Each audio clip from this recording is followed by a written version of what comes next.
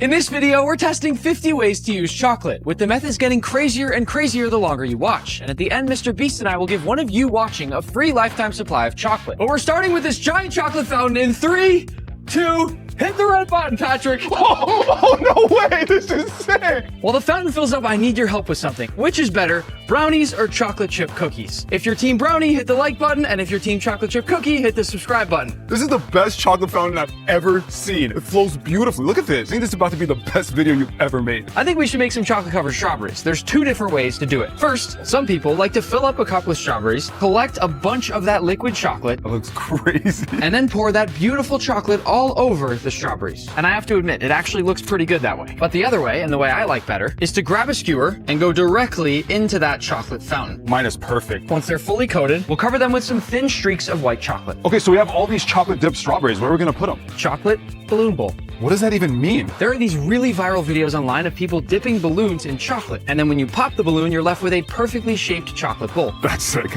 All we're gonna do is dip this balloon into the chocolate. I'm really nervous that's about to pop because of the heat of the chocolate. Once it's fully coated in chocolate, I'll set it down and we just let it dry. This is what they look like once hardened. Oh, that's amazing. Patrick, I'm gonna switch places with you. I will let you do the honors and pop the balloon. Okay, here I go. Whoa! All right, that's fun. This is crazy. It's just a bowl. One more. All right, here I go. I can do this all day. 3, 2. Woo! Look at how the balloon stays attached inside and you just so easily peel it right off. That is literally the perfect bowl. Now, all we do is just stack in our chocolate-covered strawberries, and here are our chocolate-covered strawberries in a chocolate bowl. Moving on, we're gonna do something called the chocolate hand mold. There was this really viral trend that went around of people pouring liquid chocolate onto their hands and then holding super still to try to form the perfect chocolate hand mold. So I brought in a subscriber named Holly so we can try it out ourselves. Hey guys. Why did you agree to let me pour chocolate all over your hands? I don't know, I've never dipped my hand in chocolate before. Nick, why don't you want to use my hands?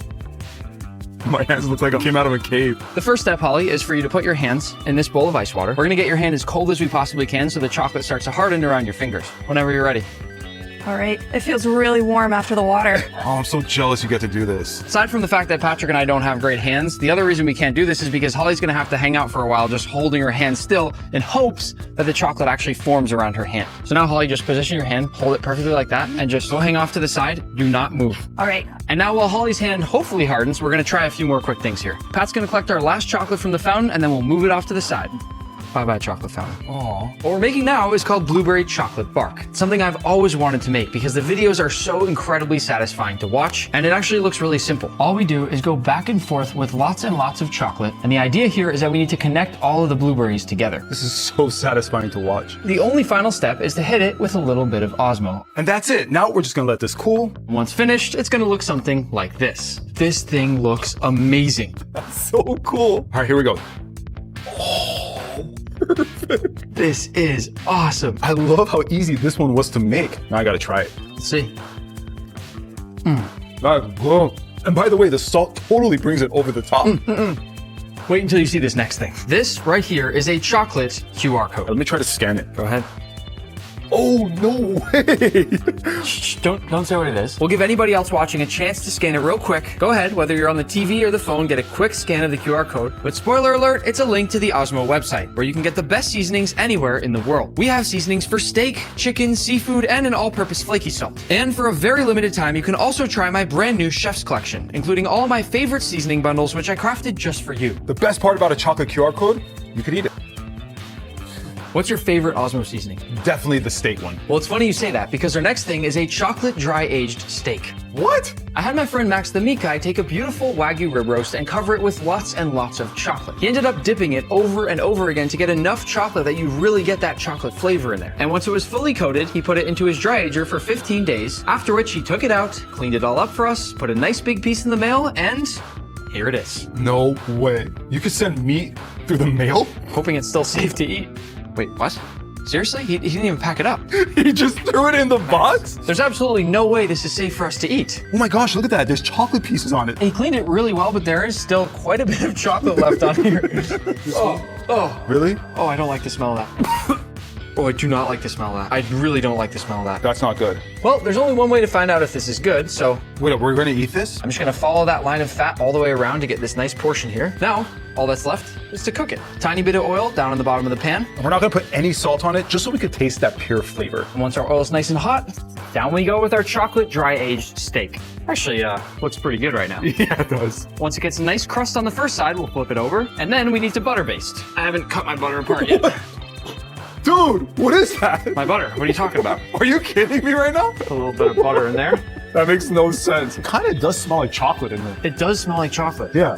Oh, wow. Nobody can tell me chocolate steak doesn't look good after this. Once the steak looks like this, I think we're ready to cut into it. First, listen to the crust. Perfect. And Max made me promise I'd eat it rare. Let's see how we did. We nailed that. Some might say that's actually raw.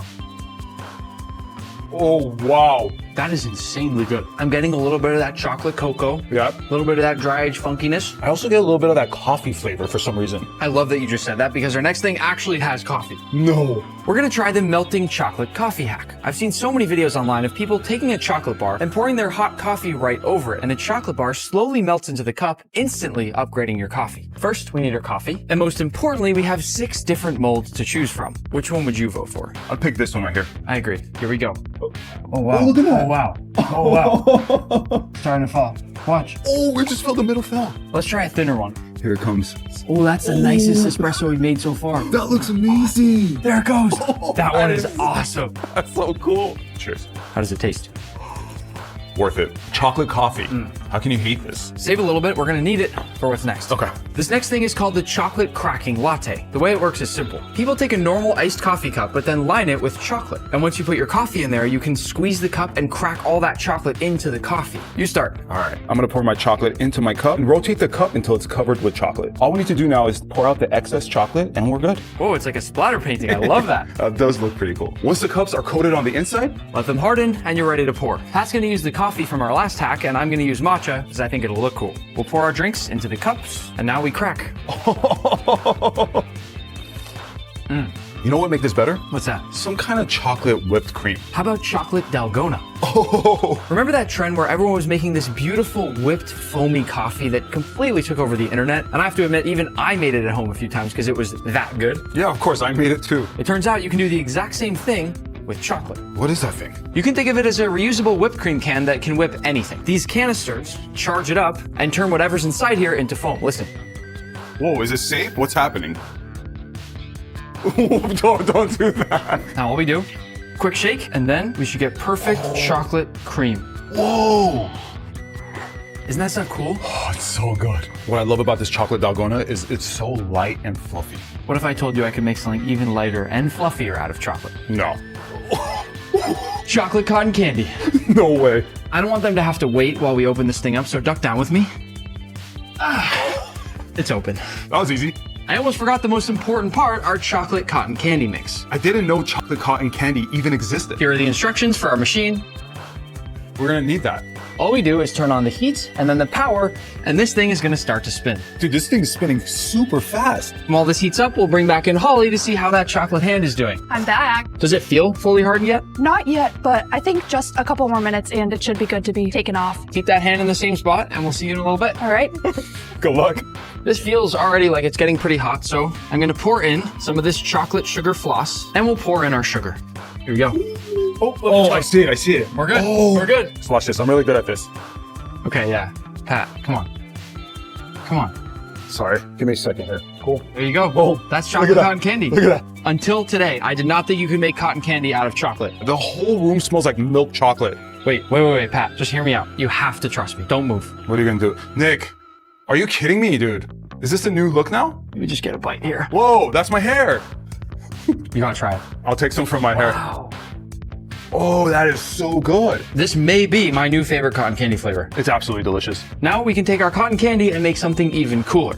Angel hair chocolate. My favorite. If you've never heard of angel hair chocolate, it's basically just a hollow chocolate bar that's filled with a soft sugar floss on the inside. I'm gonna break the first one open here. And if you look on the inside there, that's cotton candy. Wait, I want to break one too. Oh, the texture on the inside is insane. But we can agree the taste is much more important than the texture of this, right? 100%. Let's try it. Cheers. No. What? No. What? What? It's the perfect combination of crunch on the outside and soft, buttery fluff on the inside. That is definitely one of the coolest chocolate bars I've ever seen. Right now it is, but later in this video, you're also gonna get to see a clear chocolate bar, a holographic chocolate bar, and a priceless chocolate bar that was in the actual movie Willy Wonka. What? This was so viral, and now I understand why, but our next one is even more viral. I think you've all heard of Dubai chocolate. It didn't just take over the internet, it actually took over the world, and believe it or not, it's really easy to make at home, so we're gonna do it. We're gonna start off by toasting some kunefe, which is basically shredded phyllo dough. Once you toast it, it gets super crispy. Listen to this. That's where you get that crunch. Now, all we do, Is to mix together the shredded phyllo dough. as well as some beautiful pistachio cream. Listen as I mix this up. Once this is all mixed, we're gonna pour this into our chocolate bar molds. And once they're all filled, we'll pour some more chocolate all across the tops to cover them up. Then tap it all down to spread it out. And once it's had time to harden, Those are the most beautiful Dubai chocolate bars I've ever seen. we gotta break into one of these. Oh. I'm gonna break mine. Here I go. Ah, that wasn't as good as mine. Yeah, I know it wasn't. Let's try it together. But you know how Dubai has the tallest building in the world? I think we just might have the tallest chocolate cake in the world. It's not that tall. No, it's not that tall. But it is the most beautiful chocolate cake I've ever seen. Yeah, and it's loaded up with a ton of chocolate. It is beautiful. I love the chocolate dripping down the sides. I love all the little details on there. It's an amazing chocolate cake. The only problem, we're gonna be celebrating someone's birthday in just a moment, and it's missing something. Candles. We're gonna make some white chocolate candles that only take one ingredient. All we do is melt down some white chocolate. And once it's nice and silky smooth like this, in we go to our candle mold. Then once hardened, it'll look something like this. That's crazy. In goes our candle. Perfect. Now it's tall. We can't celebrate the birthday until we bring in a few last minute decorations and light the candle. Worked. And we're ready to celebrate my dog Pepper's birthday. Pepper! Oh, this is so awesome. I'm gonna light these up and then, oh, mine didn't work. Oh, wait a second. Dogs can't have chocolate. I might have an idea. Chocolate dog treats. How is that even possible? These things right here are called carob chips. It tastes very similar to chocolate, but it's totally safe for dogs to eat. Can I try one? Sure. There I go. Oh, that's bad. Oh, that's bad. Apparently, it's the closest substitute you can really get to chocolate that dogs can actually have. And when you melt it down, it looks exactly like chocolate. If you take some homemade dog treats and then dip them into the carob, they end up looking like the most delicious dog treats you've ever seen. Yeah, they look so good. I would eat one of those. Really? Yeah. Oh gosh. I'll be back. Let's eat. Oh, she really likes the treat. This chocolate cake is amazing. You know what I really like with my cake, by the way? What's that? Ice cream. How about chocolate ice cream made with liquid nitrogen? First, we're gonna make a really quick ice cream base using some milk, Heavy cream. chocolate, And our sugar. then we'll take a few egg yolks, and as I whisk, I'm gonna slowly pour to combine. finally, once we've cooked it a bit longer and it's thickened up, we'll put it into our mixing bowl, And now it's time for my favorite part. safety gear on, and it's go time. This is the fastest way to make ice cream. That is so cool. Look at that. And there it is. Wow, that was fast. That's going to be the creamiest ice cream we've ever made. Yeah, it's very silky. With our chocolate ice cream, we've got some beautiful toppings, and I think the perfect bowl will be our chocolate hand. That came out great. This is the best attempt I've seen anywhere on the internet so far, so great job. Thank you. Last thing we have to do is to plate it. Oh, this is gonna be perfect. You deserve to decorate these things. Few rainbow sprinkles, a couple of the chocolate beads. A couple raspberries on there. This is looking Not great. bad. And that's finished. That's the coolest chocolate dessert I've ever seen. I'm guessing this won't be a surprise, but we're gonna make a chocolate milkshake. Classic. First, into a blender with all of our chocolate ice cream. A splash of chocolate milk. Don't get rid of the milk carton because we're gonna use that for our next thing. And after that, you can add whatever else you want. And now we blend. That looks pretty good. Let's add a little chocolate to the inside of our glass, Then pour in our milkshake. plenty of whipped cream, and a cherry on top. And that's what I call a chocolate milkshake. While Patrick tries that, I'm gonna leave this carton here and go get ready for our next thing. I gotta stop. You're just going to eat it somewhere else though. Dude, it's so, guys, you guys have to try this. I'm being serious. This is really good. Did you ever see those videos everybody seemed to be making online where they were making chocolate fudge inside of a milk container? We're gonna do exactly that. Into some chocolate milk, I'm gonna add in some gelatin and whisk this up to combine. And then I'm gonna pop this into a microwave and let this go for about a minute. And while he's doing that, I'll add in the rest of my chocolate milk into a pot, along with a sprinkle of sugar, as well as some chopped up chocolate, and then I'll just stir until all that chocolate is melted. Finally, we'll combine everything together. And to finish, we simply open open up this chocolate milk container. That's what's gonna give us our nice square mold. You gotta strain it. And once this sets in the fridge overnight, It's all ready to cut. We just let it fall out onto our cutting board. look how jiggly this is. And now for the best part of all, cutting it into nice slices. Wow, Those look crazy. I gotta try one. it's actually pretty good. It's kind of slimy. Not as slimy as chocolate slime. Dude, there's no way you got chocolate slime. These may look like normal chocolate bars, but you can't eat them because they're slime. All right, be quiet. I'll break mine first. Here we go. No way. The reason I wanted to make these is because I've seen so many ASMR videos online of this really crispy, amazing sounding slime that people crack into and play with, and you just want to sit there and watch and listen. So I wanted us to do the same thing. This is so satisfying. You want to see something even more satisfying? Of course. Hot chocolate bombs. I've always wanted to try one of these. So, Pat, the important thing, which one are you going to choose? I love Oreo, so I'm gonna take that one. Awesome. I'm going to go with the caramel one. Not a bad choice. I've also got a special surprise you can stir this with, which is a chocolate spoon. Why don't you go first? Be really careful putting that in. I'm gonna have Nick pour because I don't trust myself. Here we go. Oh, Wait for it. oh, look at it. Oh, what? That looks crazy. I think mine's going to look cooler. Oh. Let's see. Here we go. Oh, here it comes. Here we go. Oh, Look at the marshmallows. Oh, that opened up so cool. How great is it? This is awesome. I'm gonna use a hot knife to cut this one open, just so you can see what it looks like when it's not melted, because I'm very curious, and I'm sure you are too. Oh, what is this though? What is the white? Wait a second, is that graham crackers, marshmallows, chocolate? Are you thinking what I'm thinking? I think so.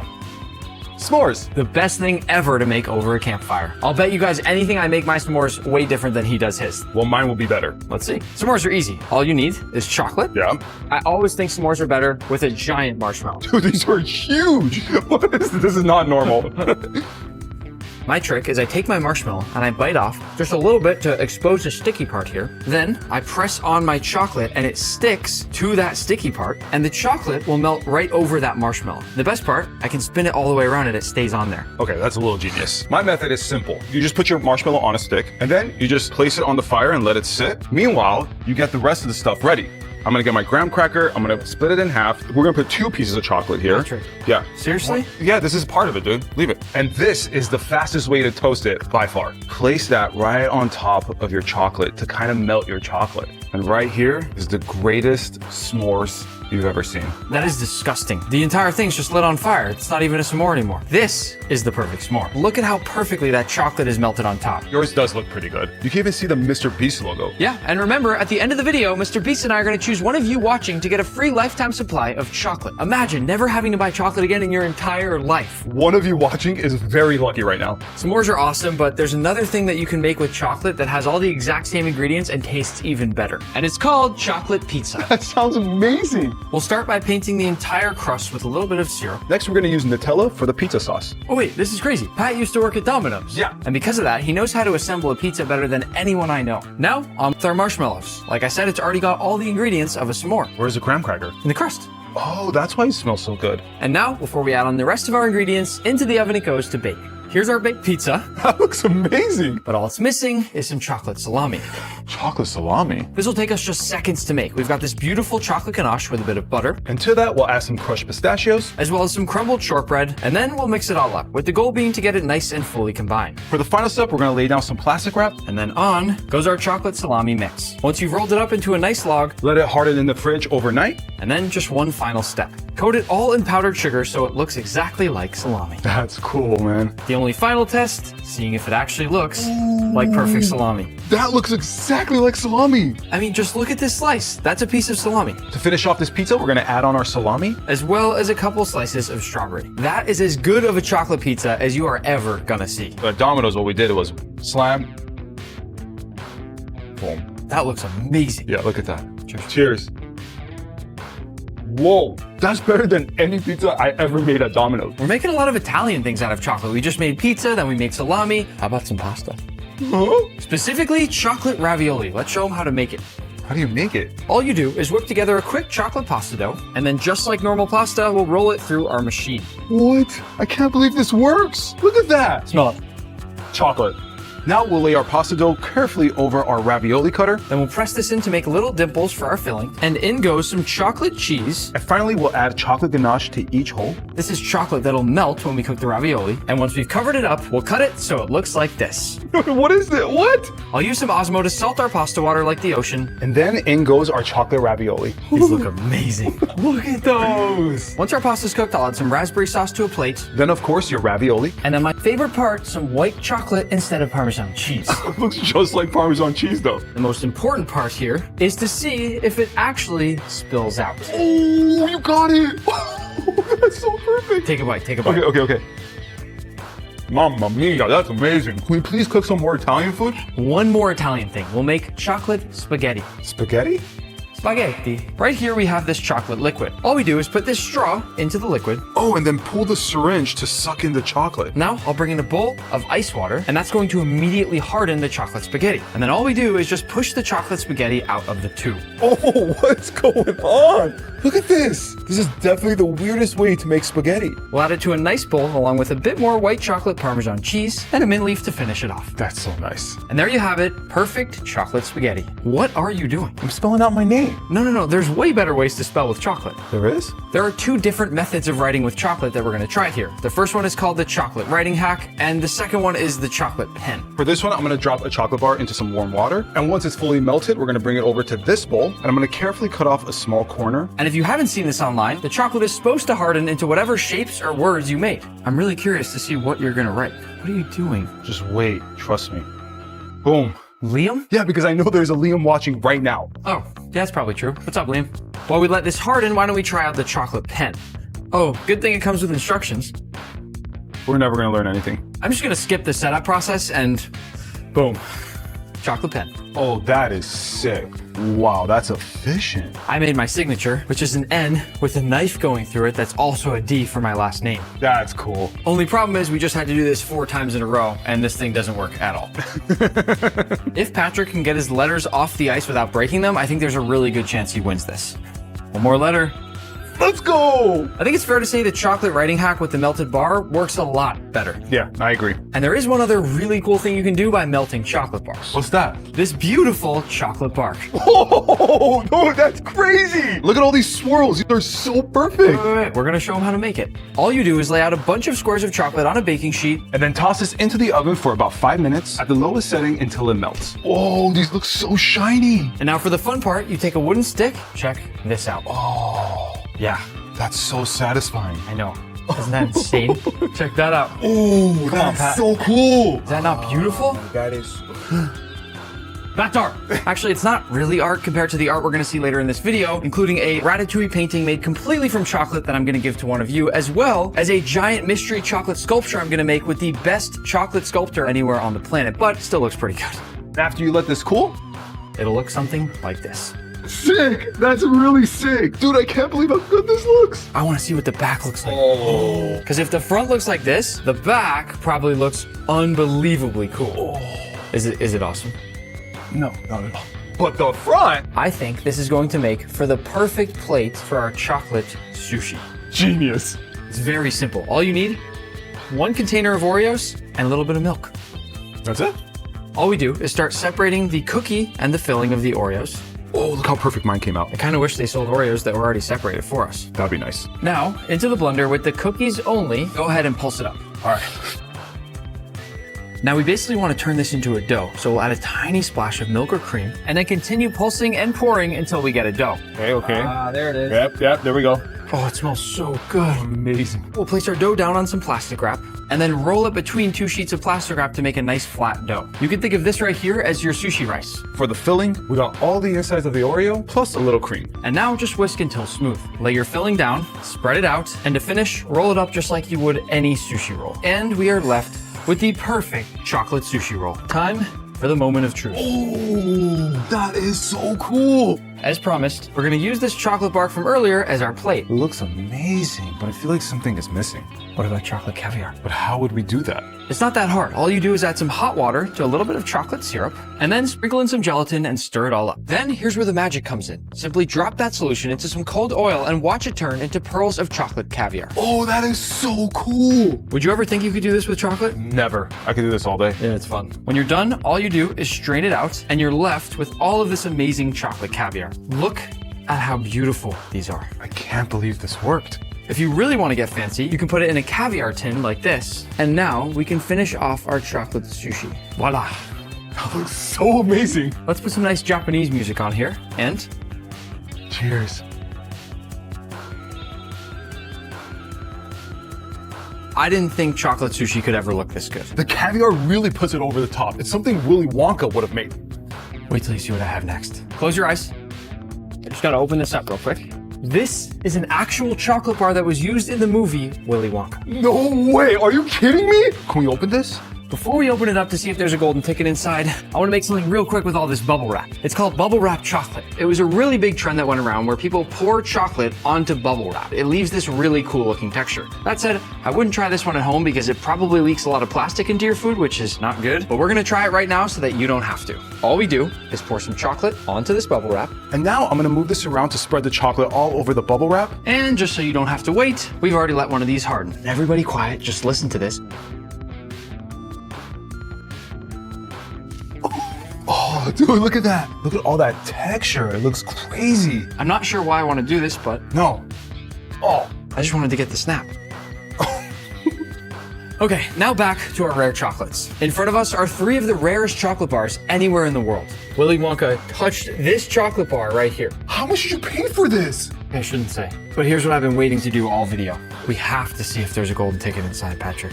What will you do if there's a golden ticket in this bar? I would call my mom and let her know that I got the golden ticket. I cannot believe I'm doing this.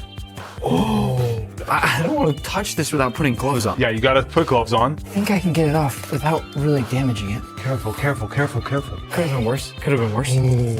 Look at that. Actual chocolate bar from the movie Willy Wonka. It says right here, win a trip to Wonka's chocolate factory. My hands are literally shaking holding this. They should be. I mean, that thing is worth a lot of money. Let's look at the other 2 rare chocolates before we open this one. Okay. This one is a Feastables bar that was actually signed by Mr. Beast himself. That's pretty cool. I'm gonna send this to someone who comments down below. You better leave a comment. Now for this. Patrick, have you ever seen chocolate that looks anything like this? No, you sure that's chocolate? Not only is it chocolate, it is the world's most expensive chocolate bar. And we're gonna eat this? Oh yeah. This is a Toak chocolate bar. Even the packaging it comes in is insane. Yeah, this is the most nicely packed chocolate bar I've ever seen. And it comes with a booklet. Wait, what is this? This is a cacao pod. This is the fruit that grows chocolate. I bet so many of you don't know this, but chocolate actually grows on trees in these really weird looking shaped pods. When we're done with this, maybe we'll open one up and try it out, but let's finish with this first. Sounds good. Beautiful box. Here we go. Whoa. There's a pair of tongs inside. That is so cool. I feel like we discovered gold. Don't forget though, they gave us this ceramic plate for the chocolate bar to go on top of. There's more packaging. We're still not there. We have been unwrapping this thing for 5 full minutes. It's never ending. There it is, the world's most expensive chocolate bar. I'll get you a piece with the tongs. Maybe once you try it, I'll tell you how much each bite costs. Whoa. That was a $50 bite. What? That's like a whole meal and a half? Let's just find out if I have the golden ticket before I get mad. It wasn't that good. He got ripped off. Is it time? Yeah, I think so. I want to open this bar like a surgeon. Okay, I'm very nervous. Be careful. Slowly. Come on, man. This thing's 30 years old. Slow down. If there's a golden ticket, it's going to be on the other side. My heart's beating so fast right now. I can't believe we're doing this. Ready? 3, 2, 1.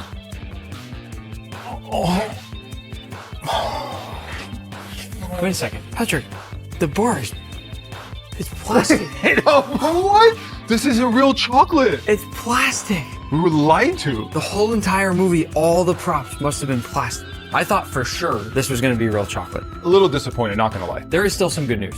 We still get to open up a cacao fruit. Yes. Here's the fruit you just saw on that box of chocolate. These are called cacao pods, and you can do some really amazing things with them. Just so you understand exactly what this is, you turn it into chocolate by breaking it open and removing the seeds. And those seeds, if you cut one open, have this purple part on the inside that eventually turns into your chocolate bar. But on the outside, there's this white fruit, and you can use it to make a juice that's kind of a combination between lychee, pear, and lemonade. So first, we're gonna use these to make some chocolate water. Chocolate water? Go ahead and crack one open. Oh! Check this out. Oh! Some people say it looks a little bit like an ice cream cone. It smells so good. It's crazy that this is where chocolate comes from. To make the chocolate water, we're gonna empty all these seeds into a bowl, and then we're actually just gonna take this coffee press here and add in a bunch of the seeds, and then we'll cover this with some water, and after we let this sit for a while, we can press it all down to get our chocolate water. That looks so good. I'm gonna let you taste a tiny bit. How is it? Woo! It doesn't taste anything like chocolate, but very fruity, but delicious. Even just eating the straight up seeds is insane. But the best part is we can make a lot cooler things with this than just water. The first, chocolate shaved ice. Right here, I have this ice core of frozen chocolate water. The way this machine works is really simple. I'm gonna slide this chocolate water core right into the center of our machine. Then Patrick's gonna close it down, and watch carefully because this is gonna happen really fast. Oh! Oh! God, all right, stop it! Is that crazy? That is crazy, look at this! That right there is perfect chocolate snow. But if you want, you can even cover it all over after with actual chocolate syrup. That's amazing. Here we go. I just know how good that is. But wait, there's more. More?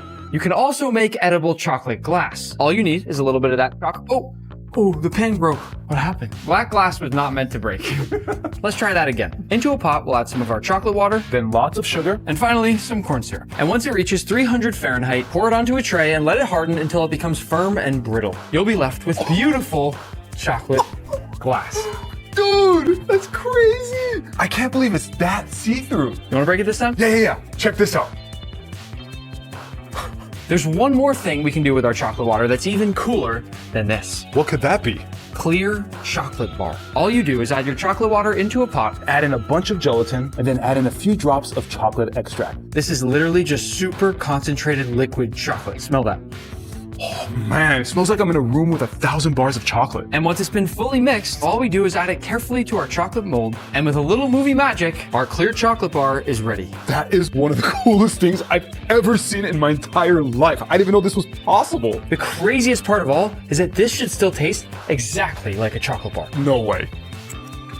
It tastes like chocolate. This was pretty cool, right? Yeah. I've got an even cooler chocolate bar to show you. This is called holographic chocolate. That is crazy. How does this even work? I'm actually gonna have my friend Mark Rober explain this one. The way it works is actually pretty simple. The chocolate mold has a special shiny film, kind of like a holographic sticker, that presses tiny patterns into the chocolate. Then those tiny patterns bend light in different directions, which is what makes the chocolate look like a rainbow. Thanks, Mark. He's a genius. All we're gonna do to make this is just fill up the chocolate molds with melted chocolate. We'll do our best to make sure the chocolate touches as much of the mold as possible on the bottom. And then we get our holographic chocolate. That is so cool. Look at that. Look at mine. Mine has hearts all over it. Mine has this cool triangle pattern going on. This is so cool. I want to do more chocolate experiments. This next one is called hydrophobic chocolate. I'm not gonna spoil anything, but I will tell you this is one of the coolest things I have ever seen. Can't wait to see this. All you do is fill a bowl up with some milk. I love milk. Grab a spoon and get a nice big scoop of cocoa powder. And then if you dip it, it forms a thin layer of milk over the entire thing, but the second you poke it, the milk slowly falls away. No way. We got to do that again. I could literally do this all day long. This is the most fun thing ever. I'm gonna just keep doing this. Should we just do this for the rest of the video? We're gonna keep moving along with these chocolate science experiments and test what everyone on the internet calls indestructible chocolate. How can chocolate be indestructible? Well, according to all these videos, you can do a ton of different things to this chocolate bar right here and it just won't melt. I got to see this for myself. The first thing I will say, not a normal looking chocolate bar, but I kind of like the look of it. First test, I'm gonna put one in a pan and then we're gonna take a normal chocolate bar and we'll stick that right alongside it. So you're telling me this one's going to melt and this one won't? That's what they say. What? I wanna let this pan get dangerously hot right now. Wow, it is melting fully now. See some smoke. Wow. This one's doing nothing. Nothing. It's just sitting there. How is it possible? Let's see. Yeah. Whoa. That's like fully melted. And then this one, listen. What? It's normal chocolate. The pan is so hot right now that this water should turn right away into steam. Oh, wow. This thing is still untouched. What is going on? It survived test number 1, so let's go to test number 2, the microwave. Let's toss it in for a minute. No way this doesn't melt. Yeah, this has to melt. It's ready. It didn't even melt. How is this possible? What is this thing made out of? But it looks exactly the same. Now for the final test, fire. If this doesn't melt it, nothing will. Oh, it is burning, but I don't think it's melting. How is this thing not melting? It's on fire, but it's still not melting. What kind of magic is going on here? This does not seem possible.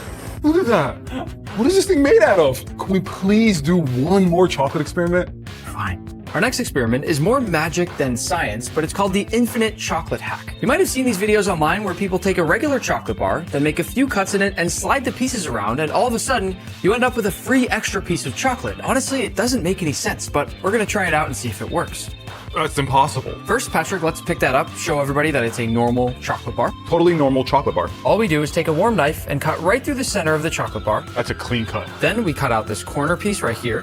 Nice. And the third and final cut is cutting off this piece right here. There's no movie magic here. There's no trickery. We are showing you exactly what is happening. This leaves us with 4 different parts. But when you push them all together, it still turns back into that original sized chocolate bar. So when does the infinite part come in? If you move these pieces out, then shift this piece up here and drop this piece back into here, you end up with a free piece of chocolate. 1 full bar, 1 extra piece. What? How is this even possible? These experiments are amazing. Can we do another one? 1 more. How about some chocolate elephant toothpaste? Safety glasses on, a little bit of dish soap into this beaker, a little bit of chocolate extract, And separately into some warm water with some yeast. and then very carefully, we'll pour this in. Whoa! Look at that. Why is this happening? Whoa! What? Why is this happening? Because of science. That right there is why they call it elephant toothpaste. That was cool. Does it smell like chocolate? Yeah, a little bit. Well, speaking of toothpaste, follow me to the bathroom for the next thing. What? Nick, why are we in the bathroom together? Well, it turns out there's a Wonka chocolate toothpaste out there, so obviously we had to try it. To be fair, it does look pretty cool, right? Yeah, I mean, but why does it exist? Also, isn't chocolate bad for your teeth? I mean, it says trusted by dentists, so it must be somewhat healthy. Let's see what the toothpaste actually looks like. Oh, it looks exactly like chocolate syrup. Yeah, it does. Let's brush. Oh, no. Oh. Oh. It's making my teeth dirtier. It feels wrong.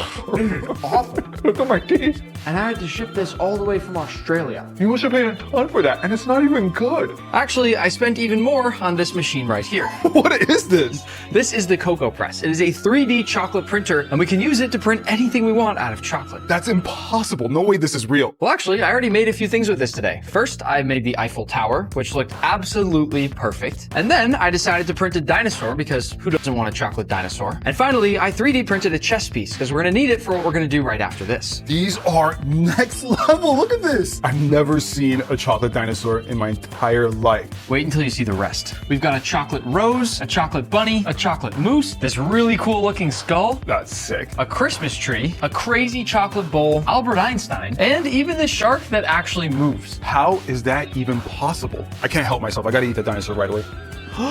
Why would you do that? Because it's absolutely delicious. As long as you don't eat this chocolate chess piece, because we need it for our chocolate games. Oh, this is crazy. What do you want to play first? Okay, Legos look fun. I want to see who can roll the higher number on a die. I'm gonna win. Easy. Ready? 3, 2, 1. Oh, Dad! You gotta be kidding me. Let's go! I rolled double ones. I knew I was gonna beat you. In front of us, we have literally everything you could ever want to play, all made out of chocolate. I don't even know how this is possible. Did you know when I was a kid, I took chess lessons every night? Really? But we weren't using chocolate. Yeah, I would assume so. We even have a chocolate racket. Throw me something. All right, here we go. I did not mean for that to happen. What? Good thing we're almost at the end of the video. These are all so beautiful. It's like art. No. This chocolate painting is art.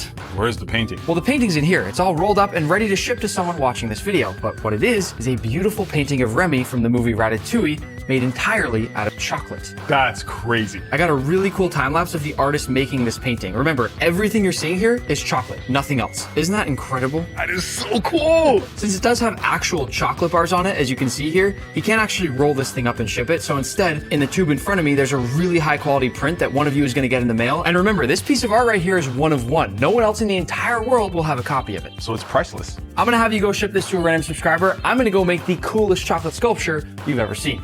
For our chocolate sculpture, I'm with Amaury Guichon, a world-renowned pastry chef and chocolatier known by many as the Chocolate Guy. Hi everyone. You told me you could turn anything into chocolate. Yeah, pretty much. So, I've decided we're gonna make a minion. You know the Minions? Yeah. Fun. You don't seem that excited. I can bring the excitement up.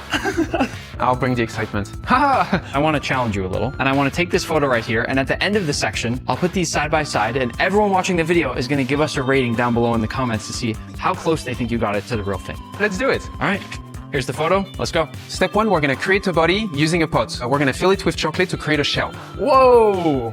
And you see, we have that perfect chocolate shell all the way around. This is going to turn into a Minion? Yeah.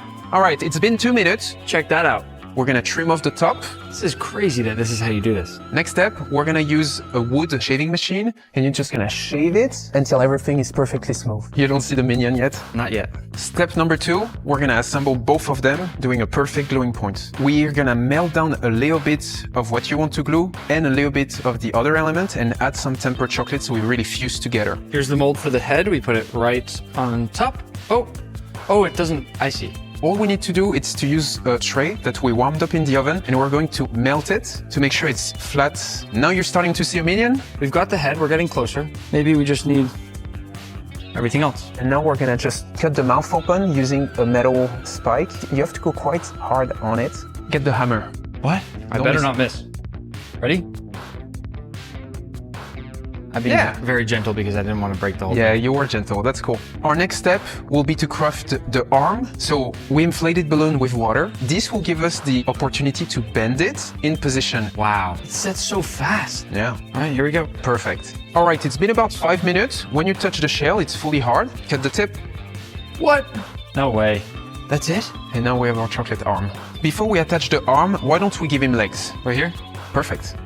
Right leg, left leg. We're going to warm up milk chocolate to about 30 degrees Celsius so it becomes like edible Play-Doh. Apply it onto the legs. Let's put the arms on. Arms on. So the minion has 3 fingers. We're gonna use our own fingers with gloves on to craft his finger. Frozen water is going to shock the chocolate. I'm going to put there. Et voila! It worked. We have fingers. No way it worked. Look at the hands. They look really similar. 3, 2, 1. Now let's use white chocolate for the eyes. Fill it up? Yep. Okay. Just take the mold and dump it back in here. These are for the goggles now. Maybe you craft one side, I craft the other side, and then we merge it together. Great.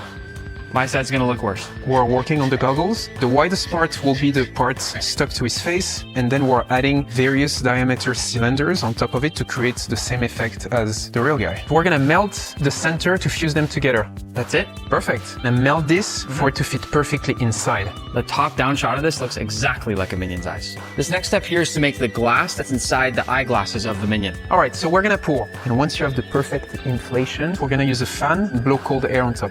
So this is gonna rapid cool the glass. Exactly. Hold the handles. Hold on. 3, 2, 1. What? I'm nervous it's gonna shatter. The ring. Wow! Look at that. Next step is going to be to glue the lens. They're in. And it looks so good. Goggles on. Tempered cocoa butter, we're gonna spray. Whoa. Whoa.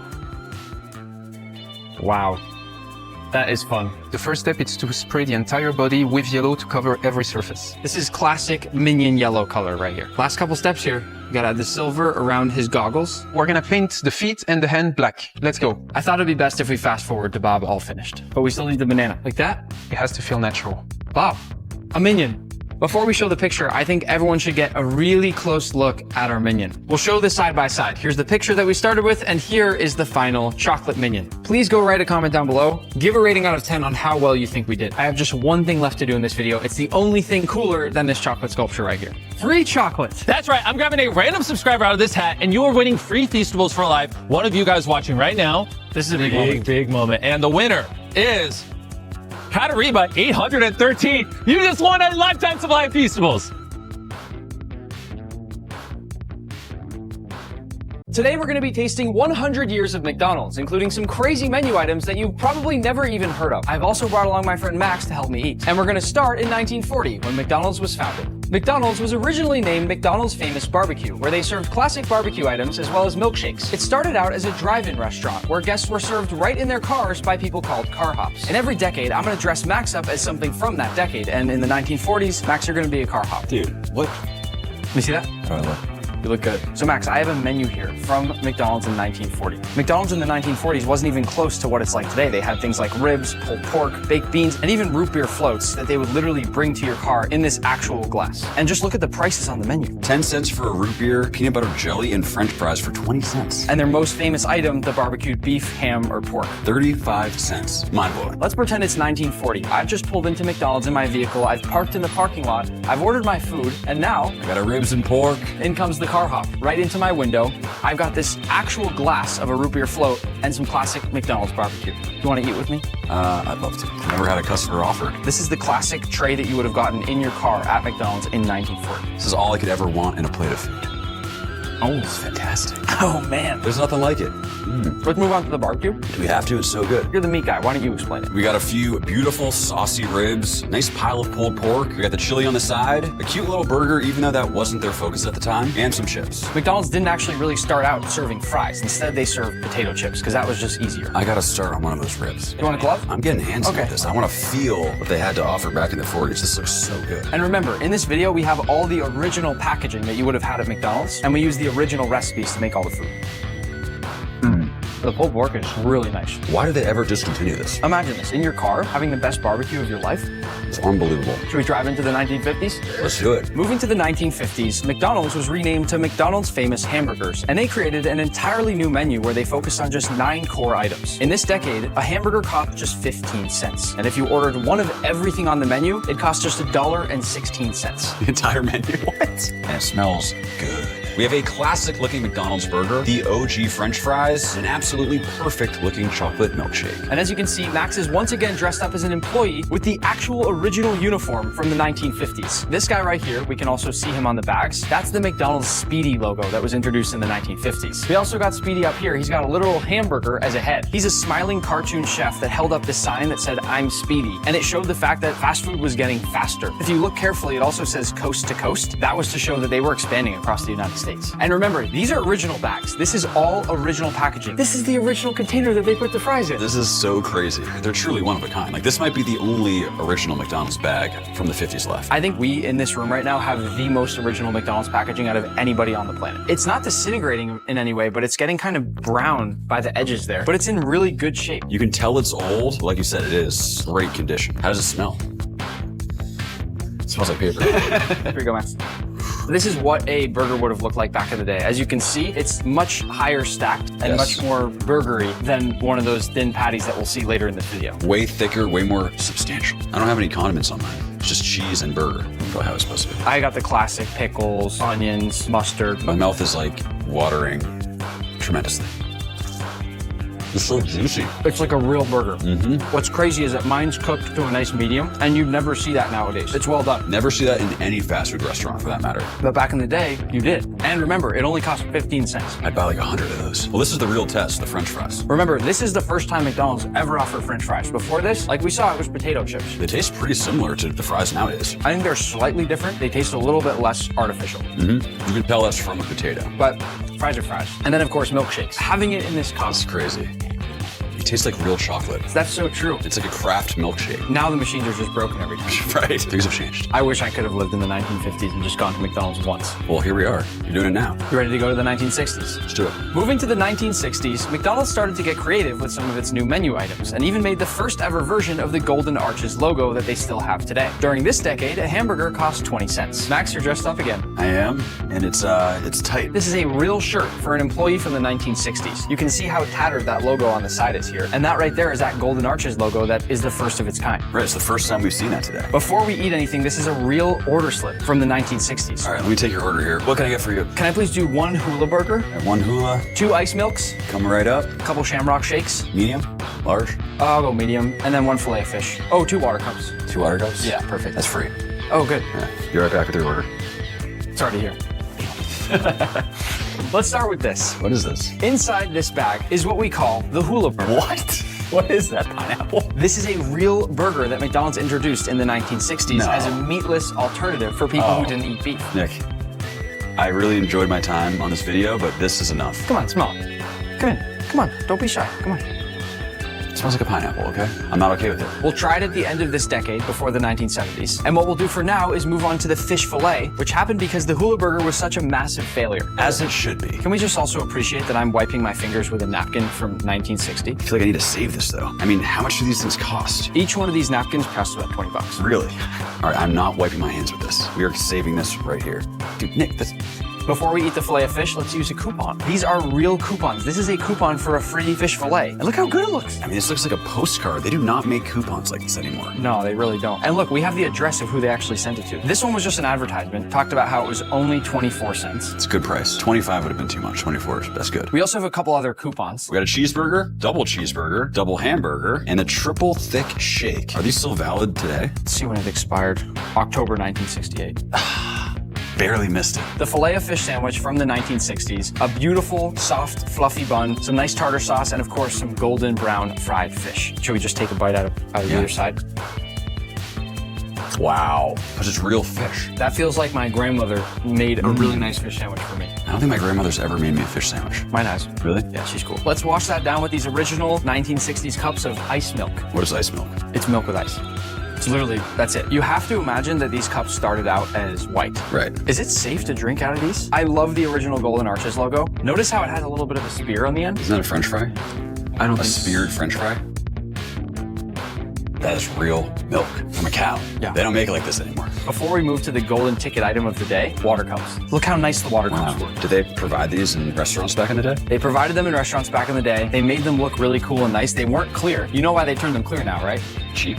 No, so you can't try to put Coke in there and say that it was water. Ah, see, I would do that, but I do like every single do time that? sort of well. And what does shake make you think of when you think about McDonald's? There's of course the broken machines. There's that green shake. Shamrock Shake. The Shamrock Shake. That is a blast from the past. Shamrock Shake was introduced in the 1960s. These are the original cups that they would have come in. This somehow stuck it all the way out for over 60 years. That is an iconic shake. How does it feel to have the opportunity to drink this out of an original Shamrock Shake cup? I feel like I've actually transported back in time. My mind's playing tricks on myself. This is so crazy to look at. Minty, creamy. Like a real mint flavor. Yeah, Max, there's one last thing that you know we need to do to move on. When you say we, are you referring to you? Look at that. It's golden pineapple, nice thick slice. You got your cheese, you got your buns. What could you not like about it? Did they actually try to sell that? They did sell it, and it failed horribly. I'll make you a deal. Since you're wearing all the silly clothing, Yeah. I will bite it. Okay. Like, I feel bad for you right now. I feel your pain. I'm gonna try to distract myself with this trash bag that they would have given you for your car. It's even got a little piece of tape on the back that you can peel. What is this? Oh yeah, it's not sticky anymore. Yeah. Is this like It's a... 60-something years old. Moving to the 1970s, McDonald's focused on family values, which led to the first ever drive-thru as well as the fun McDonaldland characters that we still have today. During this decade, a hamburger cost 30 cents. Max, again, you find yourself in a McDonald's worker's outfit. This might be the most stylish one of the day. You can see that there are pops of color happening now. That's kind of what was happening around this time anyways. You moved a little bit more from black and white television screens to color TVs. Max, can you guess why the first ever drive-thru opened? Convenience, cars, I don't know. The first ever drive-thru was invented to serve soldiers who weren't allowed to leave their car while in uniform. The more you know. Where do you want to start? There's a lot here. Is this the first time we've seen a Happy Meal? Yeah, because of the big family push by McDonald's, they created the Happy Meal. It's also the first time we're seeing Ronald, I believe. The McDonaldland characters, that's the first time they came in. Why don't we start with some popcorn, since I've already been snacking on that. This is the real sleeve that they first sold popcorn in. Would you ever have even known that McDonald's made popcorn? Never. And this is some good stuff. Nice. I want to save the Happy Meals for last because there are some great surprises on the inside. Remember, Toys started coming out with Happy Meals. So we'll move on now to the Big Mac. It might be the most iconic burger of all time. I love Big Macs. I love them so much that I even put the bumper sticker they made during this decade on the back of my car. Did it come like that? It came like that, yeah. This is the original sleeve that they put around the Big Mac. Kind of stained. It's used. It's like very well used. Well, I mean, I don't know, it's from 1970. I'm still gonna eat it, but What do you notice right away about this Big Mac? I mean, this is substantial. Heavy. It's a big boy. I think if you ordered it back during that time, you might have a problem finishing it. You're Max the Meat Guy. This is 100% beef. I'm gonna let you do the honors.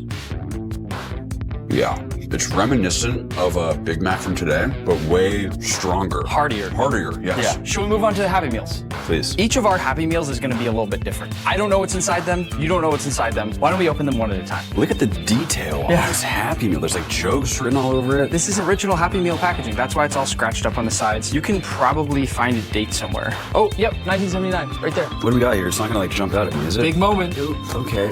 Oh man. It's disintegrating in front of our eyes. Okay. Oops. Is this what I think it is? Who is it? Is this the Hamburglar? It's the Hamburglar! Oh my gosh. Dude. Max, he's eating your burger! He's eating your burger! Max, get the burger back! We need that! We need that! To everyone watching right now, that's a well-known YouTuber. See if you can guess in the comments who it is. Dude, that was terrifying. Open the rest of your, I'm just kidding. Yeah, we got some French fries. Is that it? Where's my burger? Where's my main course? I think I might have like lost it. But we ate it. He ate it? He actually stole my burger? That is unbelievable. The Hamburglar actually burglarized my burger. Oh, that's so funny. There's your kitty fries. Enjoy those. Let's open my Happy Meal. I, too, have some fries. They're really crispy. This is how they would have wrapped the burger back in the day, in one of these little Happy Meal boxes. While I'm eating my burger, take a guess how much a Happy Meal cost back in 1970. Based on all the other prices, what, like 50 cents? This whole Happy Meal with the fries, the toy, the drink, and the burger, just $1.10. $1.10. And still, you can see that these burgers are substantial. Even if it's just a patty and 2 buns, it's heavy. One thing I feel like my burger's missing is a little bit of salt and pepper. When you buy crazy vintage items like this, and when you pay $15 for a little thing of salt and pepper, this is how they're packed up. Is this the original salt and pepper? Original 1970 salt and pepper from Because McDonald's. this is the first food item from the time period that we could theoretically actually taste. You're right, you could probably eat the salt. This is probably the coolest one for me. You think so? Yes, it's the actual food. Totally real, original food. This is really freaking cool. Yeah. There's also a spout on the back in the corner there where the salt and pepper can pour out of. So basically you tear it right here and then you just open it up and pour it on whatever you want. Oh my gosh, it cracks right open. Try that one. We could just bend it back. Yeah, just crack it back. Oh, that's amazing. You can just pour it right onto the fries. 50-plus-year-old No salt. way. Can I get a little bit? Yeah. You want to try it? Yeah. Tastes exactly like salt. Put some pepper. You think it's still gonna taste peppery? Yeah. Nothing. Nothing. At all. Yes. Yes. The flavor had to come out. I want to continue moving on to the next few decades because there is some mind-blowing food coming. But first I want to have a little dessert. We've got cookies and we've got apple pie. Those apple pies have a special place in my heart. So try an original recipe apple pie. This is also the original container that you would have gotten your apple pie. Really? I love that it has this pure giant apple on there. It also says that back in the day they were cooked in 100% vegetable oil. This is the little advertisement slip that would have come with the cookies back in the day. Wait, what? This is so cool. This is the cookie box and you can make a walkie-talkie out of it. Inside this container, Max, should be an original bag of the McDonald Land cookies. This is 50-plus-year-old cookies. 1975 McDonald Corporation. So these cookies are exactly 50 years old. Can we eat this? It smells like dust. Ooh. It used to be one cookie. We could put the puzzle back together. Yeah, we're gonna figure out something. What's this thing? Is it Ronald McDonald? It looks like it might be his face. That's his head. Oh, that's his hair. That's his head. I think just to say I did it, I need to taste the 50-year-old cookie. Tastes like a 50-year-old cookie. We even have this original birthday book that you would have gotten as a kid. This is a ridiculous McDonald's collector's item. Whoa! You can make a Ronald McDonald figure. You punch out the pieces and you make a Ronald McDonald. Great condition. I don't think I could punch the things out of there without feeling bad. Yeah, I don't think you should. Last thing before the 1980s, 2 original McDonald's moist towelettes. No way. See if they're still wet. I'm guessing yes. There's no way. After 50 years? Okay, let's see. Mine's soaked. No way. Mine's Is it soaked. really? Yeah. Mine's dry as the freaking Sahara. Seriously? Bone dry. No, it's soaked. Wow. Feel mine. How does that? Listen to Max's. But this one's perfect. Brand spanking new. Let's wipe our way to 1980. Moving to the 1980s, McDonald's focused on breakfast since lots of people wanted to pick it up on their way to work due to the success of the drive-thru. During this decade, a hamburger cost 50 cents. And Max, you have upgraded to assistant manager. It's tight, Nick. I love that this just says, how may I help you? How may I help you, Nick? You'll also notice that Max is wearing a visor that says, try the McDLT. So why don't we start with that? Any guess what the McDLT is? A BLT, but with the D? The McDLT stood for the McDonald's lettuce and tomato. Is there meat? Yeah, if you take a look at the packaging, it was a novel invention of its time because on this side, we have all the cold items, and on this side, we have the hot items. That's genius. If you look at the container, you'll see that the lettuce and tomato on this side stay cool, and if you flip it over, the quarter-pound beef patty on this side stays hot. Oh, and you just kind of fold it together to assemble your sandwich? Very smart. People ended up getting this beautiful burger that really contrasts in temperature. It's crisp, and you know that none of that lettuce has been cooked by the beef. Right. The McDLT. I do notice a substantial difference with the fact that the beef is really warm and hot and juicy on the bottom, and then the veggies are extra crispy. Any guesses as to what's in here? I hope it's the pancakes, because that was by far my favorite McDonald's breakfast growing up. This is game used. Thoroughly used. This is the original packaging in the 1980s that you would have gotten your hot cakes and sausage. Let's go. Look how perfect they are. Again, we are making sure to use the original recipes. If you look up what McDonald's pancakes looked like in 1980, this is gonna be what they looked like. We're eating the real stuff here. Same thing with the sausage. This is exactly what sausage looked like at McDonald's in the 1980s. So do you think somebody just ordered the pancakes, ate their meal, and then saved the packaging and was like, I'm gonna save this for the next 40 years? I have no idea, but they made a huge profit on it. What you can do is get your pancake, get your sausage. Typically I'd use maple syrup. Another pancake, boom. You have a delicious pancake sausage sandwich. Maybe people started doing this in the 1980s, and then that's what led to the McGriddle. It's not a pancake. Right, essentially. While you have that, I'm gonna have one of my favorites, the iconic hash browns. This is the exact shape and recipe they used for hash browns back in that time. You hear that crunch? This is legit. This is my teacup right here with these cute little sleeves on the side that my fingers can go in. I have actually conveniently bought a sugar cube from 1985. Dang. That might be my favorite item. Very well packaged. I'm gonna put it in my hot water. Oh my God. And then of course, tea. I love tea. What I love is that little piece that stays on the top is attached to the packaging. It's part of the package. Wow. Wait, so this is what, 40-year-old tea? Yeah. Can I smell it? It still smells like black tea. It's like aged. Oh, look at the color. It's legit. I don't think I should drink this, right? Isn't this dangerous? I'll There's drink no it. way this is safe. What? I can drink it. Really? It's a once-in-a-lifetime opportunity. This can't be safe. It doesn't smell very good.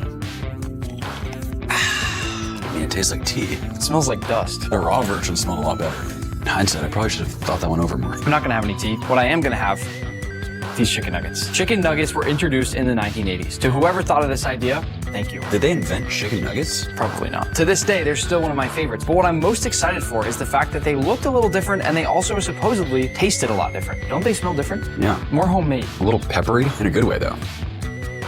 I feel like I'm eating real chicken. It definitely has more of a bite to it, more texture than the ones that they have. And if you're curious about what a takeout bag would have looked like at McDonald's in 1980, this right here is it. 1989 McDonald's Corporation. Moving on to the decade that you and I were born, 1990s. Well, let's do it. In the 1990s, McDonald's made a push to get a little bit more premium in order to compete with casual dining restaurants. And they even introduced the famous McPizza. During this decade, a hamburger cost 75 cents. I'm gonna dress up with Max for this decade because I am particularly excited about this McPizza. It smells phenomenal. Should we save it for last or should we start with it? We gotta save it for last. Okay, let's start this decade with the Arch Deluxe. This is McDonald's push for a more premium hamburger. And it was more of a grown-up burger because it came with peppered bacon and a mustard mayonnaise sauce. Right away, the packaging. That is iconic 90s color and look and feel if I've ever seen it. Yep, it feels like an upgrade too. Even the bag started to get more colorful and exciting during this time period. You can see that the logo is getting closer and closer to what we have today. It brings me back. Right when you open the Arch Deluxe, you can already feel and you can see and you can smell that it's different. Close your eyes. What does it smell like? It's a little smoky. Imagine I surprised you again. I love that there's a sesame bun on this one now. You mentioned a lot of things, but when you said bacon, I mean, that's how I know this is the burger for me. Can I feed you? Please. Really good. Yeah. Unbelievable. That's a napkin from 1990. Can we afford this? It's okay. Well, I've already started it. Okay. You can All right. You like it? I love it. Unfortunately, in 2000, this was taken off the menu. Just didn't really make sense. It was too premium for McDonald's. It's not too premium for me. You probably also noticed the really cool fry containers that came during this time. This is one that was supporting the Olympics. And this one's got like retro vibes going on. Yeah, it's really, really cool. Wait, Nick, we have a shot at winning $1 million here. Win instantly $1 million. Yes. And the front has this thing that I peel to see if we actually won. 3, 2, 1. It expired 30 years ago. There were also other fun advances in packaging. You could see that the ring around the Big Mac got pretty cool looking. I like that a lot more than the old one. The Chicken McNuggets box got a lot more playful, but more importantly, the cookie containers got bigger. Hey. This is real cookies. Oh my gosh, we're gonna eat these too? September 19th, 1999. They're probably still good. I freaking love these things. The Grimace. No way. Ronald McDonald. Is that the Hamburglar? Right there. Oh. Is that the Hamburglar? It looks like them. We shouldn't eat these. Given that it's been expired for 30 years, it's not bad. It's disgusting. It's not good. The time for the Holy Grail. Yeah, it's time. All right. Enter the McPizza. Yes. This pizza started at $5.80, costing much more than anything else on the menu. The pricing of the McPizza was based on what you actually got on it. If you went with a deluxe, like we have, it was $9. As cool as it might look inside, it failed, partly due to the long cooking time, but can you guess why else this might have failed? Not based on taste, that looks so good. I'll give you a hint. Think about how big it is. Oh, it can't fit in a bag? Close. Too big for a kid? No. Can't fit through the window? Can't fit through the drive-thru window. For some reason, they didn't think about that ahead of time, and it could not fit through the drive-thru window to hand to the customers in their cars. This is exactly what the McPizza looked like back in the day. It was loaded up with all sorts of stuff. It was made fresh to order. A lot of people actually really liked it. It's just like a supreme pizza. It has literally every topping. Dang, that looks good. I love it. It tastes like elementary school pizza. The crust is almost that rubbery, extra chewy, doughy crust, which makes sense because that was big in the 90s. It tastes a little similar to what you'd find at Chuck E. Cheese today. But as I said, this failed. So in an attempt to save the McPizza, they moved on to the Deluxe McPizza. It was basically a personal-sized Pizza Hot Pocket. That is definitely fitting through the drive-thru window. Does smell good. I think I'm just gonna wipe my way with this McPizza napkin into the 2000s. You're not even having a bite? In the 2000s, health and nutrition became a major focus across the United States, which led McDonald's to introduce a variety of healthier options. At the same time, the company launched its iconic dollar menu, making fast food more affordable than ever. During this decade, a hamburger cost around 90 cents. A lot of this stuff is gonna be a little healthier, but I already see things that I love, like the snack wrap. R.I.P. Or did they bring it back? No, they didn't, because I remember going through a drive-thru with Linja and her yelling into the window, "Bring back the frickin' snack wrap." And they didn't bring it back. So if they're not gonna listen to Linja, then they're not gonna listen to anybody. Facts. I'm gonna be honest, I've never had a snack wrap. No way. Ever. That's shocking. When I heard about it the first time, I didn't even know what it was. I don't want to sound like a broken record, but these are the original wrappers for a snack wrap. I mean, this looks like the original snack wrap, too. Again, the reason that they brought the snack wrap in the 2000s was because they were going for a healthier push, and the snack wrap is supposed to be a nice, light, simple meal. It's definitely lighter than a burger. Definitely. My first snack wrap. That's really good. That brings me back. Chicken nuggets in there? We got the honey mustard flavor. That's the best one. You remember? Oh, yeah. Oh, yeah. You're old. The coolest thing that they brought in the 2000s for healthy options, the McSalad Shaker. It's a salad in a cup that you actually shake up all in one, and then the dressing coats everything and you're ready to eat. I know I'm Max the meat guy, but I would have crushed these back in the day. It says on the bag, salads tossed fresh all day. So you're going to see the issue with these very shortly. All right. So there is a problem with these. Okay, You'll yes. see. Right? It's spilling down the side of mine already. Yeah. Did that happen? Mm-hmm. Seriously? But that's not the biggest issue.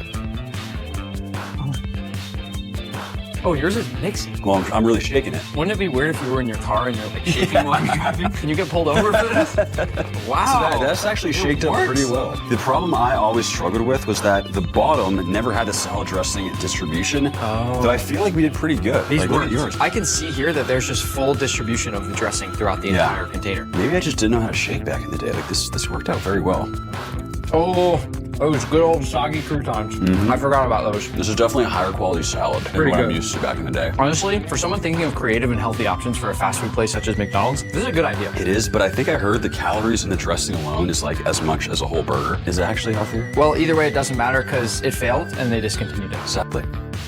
There is some very unhealthy stuff that also came in the 2000s, but first, this is probably my favorite packaging. This says quarter pounder, but in this decade, they introduced the third pounder. I couldn't find a real third pounder box, but this is a real quarter pounder box, and inside is an actual third pounder. It's a hefty burger. First of all, look at the way that thing just splayed open. Yeah, hold it That up. thing just completely opened up. It basically makes a plate. Right, it's a little plate, like you're sitting down, boom.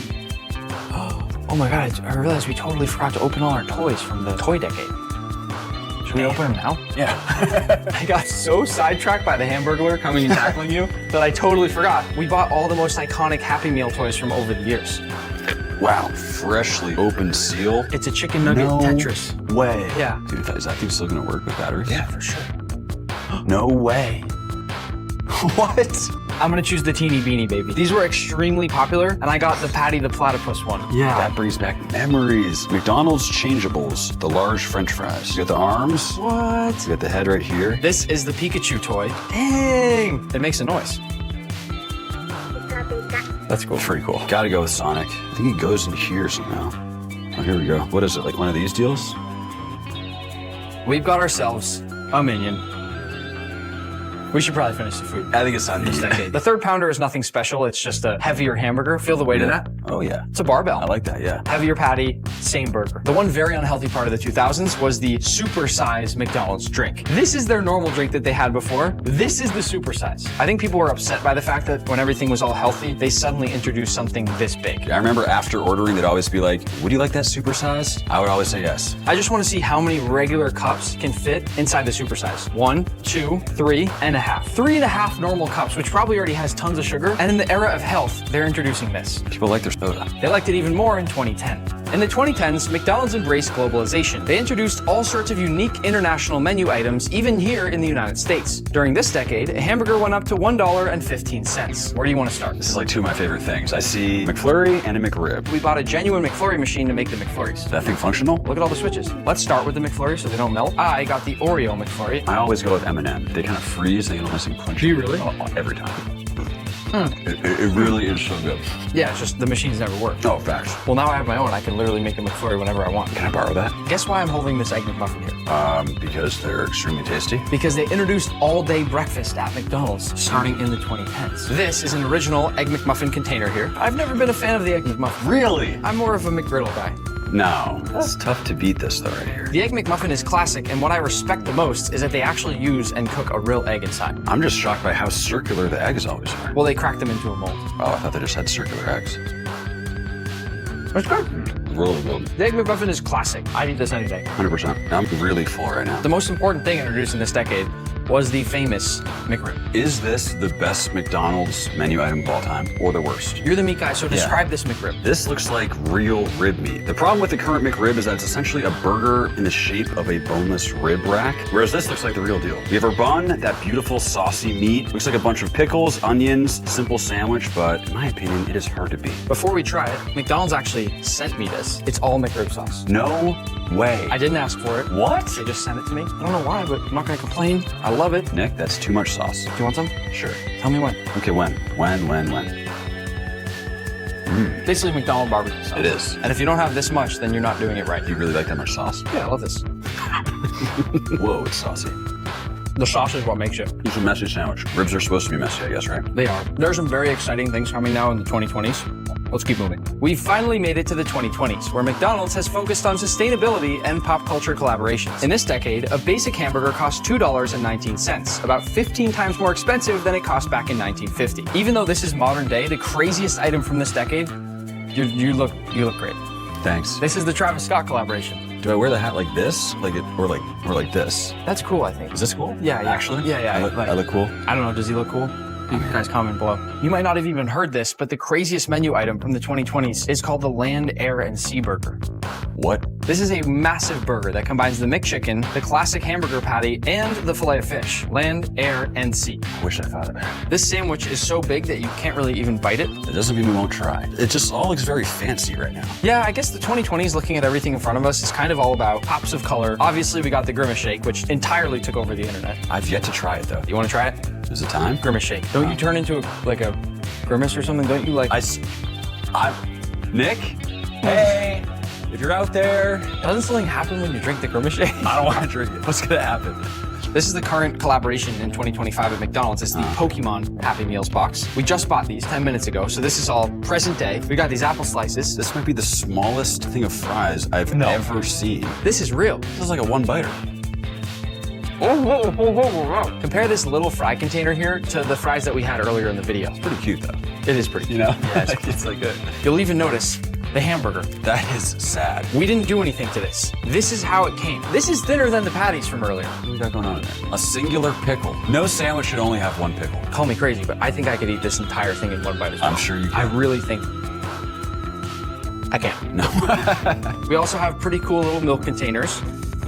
That was a loud sip. And the toys, I don't know, they're not that exciting anymore to me. Everything feels dumbed down a little bit. Just for reference, a modern day Happy Meal costs $7.88. It is rocketed up in price. Like I said, there were also lots of collaborations during this time. This is the BTS meal. Like the band? Yeah, like the band. I got these cool little BTS magnets and stickers. And they also had these special limited edition collaboration sauces. And then the Sichuan sauce. The Sichuan sauce went extremely viral for McDonald's. Do you know which collaboration this came from? Rick and Morty. Oh. Yeah. We also have this little Cactus Jack toy, but even cooler, the I'm Lovin' It Travis Scott tray. Before we can finally move on to the future of McDonald's, which is really, really neat. Take a sip of the Grimace Shake. You take a sip of the Grimace Shake. All right, I'll sip the Grimace Shake. How is I'm it? good. Take another sip.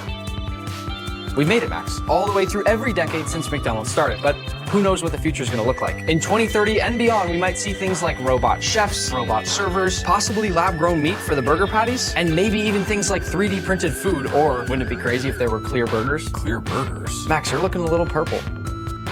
I don't feel too good. Subscribe.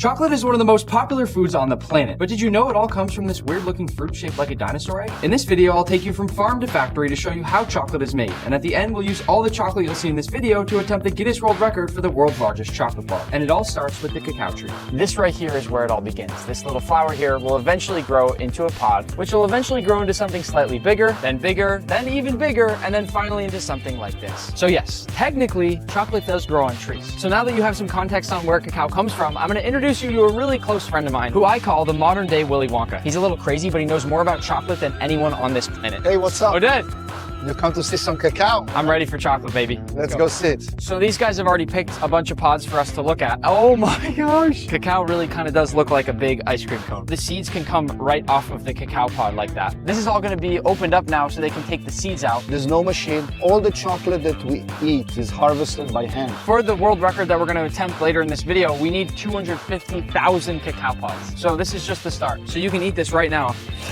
And you suck off all the white pulp on the outside of each seed. When you don't dry the cacao beans, they're purple inside. It tastes a little bit like lychee, pineapple, citrusy, kind of almost like a bit of a sour banana sometimes. It's phenomenal. There are two main things you can do with this cacao fruit. You can drink the juice of the cacao fruit. Think of cacao water like coconut water, but 10 times better. And then what's the other thing? Obviously chocolate. You take the beans, ferment them, grind them, turn them into chocolate. Let's go see how it's made. That's it. Before we go to the actual chocolate factory, we're at the place where they make the cacao water. We separate the pulp from the beans. Beans goes to make chocolate, pulp goes to make cacao water. We put it into the cold press machine, getting all the cacao water out. And that's gonna be the freshest cacao water you'll ever taste. Ever. It looks a little like coconut water.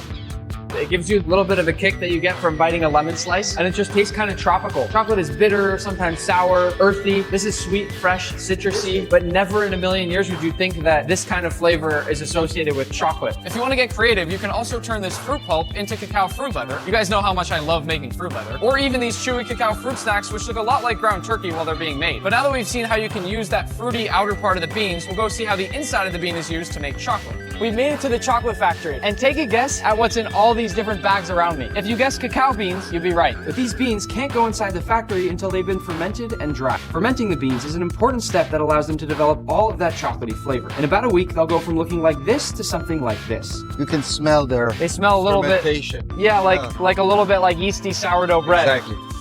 What would a chocolate bar taste like if you didn't ferment? No, very bland, flat, probably just bitter, boring, nothing like interesting. And then you take this to the drying process. Once all the cacao is laid out to dry, it just sits here in the hot Ecuadorian sun. And there's so much of it that I can literally make a chocolate snow angel. All these seeds that are drying here, they flip them over every 15 to 30 minutes to make sure that they're constantly being moved and that new ones are in the sun to dry. And we haven't made chocolate yet, but it's already starting to smell like chocolate. So once the seeds are nice and dry, they're all broken open like this. And on the inside, we get what looks a lot like a dinosaur egg. But if you actually break all of this apart in your hand and crumble it up a little bit, those are cacao nibs. People put them on things like smoothie bowls all the time. But if you grind these together into a paste, sort of like if you grind peanuts into peanut butter, it makes this sort of chocolate paste, which we're gonna go see now. Welcome to the Hershey's Chocolate Factory. This is about as close as you're ever gonna get to real life Willy Wonka. You can see here that they have this huge hose with perfectly smooth chocolate paste. But just moments ago, that chocolate paste was in the form of these cacao nibs. So this liquid chocolate paste can literally be turned into anything now.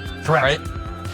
It's like eating a liquid chocolate bar. It is like eating a liquid chocolate bar. How could you not like it? Now that we're in the Hershey's Chocolate Factory, I have two goals today. First, I want to see how Hershey's Kisses are made, because I've seen some cool videos online and it looks awesome. And second, we need to make some chocolate bars. So now we're in the room where the Hershey's Kisses are made. In front of us is this giant, crazy machine that's pumping out Hershey's Kisses. 24 hours a day. There's some debate as to why historically they've been called Kisses. So Milton Hershey developed the Kisses in the early 1900s. Story goes that because of the product kissing the belt, that's how the name was created. I mean, seeing this right now, that would be my guess. And you make 70 million of these every single day. 70 million kisses a day. After the depositors, now we go through the cooling tunnel, where we cool the kisses so they're solid. Look how long this tunnel goes down. I can hardly even see the end of it. There's a continuous belt the kisses ride on, going through cooling, so that way the kisses harden. You can see a small break right here in the tunnel. This is where our operators can do their quality checks. They take kisses offline, check to make sure that the shape is correct, and they also weigh them off to make sure that they are the correct weight. And so that's a laser that's checking every single Hershey's Kiss to make sure that it's the perfect little shape. I love how they're all kind of taking a little jump right there too. Now finally the exit here. And now they're cool. Right, they're ready for packaging now. Kisses come here onto the belt. They go through a system of laning that gets them ready to go into the individual wrappers. Look at that. What a cool view. I wonder how many Hershey's Kisses I've eaten in my life. Like a good chunk of this assembly line. As you see here, we've got the further separation or chicaning of the kisses so they can go into the infeeds of the wrappers. When they're just coming off the line, they look so perfect. That's the goal. So you see the shape of the kiss, the way that's had that little bit of a bevel on the bottom, and it comes up to a point at the top. And the nice thing is most of the time they end up looking like this when you get it in the package. Sometimes you put it in your pocket and melts, you ruin your pants. So now that we've inspected all the Hershey's Kisses, they're good to keep moving. From here, they'll start to get diverted to either side to go to one of these wrapping machines. So as the belt empties out here, this arm comes out to pull more kisses into the infeed. Just tons of Hershey's Kisses, and they're all doing the same thing. Everything is mesmerizing. I appreciate Hershey's Kisses so much more right now. From here, from this infeed belt, the kisses then are single filed through this chicaning system here, so that way they can go individually into the wrapper to have the flag and foil applied and then wrapped. So as the kisses come out of the conveyor, they go down this chute and onto then a conveyor belt. We have that spiral in there, so that way we're handling the kisses as delicately as possible, so that they look as pristine to the consumer as they do when they come off the line. So they all get sorted by that big machine, and then they come here to get individually weighed and measured out. The kisses are coming through. We got a vibratory conveyor that feeds them in, and then each of these individual buckets has weigh hopper scales to know how much kisses are in it. The computer system inside the bagger then drops the right combination of scales to make the target weight for whatever bag size we're running. After all the kisses are sorted out, now we have to package them into bags, and this row right here is where it all starts. So the kisses have been weighed out to the perfect amount, and then they drop through here and go straight into these bags, which then go onto this conveyor belt right here. Now that conveyor belt will take them to our case packer. The bags come down the conveyor, the robotic arm then is placing them into the case into the right configuration based on the item that we're running. After the cases are filled, they come through, they go through a vibrator to shake out the bags inside the case to make sure that they fill in properly. The robotic head now is going to go over, it's going to pick up cases, and it's going to put them on in the right orientation that it needs for the load that's building. And this is a finished bag. I can open it? You can open it here, yep.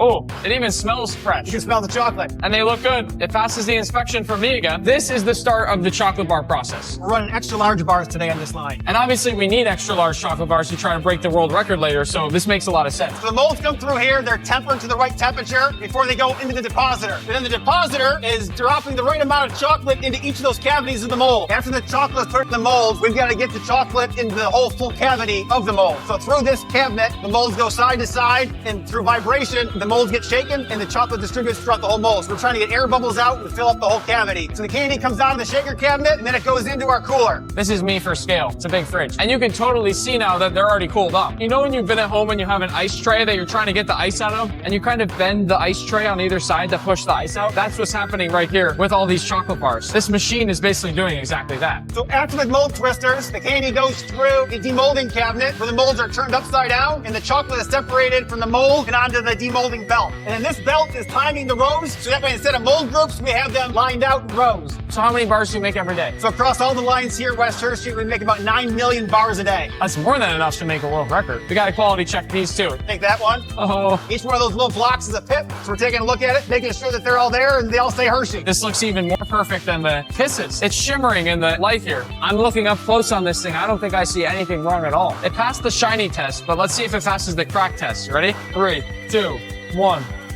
Oh yeah, I think these are winners. All marks in a good temper and a good bar. We saw the bars downstairs, and then they get lifted up here by this conveyor belt system, and then they're going down this line. Right, here into the infeed. So these lasers are hard at work, because every time they see an empty gap between the bars, they speed up the other conveyor belt to catch them up to the bars ahead of them. That's right. That's amazing. So after the lasers get them all together, we then have the turning belt. The turning belts are turning the bars, so that way they're end to end as opposed to side to feed into the wrapper. More lasers. They're controlling speed. We have other ones that are looking for gaps in the bars. Also for broken bars. If there's any broken bars, it's going to reject those down here so that they don't get wrapped. So if one of the bars somehow breaks, the laser sees it, and then that little thing right there blows it with air and discards it. How are they wrapped? You've got the film here, which again, similar to like we saw in Kisses, we have the roll stock that goes through, fed through the line, and that's wrapped around the bar, all in high speed. You can see them down in here. See the bars feeding in? The wrap goes around the bar, and it's sealed. This whole wrapping system is crazy to watch, because there's so many different ways and twists and turns. There's a lot going on. When the machine stopped for a second, you can see how the packaging kind of feeds over the top of the bar, but the machine started moving again, so I couldn't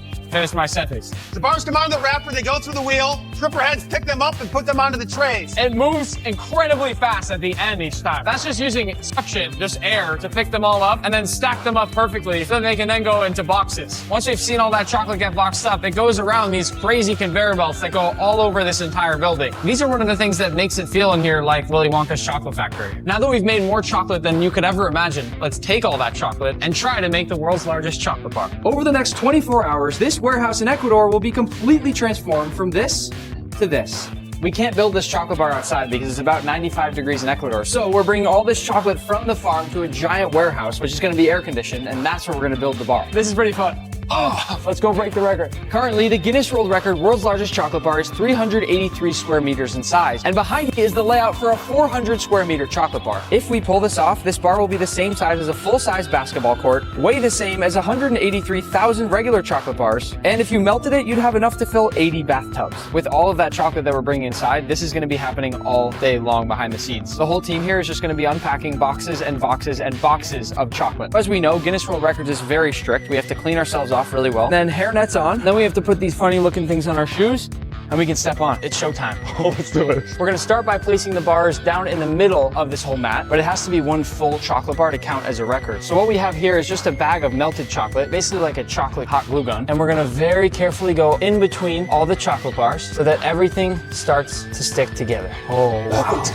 That's so cool. Well, now we just got 9,000 more to go. Now that we've started working on the bar, I know I've already given you guys some comparisons, but just so you understand, it's gonna take 11 tons of chocolate to fill this whole white mat here. That's about the same weight as 2 fully grown elephants. And if you ate a square of this every single day, it'd take you 30 years to finish it. Look how long this chocolate bar is already becoming. It's crazy. Look at our depth. Here comes Willy. How's it feel to be trying to make the biggest chocolate bar in the world? When you are a Willy Wonka, you make the biggest chocolate bar every day. But this time, it's gonna be the biggest I've made it in my life. By the way, guys, I haven't talked about this yet, but this room smells really good. Chocolate. We are having a lot of people come and help throughout the day because it's so much chocolate. It's already, what, an hour? I hope we're gonna make it on time. The name of the game here is speed. I always get so nervous in the corners because it's like, did we mess it up or will it fit? The moment of truth. Is it gonna fit? Oh, like a glove. What do we do if it didn't? Fire the Oompa Loompa. What's the name of this big kid in the movie of Charlie and the Chocolate? Cut the big cameras. one. Augustus Gloop? Yeah, Augustus Gloop. That's the kid. I have an idea. You go to that end, I'll go here. We'll race to the middle. Augustus, ready? Fire this guy right now. Nick, ready? Yes. Go. It's gotta be perfect still, Pat. Mine's gonna be more perfect than yours. The key to winning this race is to stay cool, calm, and collected. Usually in life, I like to stress, and then it all works out. I think I'm gonna go over to Pat's side before he even gets like a quarter of the way down. I'm almost there. Pat, I'm so far past the middle already. And the thing is also about doing it nice. Not just pouring chocolate all over like a crazy man. You need to start it from the beginning. Look at that, Nick. Yeah, He's that's out of it. the race. Disqualified. Yeah, out of that's the it. race. Everyone's yelling at me today. So right now, my Oompa and I are lining up all the chocolate so that we can have it ready for them to pipe in that warm chocolate and glue it all together. Oh.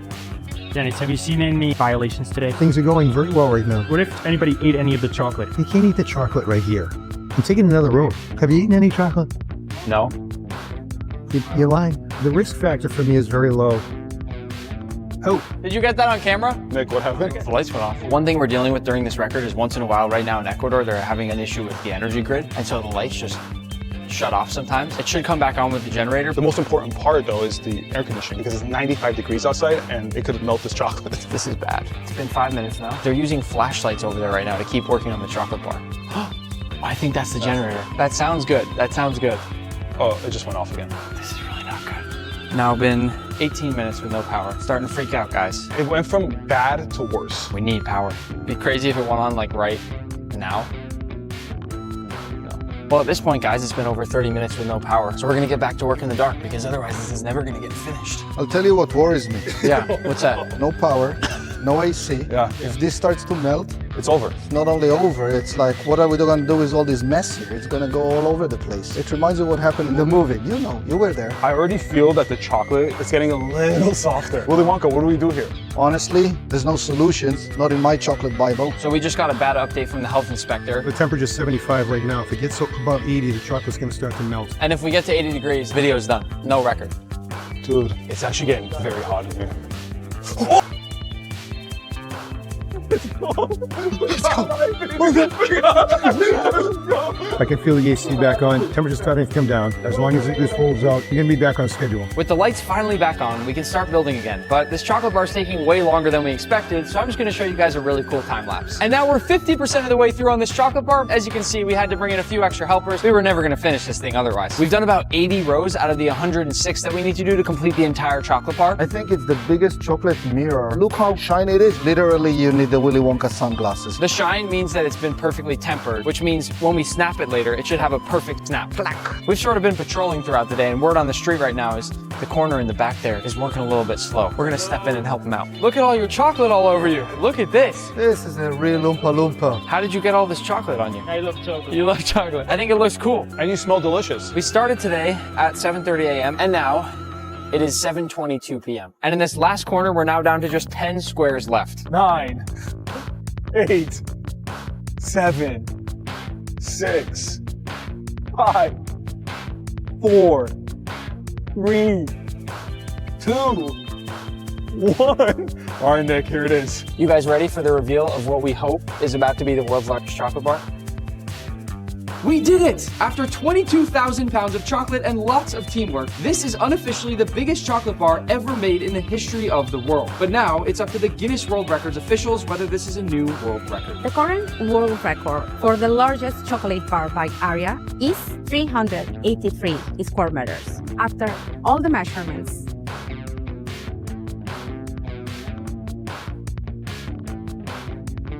you have achieved a new Guinness World Records title. None of this chocolate will go to waste. We're gonna break this whole chocolate bar up and give it to kids all across Ecuador. Wait. I literally just realized we never tried it. Oh, yeah. Cheers. That is amazing. The end. Today, I'm trying the most popular breakfasts from around the world with the ultimate goal of finding out which country does it best. And we're starting in North America with the United States, where a typical breakfast includes pancakes, eggs, bacon, toast, and orange juice. Where do we start with this breakfast? I'm starting with the bacon. I like making breakfast sandwiches. All you do is you take a pancake, a few pieces of bacon, then 1 or 2 eggs. I'm thinking 2 today, I'm hungry. And then you top it off. Check this out. Ooh. And with a little syrup on there. Oh, the salty and sweet for breakfast. Max, I don't know if you knew this, but when I was a kid, I was obsessed with making pancakes. I'd wake up every Sunday morning and make a different type, and it was one of my favorite things to do. I thought it'd be fun to try a pancake stacking challenge. I loved doing this as a kid. We're gonna see how many pancakes Max can stack up in the middle of the board. 3, 2, 1, go. 1, 2, 3, Not bad. 4, 5, 6, 7, 8, 9, 10. Keep going. 19, 20. Ooh, it's getting topsy-turvy. I want everyone watching right now to subscribe if you think he's gonna get more than 25. 21, 22. I think he's gonna do it. 23. 24! For every breakfast in this video, we're also going to give it a tier list ranking. So for the United States, I think it's fair to go with B tier. Moving on to Canada, we have pea meal bacon with eggs, home fries, and chocolate milk. Chocolate milk for breakfast? Chocolate milk for breakfast. Have you heard of pea meal bacon? I've heard of Canadian bacon. There's a difference. Pea meal bacon is this cornmeal crusted pork loin, whereas Canadian bacon are those normal rounds of ham. I like the look of pea meal bacon better already. I feel like there's going to be a crust, a crunch.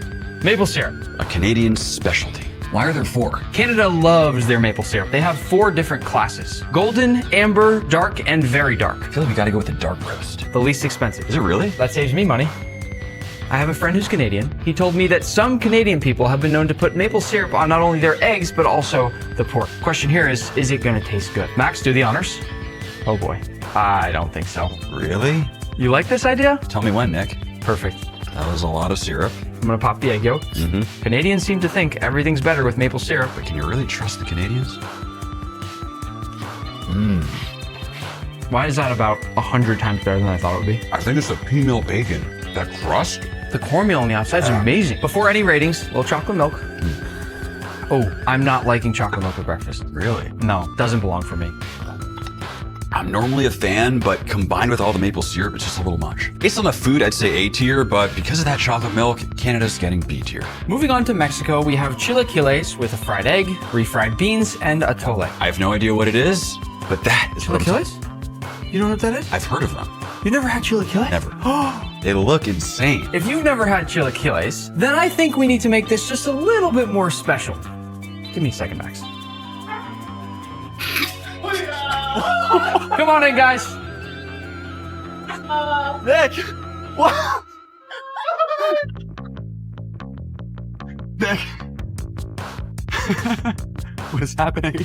Awesome. My heart's beating so fast. Have some chilaquiles, please. So distracted right now.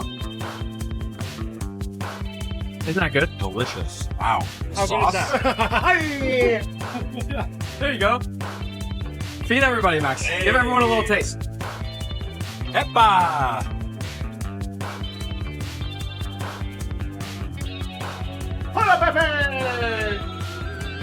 Whoa! Thank you guys so much. Nice job, guys. Now that things have calmed a little bit, I should explain. Chilaquiles are crispy tortilla chips that have been simmered in a warm, spicy salsa until they're tender but still just a little crunchy. And they were created in Mexico to use up stale tortillas, but it turned out to be one of the most iconic dishes in all of Mexico. It's crispy, but still somehow so saucy. It's gotta rank high. We have to put Mexico's breakfast right up in A tier. Next up is Jamaica, where we'll have ackee and saltfish with fried dumplings, boiled green banana, and carrot juice. Is that like scrambled eggs? That is ackee. It's a really cool looking Jamaican fruit that is extremely toxic if you don't prepare it right. But don't worry, I watched a YouTube video on how to prepare it, so we should be totally fine. But why don't you take the first bite just to be safe? Extremely toxic. Not just toxic. Oh no, it's very toxic. In fact, it's illegal to buy this fruit fresh. You have to buy it canned. I think I'm gonna start on the juice with the carrot in it. I'm gonna go right in for some ackee. You only live once. Whoa. That's crazy. It's like a creamy avocado, slightly savory. I'm gonna try a little too. What kind of fish is this? That is cod, salted cod. Whoa. The salty, chewy cod really balances out the creamy, soft, melt in your mouth ackee. Have you ever seen a cod? Yes. Have you? Hold on. Oh boy. Here we go. There's gonna be a whole cod right. Yep. This is a cod. I thought it'd be cool for everyone watching to just see what a cod looks like. The way they make this dish is they literally take the cod fillets and they salt them tons and tons, and it sort of preserves and dries out the meat. And when you mix it with that creamy, delicious ackee, I personally love it. It's breakfast time. I'm excited to eat my ackee, and you bring out a whole fish, and you drip the fish juices on my drink. I'll make him a deal. You give the cod a little kiss, I'll put him back in the fridge. Oh, Nick! These must be the fried dumplings. That's exactly right. Ooh, nice. Got nothing inside. They smell great though. I don't know why they call them dumplings though. I was expecting more of a sweet donut. This is pretty much just a fried bread roll. It is nice and flaky though. It is, and when you eat it with some of that green banana, there's our sweetness again. Whoa, that's actually the hero of the plate. That's very good. Try the carrot juice before we move on. Phenomenal. It's because it's Jamaican style carrot juice. So it's got carrots along with some condensed milk, nutmeg, vanilla, sugar. Definitely the highlight. This is a hard one to grade. It's not gonna be high. No? I think it's a D. Really? Yeah. I was gonna put this in A or B, which puts us way apart. Why don't we meet somewhere in the middle? You're making me crazy with this breakfast. It's getting a C tier. We'll move on now to South America, where we'll start with Venezuela to have arepa con perico, avocado salad, fried plantain, and pabellón con limón. I'm loving the colors. Yes, absolutely. Do you happen to know what perico means in Spanish? Dog. Close. Do-do-do, do-do-do. It means parrot. His name is Jinx. Dude, What? that thing is beautiful. Well, this is the reason they named this dish the way they did. I think he wants to eat it. Holding the parrot? How are you holding it? What do you mean, how am I holding it? What is going on, Nick? They named the dish because of all the beautiful colors. You've got these yellow eggs, red tomatoes, green onion, and people say the dish looks a lot like a parrot's feather, so I wanted to compare. Do you feel like the vibrant, beautiful colors of a parrot line up with the look of this dish? It's all on theme. This is magical. You do think it lines up? Very similar, yes. Give him a plantain. You think so? Yeah, he's looking. He wants some. Hey, buddy. Dude, this is so cool. This is so cool. You don't want any eggs, Jinx? Just a little bit. Have a little. Come on. Max, will you have a little bite? Yeah. Wow. Ooh, that's amazing. Oh, very good. Whoa. Do you know what this is, Max? No. Jinx, do you know what it is? Arepas are grilled cornmeal patties that are crispy on the outside and nice and soft on the inside. And this one has been filled with all those amazing ingredients. This is phenomenal. Can I try the salad? Yeah, try the avocado tomato salad. Very citrusy. A lot of lime in there. Want some drink? Here. He likes it. Oh my gosh. Let's have him help us rate this one. Yeah. I think Jinx would agree that Venezuela's breakfast deserves a very strong A tier. Next up is Colombia, where we have calentado with fried egg and a side of avocado, as well as arepa with sausage and hot chocolate. What is that? This is that cheese or cheese? Cheese. Why is it in a cup? We take our warm hot chocolate. Wait. pour it over the cheese. Are you serious? Yes. And we let this sit, and the cheese is gonna melt, and then you fish it out of there later, and you eat this delicious, gooey, chocolatey melted cheese. I'm skeptical. The cool part about Colombian breakfast is that calentado means heated up. So right in front of us is last night's dinner that's been heated up as breakfast, and people say it tastes even better the next morning. I'm also not too sure about that. It's basically just leftovers. They say in Colombia that overnight in the fridge, all that food gets to know each other even better, and that it actually comes out tasting better for breakfast each day. Is that a cheese sausage? Good, right? Wow, that is very, very good. Even just the smell that I get as he's eating that makes me want to try that sausage. It's like a jalapeno cheddar. I'm gonna try some of this rice and beans. Mac, I think they're right. I think that tastes better the next morning. It's very deep flavor. It's not surface level. I love a side of avocado with my breakfast as well. I think by now, cheese in our hot chocolate should be melted. So grab a fork, and there you go. Nice, soft, gooey, stretchy cheese. It's called Chocolate Santafereño. A little disturbed right now. Just give it a try, come on. I'll take the hot chocolate, you take the cheese. Why not? Come on. Yeah, That one here, dip. Open up like a little bird. Oh, man. Sorry, sorry. So hot. Yeah, I hit you, sorry. I feel like I'm chewing gum right now. I don't like it. I don't like it, I don't dislike it. I'm right in the middle. Yeah. Some positives, some negatives, some surprises. Colombian breakfast is getting a C tier. Next up is Argentina, where we have medialunas with yerba mate. Isn't Argentina known for such great food? Why is it so simple? Breakfast in Argentina is purposely small because they eat dinner so late the night before, starting around 11 p.m. So by the time you get to the morning, you're not that hungry. Sometimes less is more when you're getting your day started. Let's try these out. They look really, really good. Got ham, cheese, no sauce. Simple. Ooh. That glaze? Were you thinking the same thing as me when you looked at this at the start of just, oh nice, a croissant? Yes, exactly. Trust us when we say this is not a croissant. It's almost like a sweet pastry. Yeah. And it goes so well with the savory ham and cheese. It's delicious. This is one of the better bites I've had today. And the best part is we're not even to the fun part yet. Yerba mate is extremely famous in Argentina. It's an herbal tea that's served in a gourd and passed between friends. Why is Messi's face on there? Great question. Messi, the Argentinian soccer player that we all know and love, loves drinking yerba mate, so we got the exact same cup that Messi drinks this out of. It's nice and warm. I love my yerba mate. Whoa, that's strong. It's so intense. That is like a super concentrated dark tea. Do you like it? I don't know how I feel about it. I feel like you have to sip it. You can't just like chug this one. I thought I'd had yerba mate before, but I definitely haven't. It's like grassy almost. Oftentimes simple is best, but it was so good I wish there was just a little bit more. Let's put Argentina breakfast in B tier. Let's move to Brazil, where we have an acai bowl with pão de sal and cashew juice. I love a good acai bowl. This acai bowl here is going to be different to what you've probably had in the past. This is made by blending up frozen acai berries from the Amazon rainforest with a little bit of guarana syrup, which gives it that tiny hint of sweetness. Brazilians like their acai to be nice and thick, so any guesses on how to test if this is a good, authentic acai bowl? No. Take a spoon, stick it in the middle. Ooh. If the spoon sticks straight up and down like that, it's that nice, thick consistency that they look for. Beautiful. It's almost like a chalky blueberry. It does have a nice thickness to it. It's really, really tasty.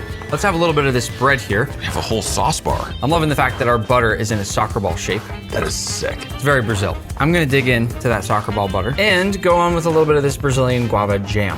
I'm eyeing that dulce de leche. You gotta try that jam. You gotta try this. Yeah. Really? Not only do we have some unbelievable breakfast coming later in this video, but this drink right here is the most exciting part of Brazilian breakfast. Doesn't look very exciting to me. Read it. Cashew juice. Did you know there was a juice associated with cashews? Wait, right here.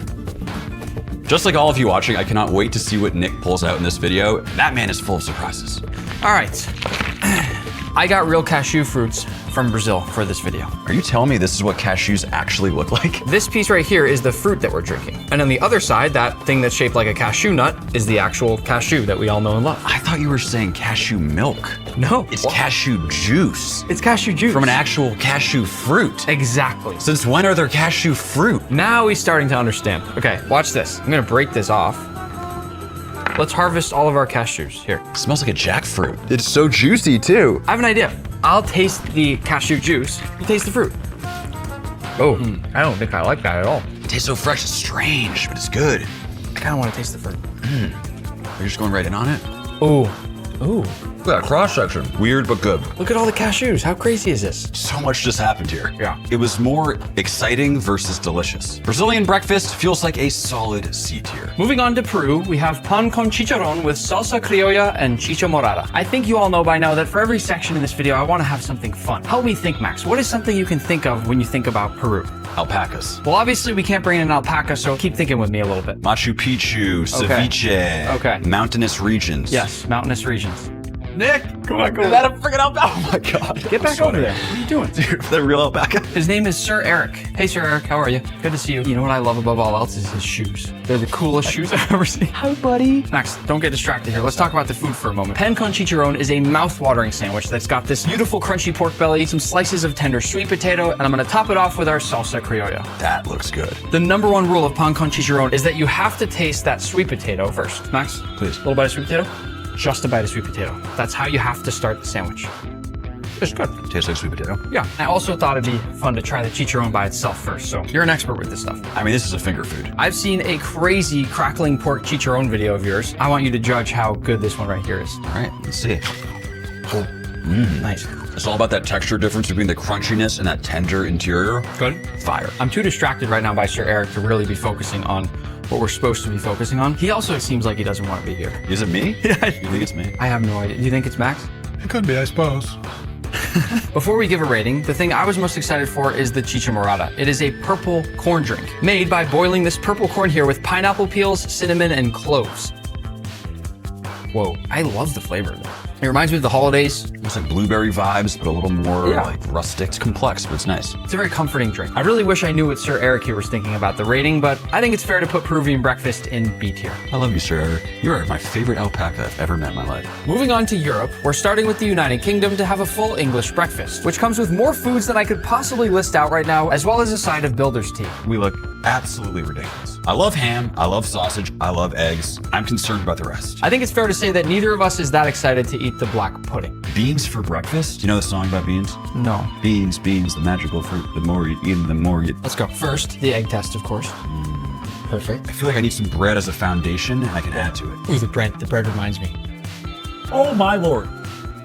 Is it Gordon Ramsay behind me? What are you? An idiot sandwich. Idiot sandwich what? An idiot sandwich, chef! Would Gordon Ramsay approve of a breakfast like this? I wonder. It's just so heavy. You know what? I'm going to be with him in like 7 days. I will ask him if he likes a full English breakfast because I'm very curious to hear what he has to say about it. Can you tell him I say hi? I'll tell him you say hi. I was hating. I'm actually enjoying this a lot. The thing that I could just never get over is the black pudding. It's made out of pig's blood and oatmeal. Why would you want that on a breakfast? I'm concerned. All right, here we go. It's actually not that bad. It's a little crumbly. It's got a rich, meaty, kind of savory flavor to it. The beans, it's just a curveball, and I don't like curveballs. I'm gonna try some tea. Very strong. In a good way? Whew. Ooh. The problem with this breakfast for me is I feel like it's the only breakfast that's heavier than the American breakfast. And that's a bad thing. I mean, I like how they have something for everybody, but it's just a little too heavy. UK breakfast is definitely a C tier. That brings us to France, where we'll have tartine with butter and jam, as well as a croissant and some French hot chocolate. What do you think? I think I look ridiculous. And that is the biggest croissant I've ever seen. Fit check. Who looks better? Comment down below. You know who to write. Pick me. I almost forgot. Pick a mustache. I have a mustache. Not really. How do I look? Overall, what do we think of this breakfast? It looks very carb heavy, but refined, sitting on fine china. French butter is delicious and decadent with the hot chocolate. It's very French, right? It shows off their world-class baking techniques. They're letting the quality of their ingredients speak for themselves. I agree. Why don't we start with the tartine? It's okay. Why don't you split that in half and we'll share it? Whoa, look at that crunch. That's not half. You got half, I got half. This is not, you weren't even close. Have you ever seen anyone cut something in half worse than this? I mean, I think I did better than you could have done. You think so? Definitely. Bring in the baguettes. Thank you.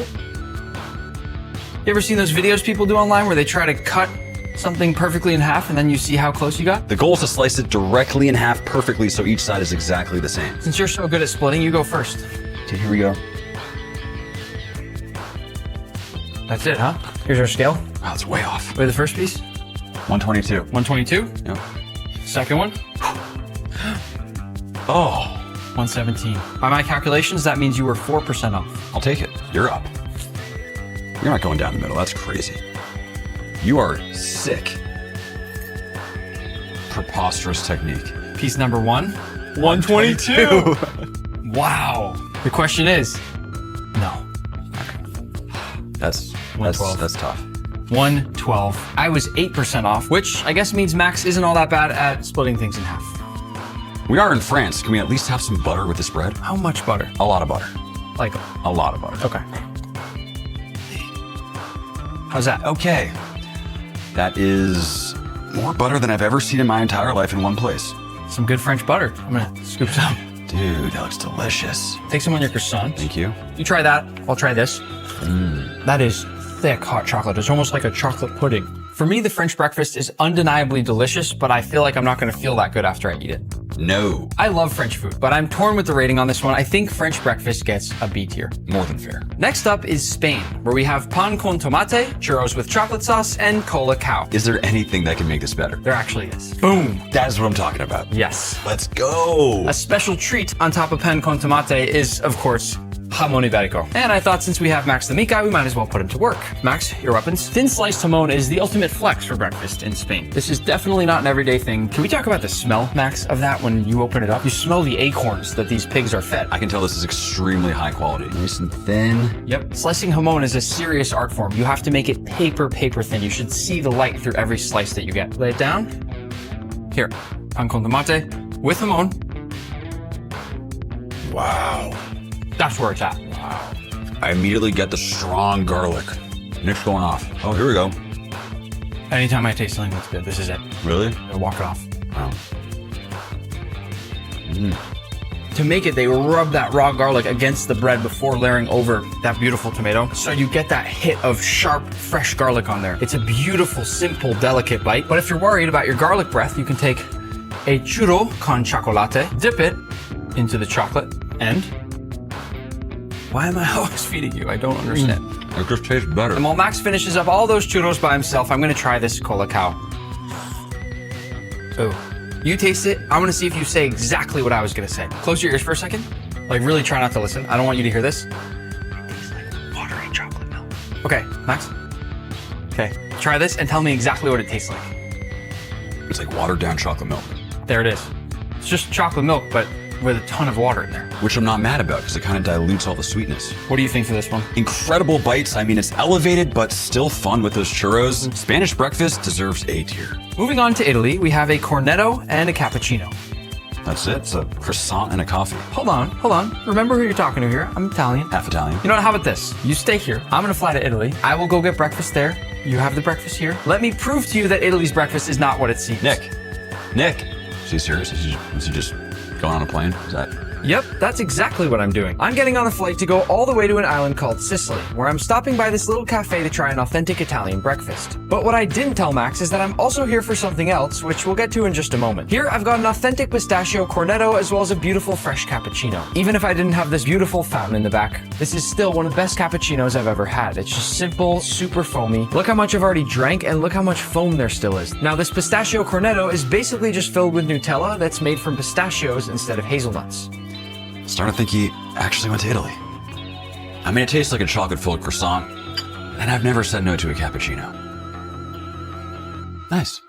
Yeah, just turn all the lights off. That's really great. My breakfast was definitely better than Max's, but I should probably tell you now why I actually came to Italy. Because of my Italian heritage, I was lucky enough to be chosen as a torchbearer for the 2026 Winter Olympics thanks to the IOC and YouTube. I got to put on this really cool outfit and then carried the Olympic torch through a small town where I got to celebrate with lots of locals. And at the end of the relay, my family was waiting there for me, which was an awesome surprise. It was one of the greatest honors of my life and something I could have never done without all of you watching, so thank you. Which reminds me, we should probably get back to Max. Are you serious? I am serious, yeah. How cool is this outfit? What were you even doing? I'm just not gonna tell him. That was a horrible experience for me. Italy breakfast is getting D tier. No way. At least move it up to C tier. Next up is Germany, where we've got this breakfast board including cold cuts, cheese, sausage, hard-boiled eggs, bread rolls, and multivitamin juice. This feels like a 5 p.m. sort of meal, not like an 8 a.m. meal. Because this does look a lot like a breakfast charcuterie board, I thought, why not turn Germany's breakfast into a bigger, even more impressive charcuterie board? So, whew.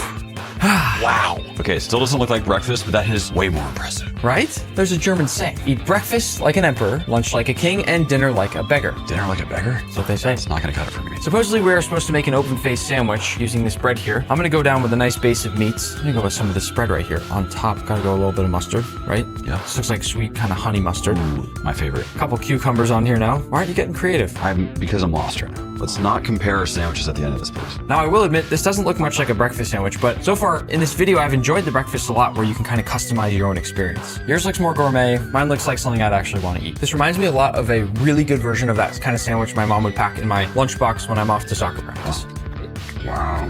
And remember, we can't forget about our multivitamin drink. Supposedly this here is like drinking an entire basket of fruit with all your vitamins in one. Wait a second. It smells like the doctor's office. It smells like medicine. Ooh.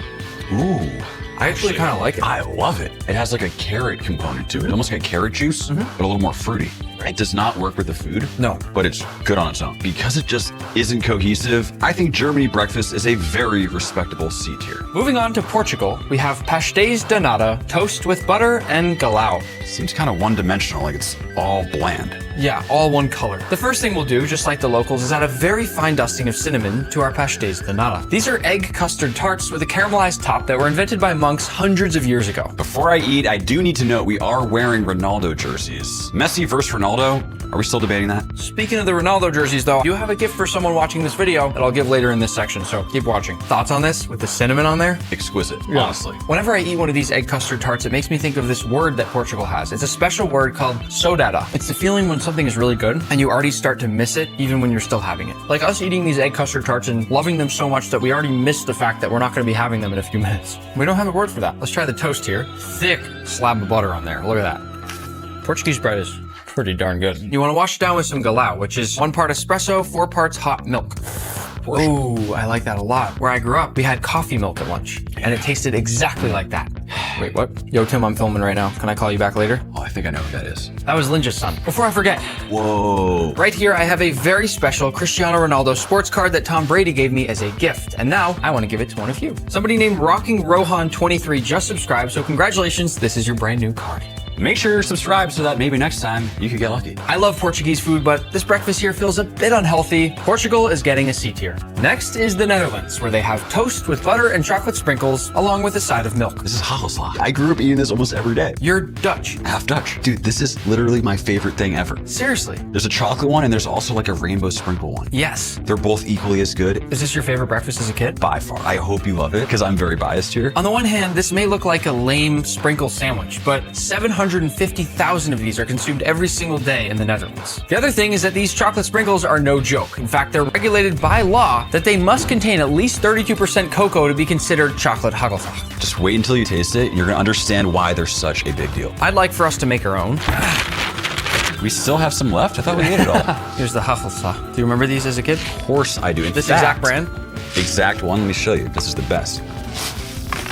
I'm so sorry. To me, when I think of sprinkles, I think of sugar, but these taste like you're taking a bite of a chocolate bar. The best texture ever. They're really good. I want to bathe in these things. What? We're gonna do something right now called the upside down test. The goal is to make it in such a way that when you flip your sandwich over, none of those sprinkles fall off. It's a lot of butter, Nick. There's my butter layer. And then I'm going to take my chocolate hagelslag. See, that's a good proportion right there. I like that. That's good. I'm so excited for you to try this. See, I've never used that technique before. And that right there is my sandwich, but before we test it, let's let Max make his. Get this buttercup buttered up. Another cool thing about this breakfast while Max makes it is that everybody eats this, not just kids. Everybody enjoys this for breakfast. When you taste it, you're gonna understand why. Let's see if you're a true pro. If you've made a proper hagelslag sandwich, it should not lose any sprinkles when you flip it over. I didn't even lose one. Can we just eat this already, Nick? Let's see.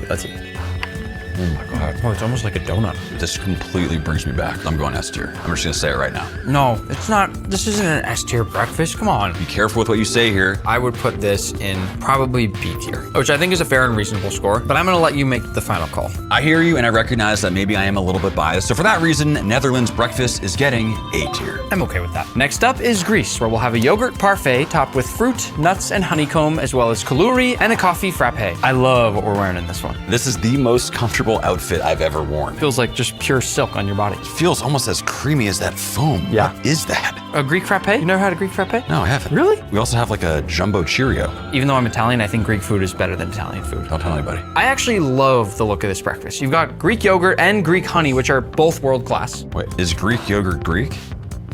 Did you just ask that? I did. I'm gonna let you figure that one out on your own. You'll cut this obviously, right? Yes, I'll take that out of the video. Let's dive in. Oh yeah, big bite there. While Max gets a nice bite here, just know that breakfast in Greece is either skipped entirely or very, very light. Simple but delicious. Now for this. You know why I love bread that's shaped like this? Why? There's more crunch than any normal piece of bread when it's thin like this and circular. You're gonna dip it? Ooh, this tastes like a bagel, but just way better. Sometimes a sesame bagel doesn't have enough sesame. This is like overloaded. I really like this. Wait until you try the frappe. Look at that. Look at that foam. Let's just stir it in a little bit first. Supposedly this drink was invented in Greece by accident. What is it? It's a very strong and foamy coffee. Oh, it's so thick. Oh, it's so good. Go up and down so you get some. That's hard to beat. Really good. Almond. Wow, what a surprise. I'm shockingly very happy about this. I actually think I know something that would make you even happier. Why don't we turn on some celebratory Greek music for a second here? Hoppa! Ah! Nick, what are you doing? This is what they do in Greece. Take a few cups. First of all, you're gonna kill somebody. Take a Look few how cups. Take a few cups. What are you talking about? Take it. It's all over our food. Disclaimer, all this glass is made from sugar. Don't worry. Is it really? Yeah, it is. Oppa! Oh! Ow! Ow! Now as for the rating, Greek breakfast is getting B tier. Who's gonna clean this up? Next up is Russia, where we have kasha, blini with creme fraiche and fish eggs, and kefir. This breakfast looks not like breakfast. Wait a second, we gotta prepare it. First, we gotta put down our butter, which is gonna melt beautifully over our kasha, as well as some cream.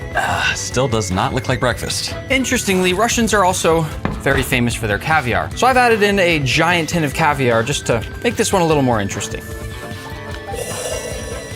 Come on. Come on. That is easily the most amount of caviar I have ever seen. People probably look at this and think, oh no, it's just caviar on top. No. That's what I thought. The caviar starts down here, and it's all caviar. Are you sure? Are you serious? Overall, this is a very unique looking breakfast. One more thing about Russian breakfast before we dig in is that they often eat quietly, if not completely silent. They like for breakfast to be a nice calm time before a busy day. So, to make this a little more fun, we're gonna see if we can eat this Russian breakfast in complete silence while going on YouTube Live to see if any of you can make us laugh. I have faith. Let's go live. Here we are. Here, Max. Oh, nice. Wow. The chat. Oh, guys, we have made it. We are officially live. We have a lot of caviar in front of us. Everybody in the chat right now, your job is to make us laugh. Hit us with your best possible jokes. Whoever laughs first loses. And whoever makes us laugh wins.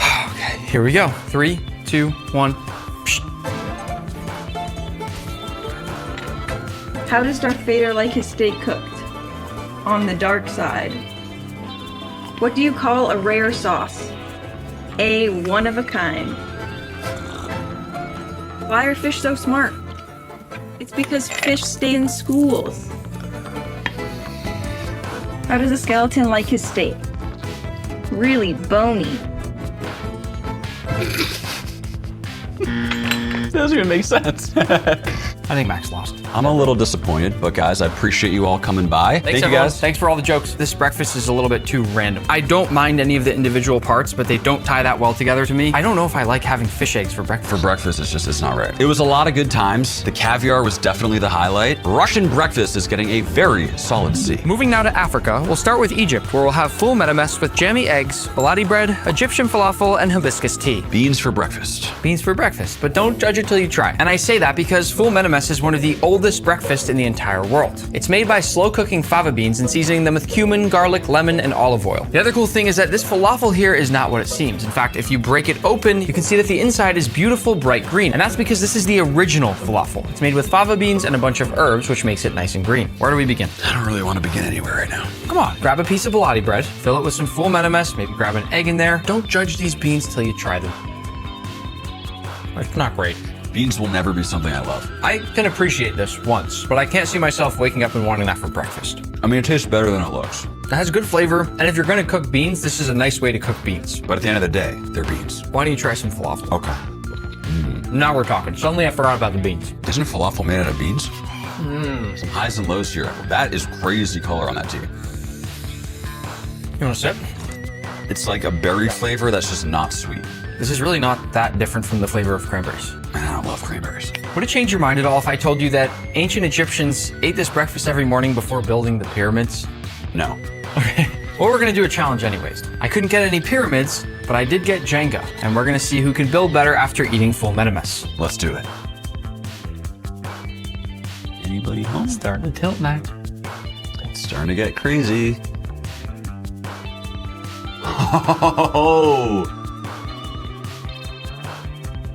Ah! And I guess that means if Max had been building the ancient pyramids, all of them would have fallen down. Unfortunately for Egypt, their breakfast is getting a D tier. Next up is Morocco, where we have msemen with butter, scrambled eggs, black olives, and mint tea. I see variety. I see freshness. I see what I think are crepes. That's the msemen. I'm intrigued. Msemen is like if a pancake and a croissant had a baby. They're large, square pancakes that are supposedly absolutely delicious, but I've never had them before. Whoa, you can peel it Any like that? layers? Layers on layers. Wow. That's the croissant part. Okay, I like what I see. I'm sensing an early S tier. Let's dive in here. I'm gonna try the msemen. Max, Yeah? you need to get that out of your mouth right now. Just when I thought pancakes couldn't get any better. Less sweet, but you really get the layers. It's like a crepe, plus a pancake, plus a croissant. Wow. Moroccans like to go back and forth between sweet and savory bites. So you can go from msemen to egg to black olives. I love olives, so I'm pretty good at that. This, amazing. Eggs, amazing. Black olives, amazing. Let's move these off to the side to make space for the Moroccan mint tea. Traditionally, Moroccan tea is poured from a special teapot from very high up so that you cool it off while also getting some nice foaminess. I'm sure we've all seen those videos online at some point of somebody very impressively pouring tea from super high up. Let's take the mint out for a moment.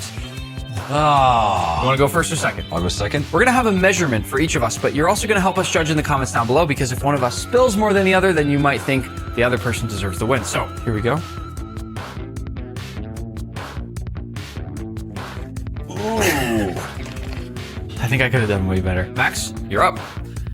Get up there. Oh! I filled it all the way up. That's the only reason why it went down. Why, it spilled over? That's why I spilled. Yeah, because I Yeah, filled of it. course that counts. What? No way. That has to count. I think I took the dub on this. We'll let you decide in the comments down below who won that, but in the meantime, I'm gonna fill this up with some nice mint. I like that they go fresh with it. Overall, some very impressive components. It did kind of lack that X factor, but all things considered, a very impressive B tier for Moroccan breakfast. Moving on to Nigeria, we have akara with OG, pepper sauce, and ribena juice. We had a really great surprise planned for this breakfast, but unfortunately that surprise just got canceled. Luckily though, I have an even better surprise waiting for you. But first, Max, what do we think? I'm trying to figure out, is it salty or is it sweet? You pick one. Oh, really? This pepper sauce is extremely spicy. It's often made of Scotch bonnet peppers, which are some of the hottest in the world. On the other hand, you can pick sugar. I have an idea. I'm gonna post right now on YouTube community, sweet or spicy, with no context. Whichever subscriber answers first will choose our adventure for us. We should only need to wait about 5 seconds. Wait, that's crazy. It's your boy Ari said both. We're having both. But are you mad? I'm not mad. And remember, turn on notifications because you could be the one that answers next time and helps us with our video. I actually like to dip. I'm gonna go sugar for the first one. I'm gonna listen to my boy Ari. Oh, that's good. The sugar balances it a little bit, but whew, that's hot. Is it rough? Definitely got a little kick. I'm only gonna take a little bit. The actual dough, just different. Speaking of different, try that. That I like. That tastes a little bit like pomegranate juice, kind of. Yeah. Ribena is black currant juice, so makes sense. That's my dad's favorite. In terms of that surprise I was talking about, Nigeria is famous for Afro beats and street dance culture, and we had an amazing dancer lined up to be performing while we ate, but because he canceled, I'm going to turn on some Afro beats and Max will show you his moves. Take it away, Max. Either love me or leave me alone. Let my judgments in each to their own. Like the better, but I'm better off. What are you feeling for tier ranking? It's gonna be very low. F. Okay. Dude, you can try to convince me to go higher. It's gonna be tough. At the very least, personally, I'd go C tier. I love the combination between crispy, smooth, sweet, spicy. So why don't we meet in the middle and give Nigeria's breakfast D tier? Moving on to South Africa, we have pap with shakalaka as well as farmer's sausage and granadilla juice. It's gotta be the coolest name of the day. Let's dig in. Here we have pap, and that we can scoop up and eat with some of the shakalaka. I can't get over how great of a name that is, shakalaka. Pap is basically just a corn porridge, and shakalaka is a relish with beans, tomatoes, onions, peppers, and curry spices, all cooked down together to get to this. I love the shakalaka. The pap kind of tastes like chalk. South Africa is known for something called braai culture. It's basically the same as barbecue culture, but they take it really seriously. A braai can last for hours and hours. People sit there, they talk, they laugh, they listen, and the whole time they're cooking their food, but it's so much more than just cooking. I also love the spiral shape here. I agree. And guess who made that? Yeah. Seriously? He stuffed the super long sausage casing, rolled this all the way up, and then he made a really nice wood fire. You were not supposed to use gas for braai. And he cooked this sausage right here to perfection. So all we had to do is reheat it. Why don't you rate Guga's sausage here? Ooh.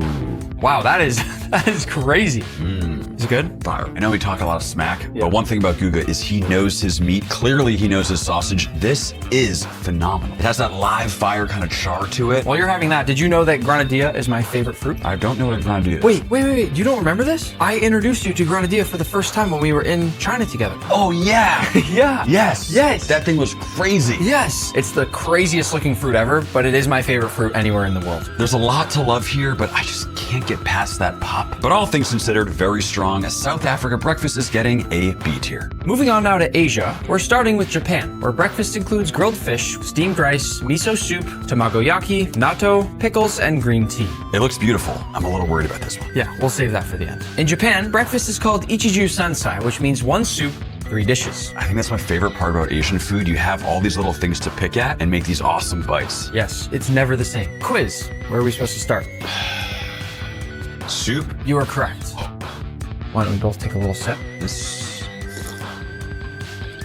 Oh, I love miso soup. I actually love the seaweed. Gives a little crunch mixed in. The tiny little cubes of tofu in there that are soft, melt in your mouth. Let's just dig into the rest. I know you don't love that, right? I don't like tamagoyaki. I'm obsessed. You have all It this. is my favorite thing. I cannot. Oh. Dude, it's like a little sweet egg. Just look how juicy it is. No, it's not. It's not supposed to be wet. Dude, it's supposed to be nice and juicy. Tamagoyaki is a Japanese rolled omelet, but I call it sushi tax because they give you this at the end of every single Japanese omakase meal, and I hate it. For me, this is the price I have to pay for the amazing meal I have every time when I eat sushi. I don't like this at all. Then I will have you. You have the egg, I will have this beautiful fish. Oh, I still want the salmon. Ooh. Okay. No, I know I have to share this with you. Crispy skin, perfectly cooked. A little rice. Thank you. I don't, you ever do this, by the way? Every time I'm eating Japanese food, I take some rice, dip it into the miso soup. Try that. Tell me what you think. I could eat that alone. I think you're onto something. Mind if I finish off the fish? Whoa. You gotta share. Well, you want me to cut it in half perfectly? Yeah. Max got a chance last time with the croissant. He failed. Now it's my turn. Dude. It's my samurai sword I got in Japan. Thank you, sir. Here is why we save this for last. How would you describe the smell? I feel like it's almost like soy sauce and coffee that's gone bad. Oh, fermented. Yeah. But not in a good way. Look how it all gets suspended in that slime when I lift it up. We have to try it. No way. That's awful. That's one of the worst things I've ever tasted. I think you'd all agree that breakfast in Japan deserves a solid B tier. Next up is China, where we have congee, youtiao, and vitasoy. Max, I know you and I both spent some time in China. What do we think of this one? I'm immediately drawn to the pork floss. Love that stuff. Before we eat, when Max used to live in China, I happened to know that his favorite restaurant had face-changing opera performers. So, don't look, Max. I might get freaked No, out. just go to the left. I might be so scared. Oh! Are you scared? I was shocked, but now I'm excited. Well, which way you did him? Okay. Max, let's have breakfast. Oh. Oh, wow. Max, we're going. We're going, Max. Please. You okay? I'm gonna start with the vitasoy. I'm distracted right It's now. very hard to focus. So hard. I'm not sure. Are you okay? Yeah, I'm not. It's not supposed to be a comedy show. This vitasoy is banana flavored, and it may just be the best drink that I've had in this whole video so far. Max, you gotta try that. Did you see that? How does it do I that? need to wash this down with a little bit of congee. Sichuan pickles. One of my favorites. He's funny. Try this bite right here, Nick. Would you like some, by the way? If I can. You certainly can, yeah. Let's try it out. This is one of the more fun breakfasts I think I've ever had. For sure. Whoa! Is that his real face? Secret. Have some, have some. It's very traditional. Can you help us with our score? Where does Chinese breakfast sit? I would say definitely S. I don't love congee. It's not my favorite Chinese breakfast. It's good. It's not my favorite. I think Chinese breakfast feels like a solid B tier. Next up is South Korea, where we have kimchi soup, steamed rice, pickled perilla leaves, kimchi, braised beans, seaweed, fermented squid, and corn tea. I mean, you already know Korean is my absolute favorite cuisine. I know, but you have to be fair. I've never loved kimchi. But, Really? ooh. If I were to love kimchi, it would be this soup right here. But you gotta pair it with all those banchan, those iconic Korean side dishes that make Korean food Korean food. I know we're supposed to be using chopsticks, but I'm diving in with my hands. Fermented squid, this is kind of a crazy one. Dude, I just love that flavor. Everything is so different. These perilla leaves are sweet. You can make a little wrap. Where else can you get seaweed salad wrapped in pickled daikon radish with a piece of tofu in the middle? Wow, this is really good. Are you with me on this? Like, is this blowing you away? Do I think I'm gonna be S tier for this? No. Do I think I could be high up? Yes. So you knew what I was asking. You want this to be S tier. I would love nothing more. To get S tier, the dish has to be so far above everything else. It couldn't be any other letter. For me, that's where it's at. Let me try the corn tea before I say anything else. Compared to the food, I don't like the corn tea as much, but I still enjoy it. What I will concede is that to be S tier, every single component has to be a banger. Yeah. I'm disappointed by the tea. I'm excited about this one because I recently got back from Korea, and with me, I brought back a little bag of goodies. Any guesses about what's inside? K-pop related? No. Okay. See, everything has to be a challenge. Max, you already know. I'm sure lots of you have seen Squid Game, or at least seen people doing those Dalgona candy challenges. We'll reveal what we got on 3. 1, 2, 3. Uh-oh. Hey, at least it's not the umbrella. 3 minutes on the clock. Your time starts now. Uh-oh. Uh-oh. Uh-oh, SpaghettiOs, they say, right? This is not gonna work. Oh man, seriously? It's delicious. Yes, I got a piece off.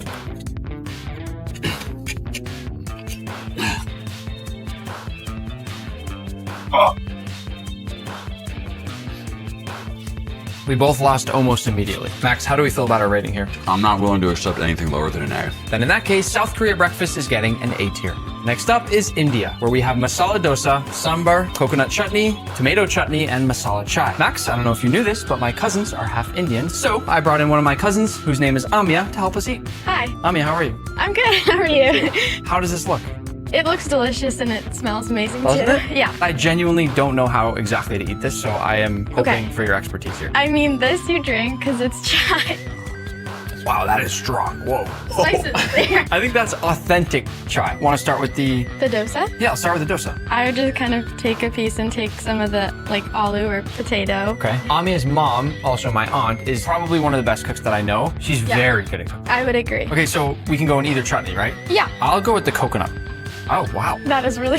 That is fantastic. Those are spicy. Extremely spicy. I love dosa. You almost get that sourdough fermented flavor, which you'd never expect looking at something that looks like a cracker. The flavor is so complex. And it's like super healthy. it It's good for you? lentils, so it's like protein. Oh, it's lentils. It's made out of lentils, really. We're learning so much. Try this chutney. Dip it in. Mmm. Right? Ooh. I'm getting hit with some spice now. Is it spicy or no? I don't think so. That's not what I was expecting, but I really like it. What were you expecting? I was expecting it to be cold, maybe to like be a balance for the warm dosa and potato filling, and it's a little sweeter than I thought it was going to be. I kind of can't get over the potato in here. In terms of how the entire world uses potato, I think India is top 3. That's my favorite. I'd probably say the same. For me, it's this one. You like that I one? love the crunch. Yeah, Yeah. so fresh. I'll put it this way, there's nothing here I don't like. Yeah. Can I be honest? You don't like the fact.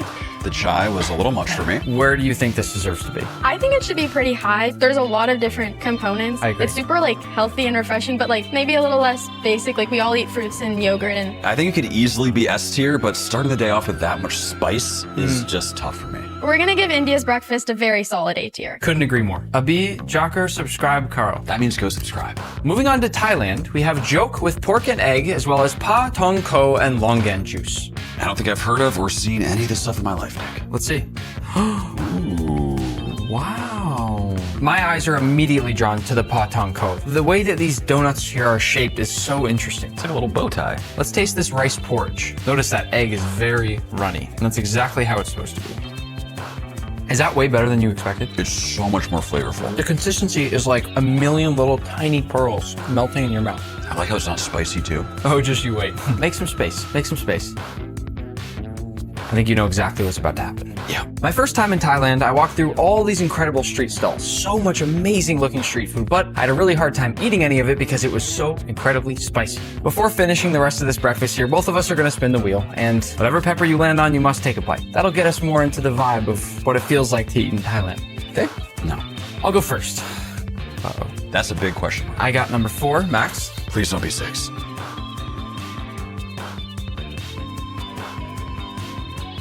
That's all you, Max. Come on, grab the pepper. Ooh. Wow. You're not spicy?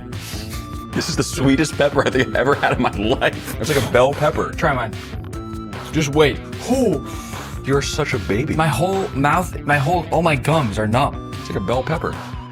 It's like, I cannot feel my tongue. I'm gonna have some longan juice. That is actually amazing. That's pretty good. Longan is like the cousin of lychee. Ah, Max, I can't feel my tongue. Now I feel like I'm in Thailand, at least. Let's have some pa tong ko. I can't taste it. I think it's delicious. You know when your lips are vibrating? We both agree that Thailand's breakfast deserves a strong B tier. B for my mouth is burning. Next up is Indonesia, where we have nasi goreng with tomatoes, cucumbers, a fried egg, shrimp crackers, and avocado juice. I had no idea avocados made juice. What do you think of when you see fried rice? Uncle Roger? Uncle Roger. He's not Indonesian, but he is the king of fried rice, so I thought it'd be fun to call him and let him join in on the fun. You don't sound like Uncle Roger. We'll give him a minute to transform into Uncle Roger and try that again right now. Nephew Max, how we doing? There he is. What are you wearing? This is our Indonesian fit. What do you think? This Indonesian fit? No, I think you're getting ripped off. Oh no. In front of us we have a beautiful fried rice. Visually, what do you think? Not bad, not bad. Maybe a little too many vegetables. Why you have 12 slices of tomato on there? Hiya. No problem. Max will eat them all. Is there anything else? The egg can be crispier on the side. So we should have gone for a crispier egg on the edges. Yeah, but it's not bad. Uncle Roger like the runny yolk. Nice. It looks so good. The rice color look good also. This better than your fried rice video. Last time in your fried rice video, you flambe the rice for what? Is there MSG in there? Oh. Go sprinkle some on. Tell me how much. Okay, enough. I'm gonna use a shrimp cracker. Max is gonna just go straight up. Uncle Roger, with the shrimp cracker, game changer in flavor. The shrimp cracker, to me, is actually the best part of the whole experience because you get that crazy amount of crunch. I like the texture. It kind of balances out the soft rice. Have you heard of avocado juice before? Yeah, but who want to drink that? Let's drink matcha latte. Oh, no way it can be good. No way. You have to really like avocado to like that. Where do you think Indonesian fried rice ranks in terms of breakfasts around the world? Uncle Roger gonna give it A grade. I was thinking closer to a B. If I'm very hungry, I would love to eat that. In terms of breakfast, I'm not so sure. So that's why I'm torn between an A and a B. If you get rid of avocado juice, it's gonna be closer to A. Without the avocado juice, we all agree this would be A tier. But unfortunately, we're gonna have to bring Indonesian breakfast down to a still respectable B tier. Bye, niece and nephew. Uncle Roger, see you soon. Moving on to the Philippines, we have arroz caldo with calamansi and taho. Max, I've got a Filipino surprise for you here. I brought in my old cameraman, Manny. How you been? What? Manny, what's up, buddy? No freaking way. Everyone thinks I'm Mexican, but I'm actually Filipino. I think that's why I'm here. Oh, of course that's why you're here. You're gonna take us through this breakfast. Okay. What is this? I'm not that Filipino. So Manny, arroz caldo is a Filipino rice porridge. It's got chicken, ginger, garlic, obviously some eggs on top. I'm gonna let you do the honors and put the calamansi on top. Oh, so you squeeze it on top? Squeeze it all on top. Yeah, Max, go ahead. You help him out. Max, help me out. Yeah, sure. Help him out. Can do this alone. Yeah, there you go. Oh wait, Manny, can you explain to people what calamansi is? It's almost like a hybrid between an orange and a lime. It's kind of what it tastes like to me, at least. A little bit sweeter than the lime, and it's amazing as juice. We're gonna have the taho later because I think this might be one of the most interesting drinks of the whole video. Let's dive into the arroz caldo. Here we go. Oh my gosh, the garlic? The garlic's really good. Wow. You've never had this? No, never seen it in my life. I brought Manny specifically because he's Filipino and he doesn't know anything about this. Nope. Nick knows more than I do. Can you teach us anything at all, Manny, about anything? Thank you in Filipino, salamat. Have you at least had taho? No. You might pick the wrong person for this. This here is called taho. It's a classic Filipino morning street food with soft silken tofu, warm brown sugar syrup, and chewy boba pearls on top. It's a very, very interesting situation here. I like the texture. It's nice. I don't like that at all. Really? You guys like that? It's great. Yeah, it's not bad. Apparently every morning in the Philippines, there are street vendors yelling, "Taho!" like all over the streets. You've never heard this before? No. I was there last time. No one was doing that. Manny, I'm going to let you do the rating on Okay, well, for two things I've never seen in my life. Overall, I'm going to give Filipino breakfast an A+. I kind of have to. Okay, well that's not how the ranking system works. So get out of here. Seriously. You're fired again, get out. I explained it 4 times to the guy. He gives an A+. Oh, I love Manny. I miss him. Come back, Manny. Can I come back? For a second? Bring him back for a second, Nick. Bring him back in. Bring him back. Bring him back. I think we're going to put Filipino breakfast in B tier. Manny's happy with that. Moving next to Singapore, we have kaya toast with a soft-boiled egg and a Milo drink. What immediately stands out is the color. Yes, green, bright green. You rarely see that on a sandwich. I will admit, looking at all the components of this breakfast really doesn't look all that impressive. But I love Singapore. They're known for having the most Michelin-starred street stalls anywhere in the world, and their food is incredible. I think the best thing I ever ate there was a crab porridge. So, Max, make a little space. I'm adding something to this breakfast. It's gonna be a giant crab, isn't it, Nick? Boom! King crab. Wow. What? He's lively. He's very lively. You love to see that in a crab. Wow. Max and I have both cooked a lot of king crabs, and this is the liveliest king crab either of us has ever seen. He's so cute. Should we give him a name? I probably wouldn't. I'm gonna bring him back while we finish the rest of the original Singaporean breakfast items, and he'll come back looking a little more like a crab porridge and less like a crab. You may be wondering, what exactly is this green kaya toast? Let's first talk about the smell. Ooh, it's sweet. Kind of like cookies and cream, right? Yeah, it's nice. Kaya is this sweet jam made from coconut milk, sugar, eggs, and pandan leaves, which have this nutty vanilla flavor. You can think of it like a tropical custard. You actually dip the kaya toast into a mixture of eggs, dark soy sauce, and white pepper. I'm not so sure how I feel about this one, but when it comes to food, I will always try everything once. Dude, not what I was expecting. I am still on my journey of flavors. Me too. You know how normally you have a bite, you're like, okay, good. Yes. I'm still going. I thought the inside was cheese. It's like the middle of an Oreo. I don't know what's going on. Dude, whoa. The combination of sweet coconut jam and that rich butter, salty egg, this is an umami explosion. I weirdly really like it. You're gonna drink that? I think I need to. I didn't think I'd like this at all. I'm shocked. That's the craziest and wildest roller coaster of flavors that I can ever remember having. Who do you think invented this? I have no idea. They must have been out of their mind in the best way possible. The breakfast drink is called Milo, but in Singapore they use it to make something even cooler called a Milo dinosaur. What? Crack it open, pour it over ice, and then we take some of that undissolved Milo powder and just pile it up on top of the drink. Really? Yep, it's a real thing. That does not look good. And now what you can do is you can go ahead and before all the rest of that extra powder dissolves, you drink some Milo and then eat some of that powder with it. Yeah, it's a little bit messy, but it gives you that, whoa. You okay? That's delicious. It gives you that amazing flavor of those milky chocolate powdery crystals dissolving on your tongue while you also get the actual liquid. I hate to say I don't love it. I really don't. I think you all remember our crab. Is that him? Yep, that's him. It's a circle of life, you know? Again, this crab porridge was the best breakfast I had on my trip to Singapore. I couldn't believe they'd serve something so delicious at breakfast, so you have to try it. I mean, it's as fresh as it gets. Yeah. When you pair together that soft, creamy rice flavor with some soy sauce, scallions, ginger, and that king crab, it is quite the bite. I think we have enough to give Singapore its rating. I mean, I think we have to agree on this rating. Singapore breakfast, a very solid 8 here. We're moving on to Vietnam, where we have pho, quai, and coconut water. Pho for breakfast? Most people don't realize that pho is actually a breakfast food in Vietnam. In fact, the stores are often sold out or closed by noon. Everyone watching, I want you to think about this too, but can you guess why it's a breakfast food? And I'll give you one hint. It's about the broth. It's too hot to have midday because it's so warm in Vietnam? No, but I bet you anything a couple people just thought of the right answer. Probably. Yeah, and you didn't. So how do you feel now? Terrible. Because it takes so long to make that beautiful, flavorful broth, it cooks overnight, which makes it perfect and all ready to go in the morning. You can just wait like 2 hours and have it for lunch. My favorite part about a bowl of pho, besides eating it, is watching that thinly sliced beef cook as you pour the hot broth over it. So, since you're Max the meat guy, I thought we'd put a little more beef on this bowl right here. Whoa. It's really heavy. Here we go. It's just heavy. So where's the meat? I think you know what this is. I mean, that is beautiful. Could you explain to everybody in meat terms what that is? And this right here is as good as it gets. Look at the marbling on this rib roast. You'll also notice a huge cat muscle right here, so they took it from the shoulder section, which is the best part. Great choice. Show us how it's done. We'll load up the meat, get it nice and secure. The goal here is to get those slices thin and consistent enough that they'll cook right away when you pour that hot pho broth over the top of them. I would love to have one of these. This is so fun. Take your pick. I'm gonna go for some of the more kind of bright red, beautiful pieces like this. Let's just layer that over the top of it.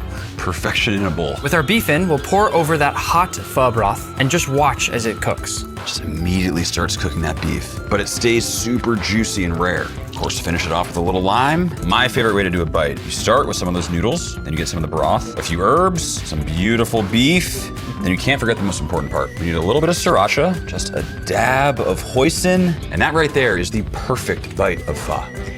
Wow. I love pho, but I'm trying to decide if I don't like it as a breakfast or if it's so good that I'm okay with it being there as a breakfast food, and I don't know the answer. I'm gonna try a bite of the quai. This fried dough is really, really unique looking. Apparently you can dip it into the pho broth here. One of the best bites of the whole video right there. And it feels like I'm eating breakfast now. This is what was missing. I think what I love so much about this bread is the texture on there. It's the perfect spongy texture to soak up soup. We gotta wash this all down with a fresh, young coconut. I am happy to give Vietnamese breakfast an A tier. Moving on to Turkey, we have ekmek, menemen, olives, beyaz peynir, tomato salad, sucuk, and Turkish tea. I love the variety. I don't love the outfits. Well, we're dressed like turkeys for turkeys. Some of you watching may already know this, but I used to not like Salt Bae very much until I met him in person, and he was actually a really cool and normal guy. So I thought I might as well give him a call, see if he'll want to enjoy this Turkish breakfast with us. Are we calling Salt Bae? I'm going to call Salt Bae. Nick, how are you? Hey, how are you? Amazing. I'm in Milan. I'm filming a video right now where I'm having a Turkish breakfast. Turkish breakfast, okay? Yeah, I'm having ekmek, menemen, olives, beyaz peynir, tomato salad, sucuk, and Turkish tea. You're half Turkish right now. I know I'm half Turkish right now. Yeah, I'm half Turkish right now. I hope to see you soon. I'll talk to you soon. Now that we know our breakfast is Salt Bae approved, just one last thing. Let's see who does a better Salt Bae impression.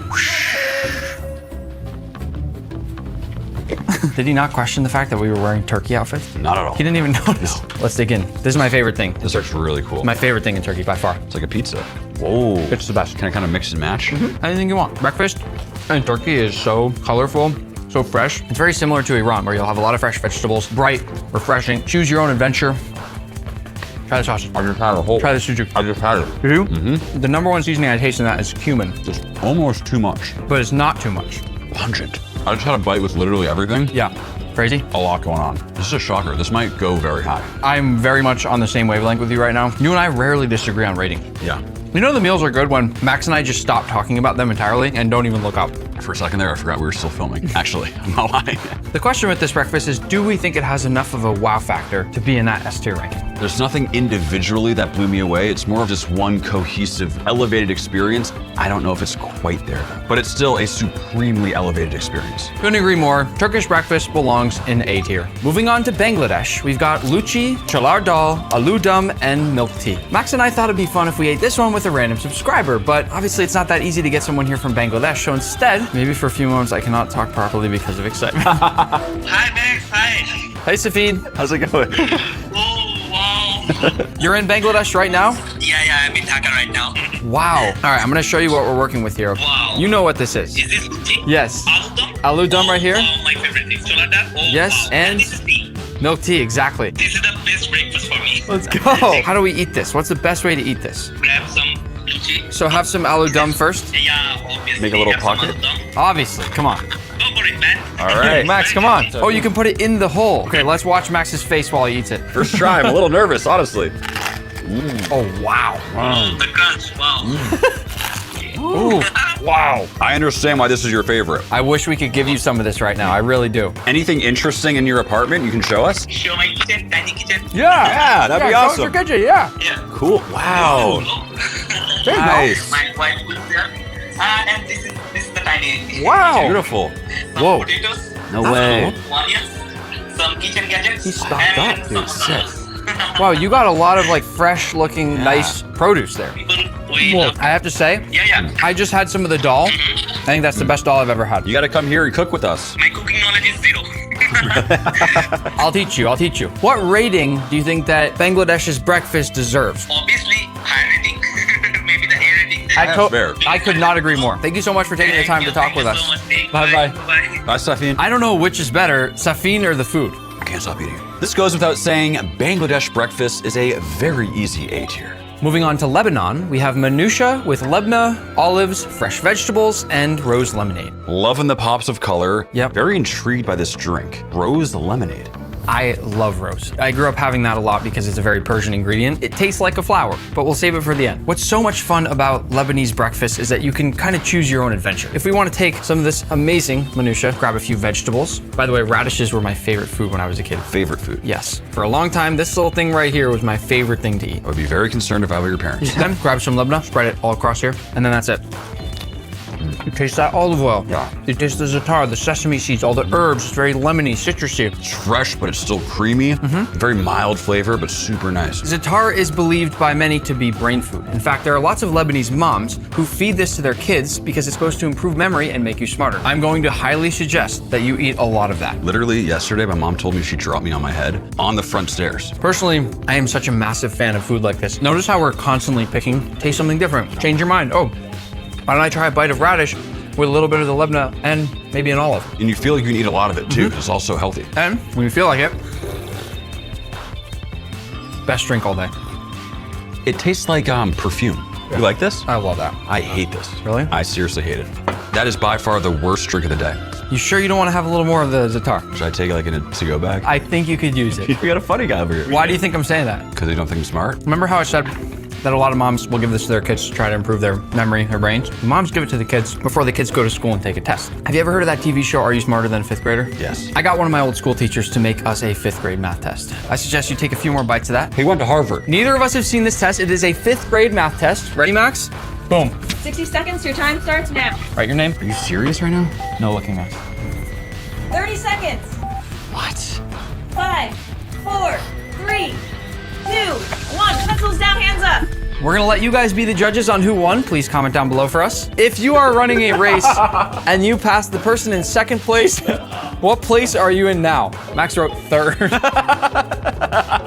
As for the rating, Lebanon breakfast is getting B tier. Moving now to Iran, we have adasi, noon, paneer sabzi, and dough.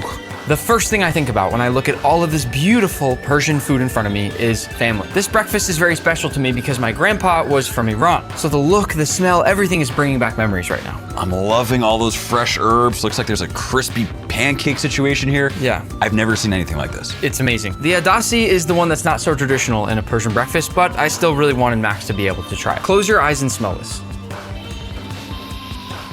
Wow. Right? Yeah. This beautiful bouquet of herbs here is one of my favorite parts about breakfast in Iran. And this isn't just for looks. We actually take these and No. you eat them whole. Are you serious? So you're telling me I just grab a bouquet of herbs and I just eat it like a horse? Eat it like a salad. I have never eaten a salad like this. Good. You don't like it? Huh. Why don't we start with the noon, okay? Ooh, wow. Just tear. Go ahead. That looks so good. Just tear and have fun with it. It's the best. It's like a sesame bread. Just taste. Enjoy. Take a nice piece of cheese, put that on there. Grab some fresh herbs, okay? Maybe you put a couple walnuts on there. A little bit of Persian cucumber. The mint, I would do anything for fresh mint. Make sure you get some mint in there, please.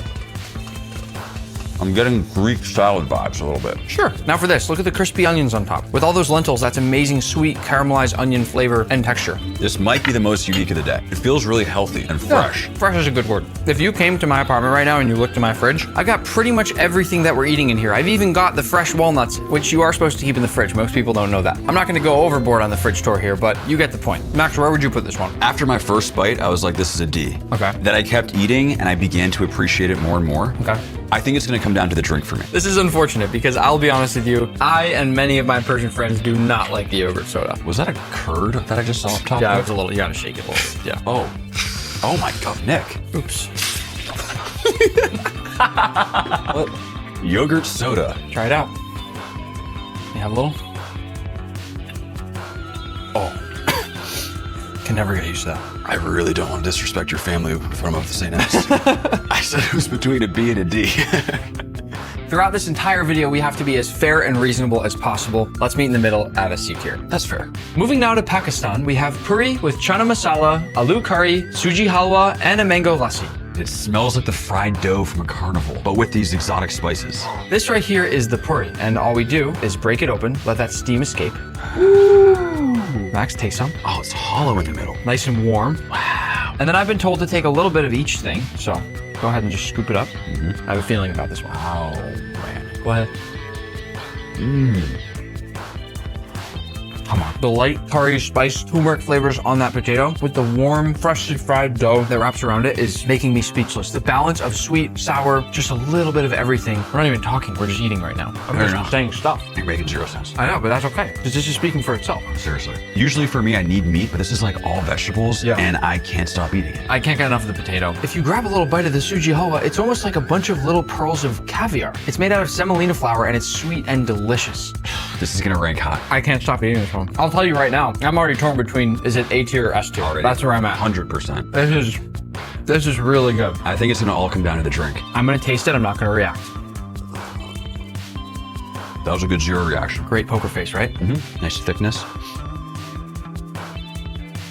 Almost like a carbonated yogurt component. You get that? Yeah. This is a very complex mango lassi. But before we give that ranking, I have a little surprise for you, Max. I'm not sure if you knew this, but Pakistan is known for having a crazy cricket rivalry with India. And they actually played each other in the World Cup last year, and even though I don't understand cricket, it looked really cool. So, I have signed you up for a lesson with one of the best cricket coaches I could find, and we are going to put some clips of that right here. No, I did. It's already paid.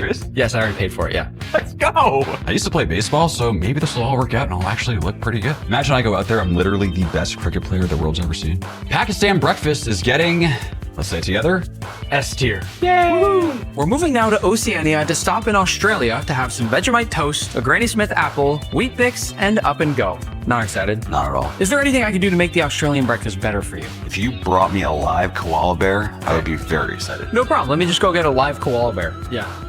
There's no way. How about a kangaroo? Whoa! It's a baby kangaroo. I kind of just thought the breakfast wasn't quite fun enough, but I did think it'd be fun if we had a baby kangaroo. I don't think he likes that.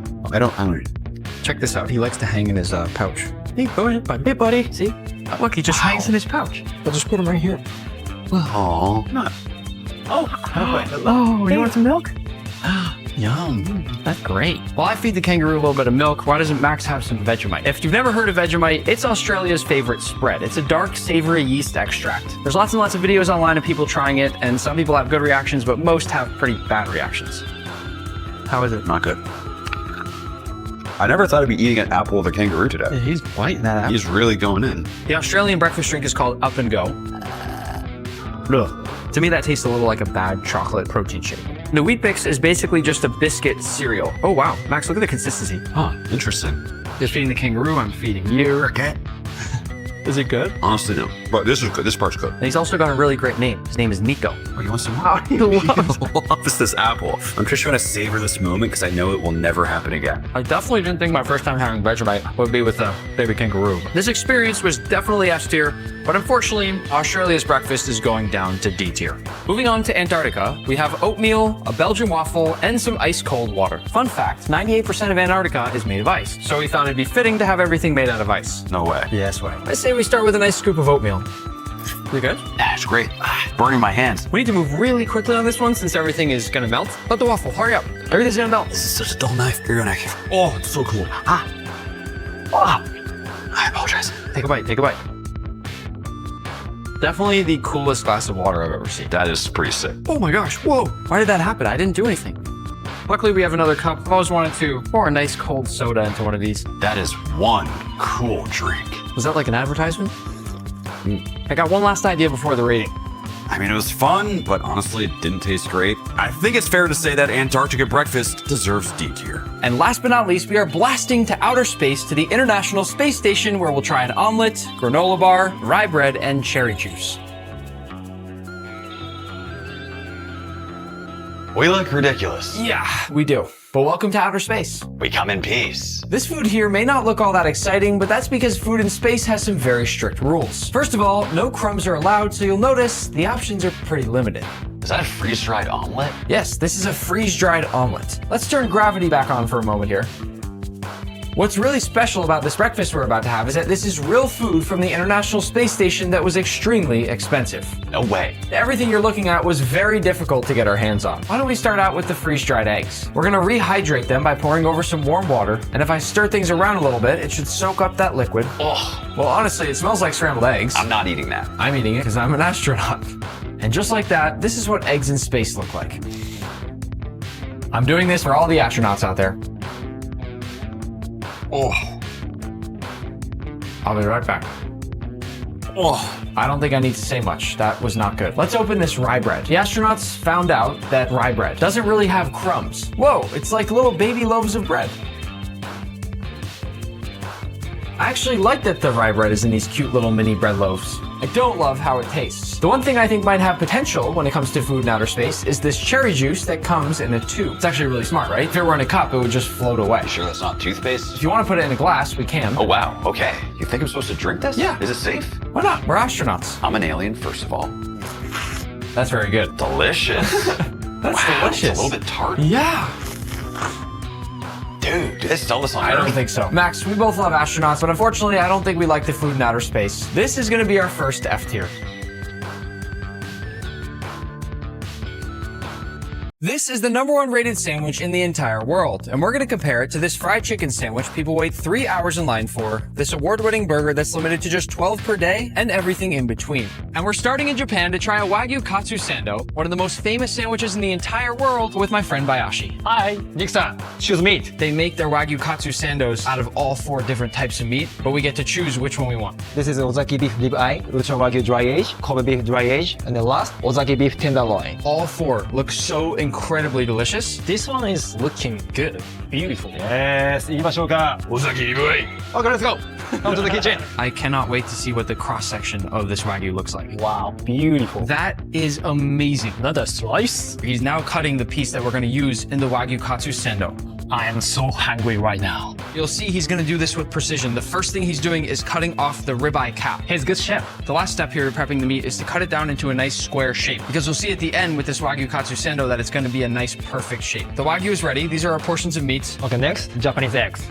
Wait, what? That's how you crack eggs? I don't know how I feel about that. Oh my gosh, look at the yolk. That is the most vibrant egg yolk I've ever seen in my life. What an amazing, amazing color. He's gonna make sure this gets an even light dusting of flour so that the egg can stick to that flour. Then into the egg, and finally into the homemade breadcrumbs. The fact that they're putting in that extra effort to make their own breadcrumbs is one of the reasons you could argue this is the best Wagyu Katsu Sando in the world. Okay, now, deep frying. And these are not gonna fry for long. I'm so hungry. They look so perfect. It's time.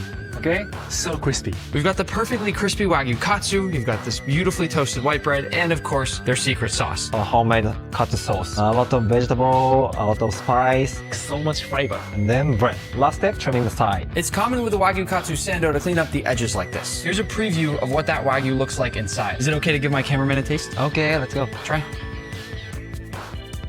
Thank you, Nick. I'll get back to work. He's cutting it into 4 cubes so we can share, Bayashi. I love how you're plating this. That's so cool. Done? Not done. Final step, the gold. Oh. That was so much gold. Kanpai. Kanpai. Wow. I don't know that there's anything that can make that better. Amazing. I want to do one quick test to see if somehow my Osmo steak seasoning can make this taste better. Will you try? Yes. Just a tiny sprinkle, not too much. Wow. Good? Very tasty. Tasty? Very good. More. You want more? Yes, please. Oh, that's good. That's really good. If you ever need it, you can buy it online or in stores at Walmart. I think it's the best seasoning in the world, but does it make the Katsu Sando any better? Better. Amazing. Thank you. Bayashi, do you think this is the best Wagyu Katsu Sando in the world? Yes. Let's go see if our next sandwich can somehow beat this. Next up is a French dip sandwich, made with thin sliced roast beef and a hot beef broth on the side for dipping. And for this sandwich, I brought along my friend Sean. Hey, what's going on, guys? Are you hungry? Well, I'm hungry. Welcome to my restaurant. Okay, let's go. Just for quick context here, Hank also makes cooking videos online. One of your most popular videos ever was your French dip sandwich. Yeah, that's very true. And now you've literally made a restaurant that has possibly the most famous French dip in the world right now. Talk us through it. We start with the baguette, arguably the most important part of any sandwich. Okay. This is Frenchette baguette, crusty and crunchy and rustic, but they're also, they smell nice. Question is, do they smell as good as Sean? I haven't sniffed Sean yet today.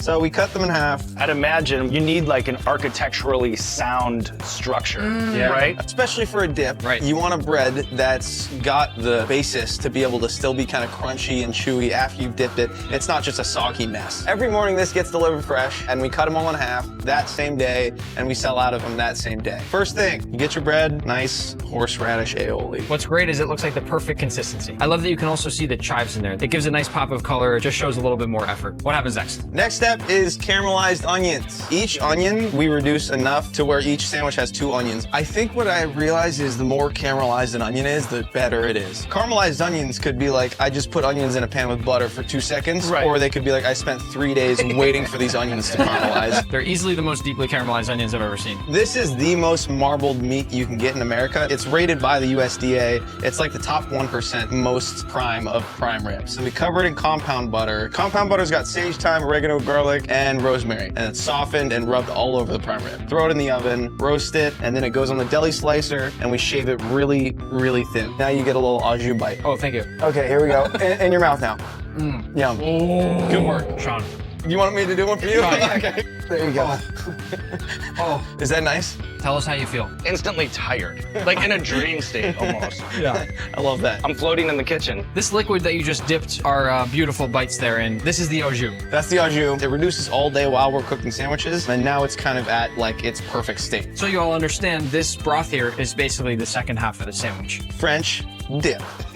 So now more of the au jus goes in here, and this is staying nice and hot over the grill. You're gonna use this to heat up the meat again. This is genius. So you dump the meat in the pasta baskets right here. I love this system. Yeah, but you don't want to overcook it. So this only goes in for like maybe a second. So you kind of let that drip. Boom. You don't want to make the bread soggy. The mega caramelized onions that we showed you guys before, we just spoon those all over the top. Oh yeah, so much flavor in these onions, and they're cooked down so much that I see no reason to not just pile them on completely. Then all they need from there is cheese. So provolone cheese. You could have gone Swiss, right? I'm actually a fan of provolone over Swiss. I'm with you. Swiss tastes like plastic, so I said it. Nick, you are so brave. I got no problems with Swiss. I don't have beef with Swiss. I just like provolone a little tiny bit more. No, you have beef with provolone. Oh! In the oven we go. Boom. This is a convection oven. We do like 24 sandwiches at a time in here, cranking out constantly. Sandwiches are now coming out. The cheese, you can see, makes a little blanket. It protects all the other ingredients from falling out. These just go right on the cutting board. Look at the cheese. I mean, still nice and cheesy, obviously. That's that provolone. We cut it in half, get a nice cross section. That's kind of a money shot. Look at that. Just a big beefy sandwich, really, is what it is. Let's show this guy, too. I mean, look at the cheese on that thing. Plate like this. Usually we kind of like spread the fries around. Those aren't even really fries. That's like potato sticks. We cut them real thin. They're like potato sticks. People comment on that, but I'm sticking with it. I love these. They stay crunchy forever. They're delicious. They're nice and seasoned. Oh my gosh. Right? They're incredible. Listen to the sound. There's a real crunch. Last step, we fill this cup up with au jus. And you keep the au jus in this giant hot tea container. Yeah, it's an iced tea like cooler, but it's perfect for au jus. It keeps it hot all day. Sean, I thought we'd share. Lucky me. I have to say, it smells so amazing. Yeah. It looks so good. We both played a hand in making these things. I've been dying for this moment. Oh, you're backwards. I'm going backwards. This man's crazy. Here it is.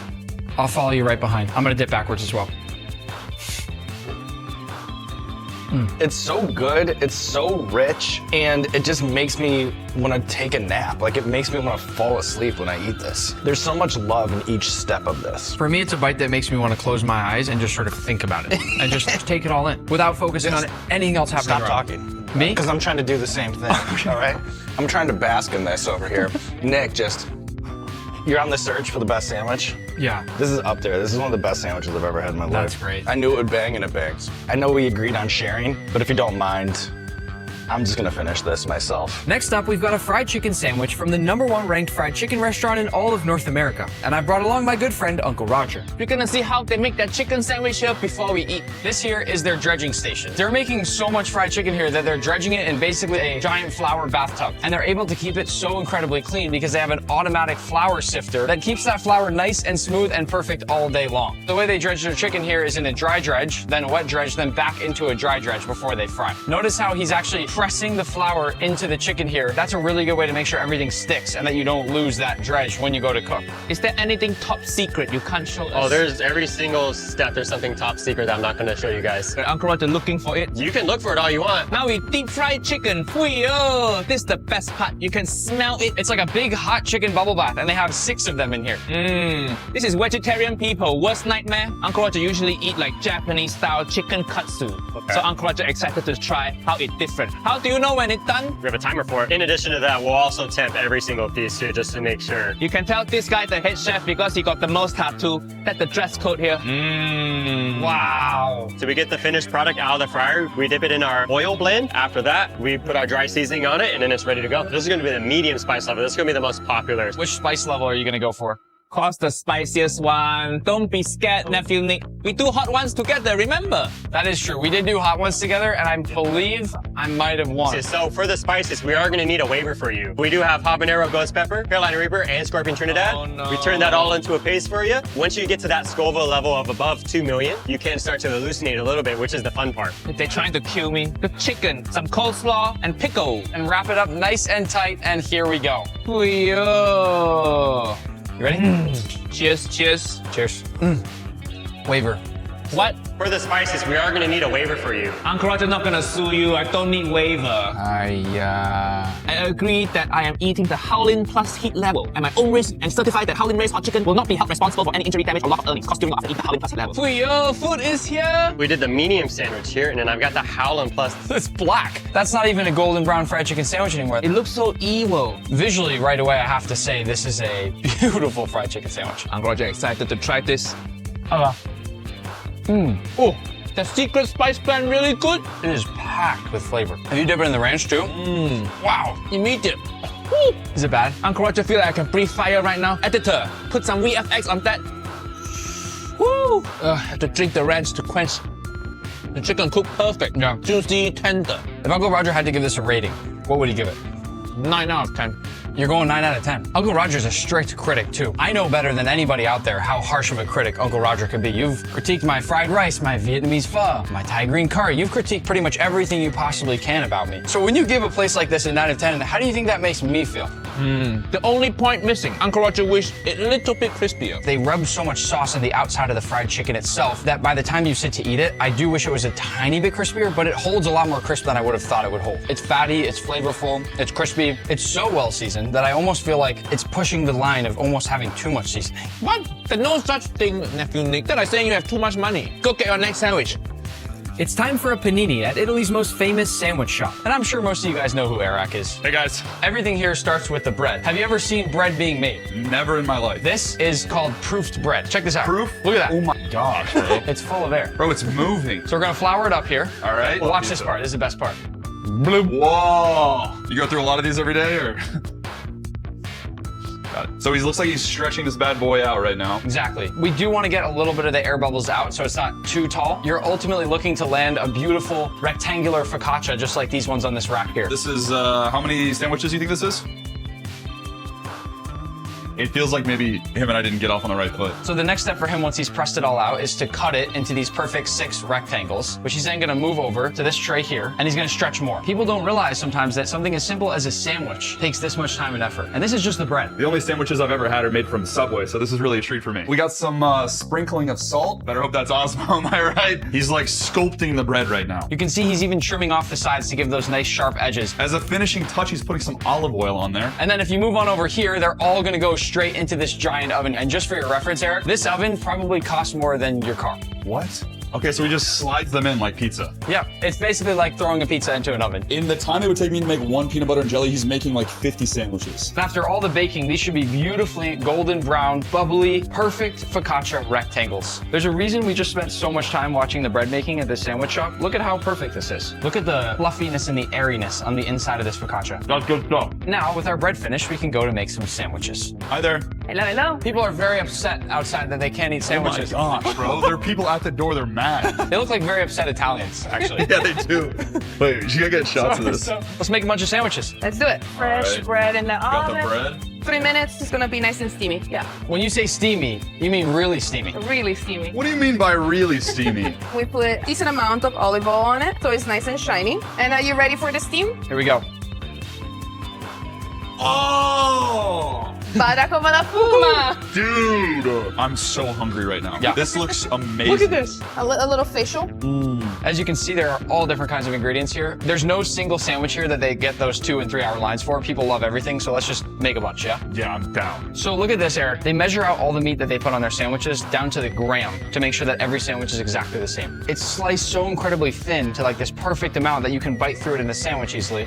So good. We put stracchino cheese first. Okay. Stracchino is a mild caramel cheese, truffle. Then we put the capocollo on it. Capicolo. A little freshness with the arugula and a good amount of Italian olive oil. More olive oil. That's the 3rd olive oil spray. That's crazy. Look at that. Dude, that's beautiful. It's actually beautiful. The most popular sandwich that we have is La Paradiso, which starts with mortadella. Mortadella. Amazing. Nope. You cut it nice and thin. I can almost see the camera through this. It's translucent, bro. It's so thinly sliced. That's the pistachio cream right there. Whoa. That is my favorite ingredient in this entire place. It's like peanut butter, but with pistachios. Dude, look what she's doing. I never thought about making sandwiches as an art form until today. The attention to detail is crazy. This hits on all 5 tastes. So you've got salty with the bread and the meats. You've got bitter with the arugula. You've got umami with the truffle. And then that cheese has a nice mix of sweet and sour. This is the perfect well-rounded sandwich. Could this this inspire you to go home and make something other than a peanut butter and jelly sandwich?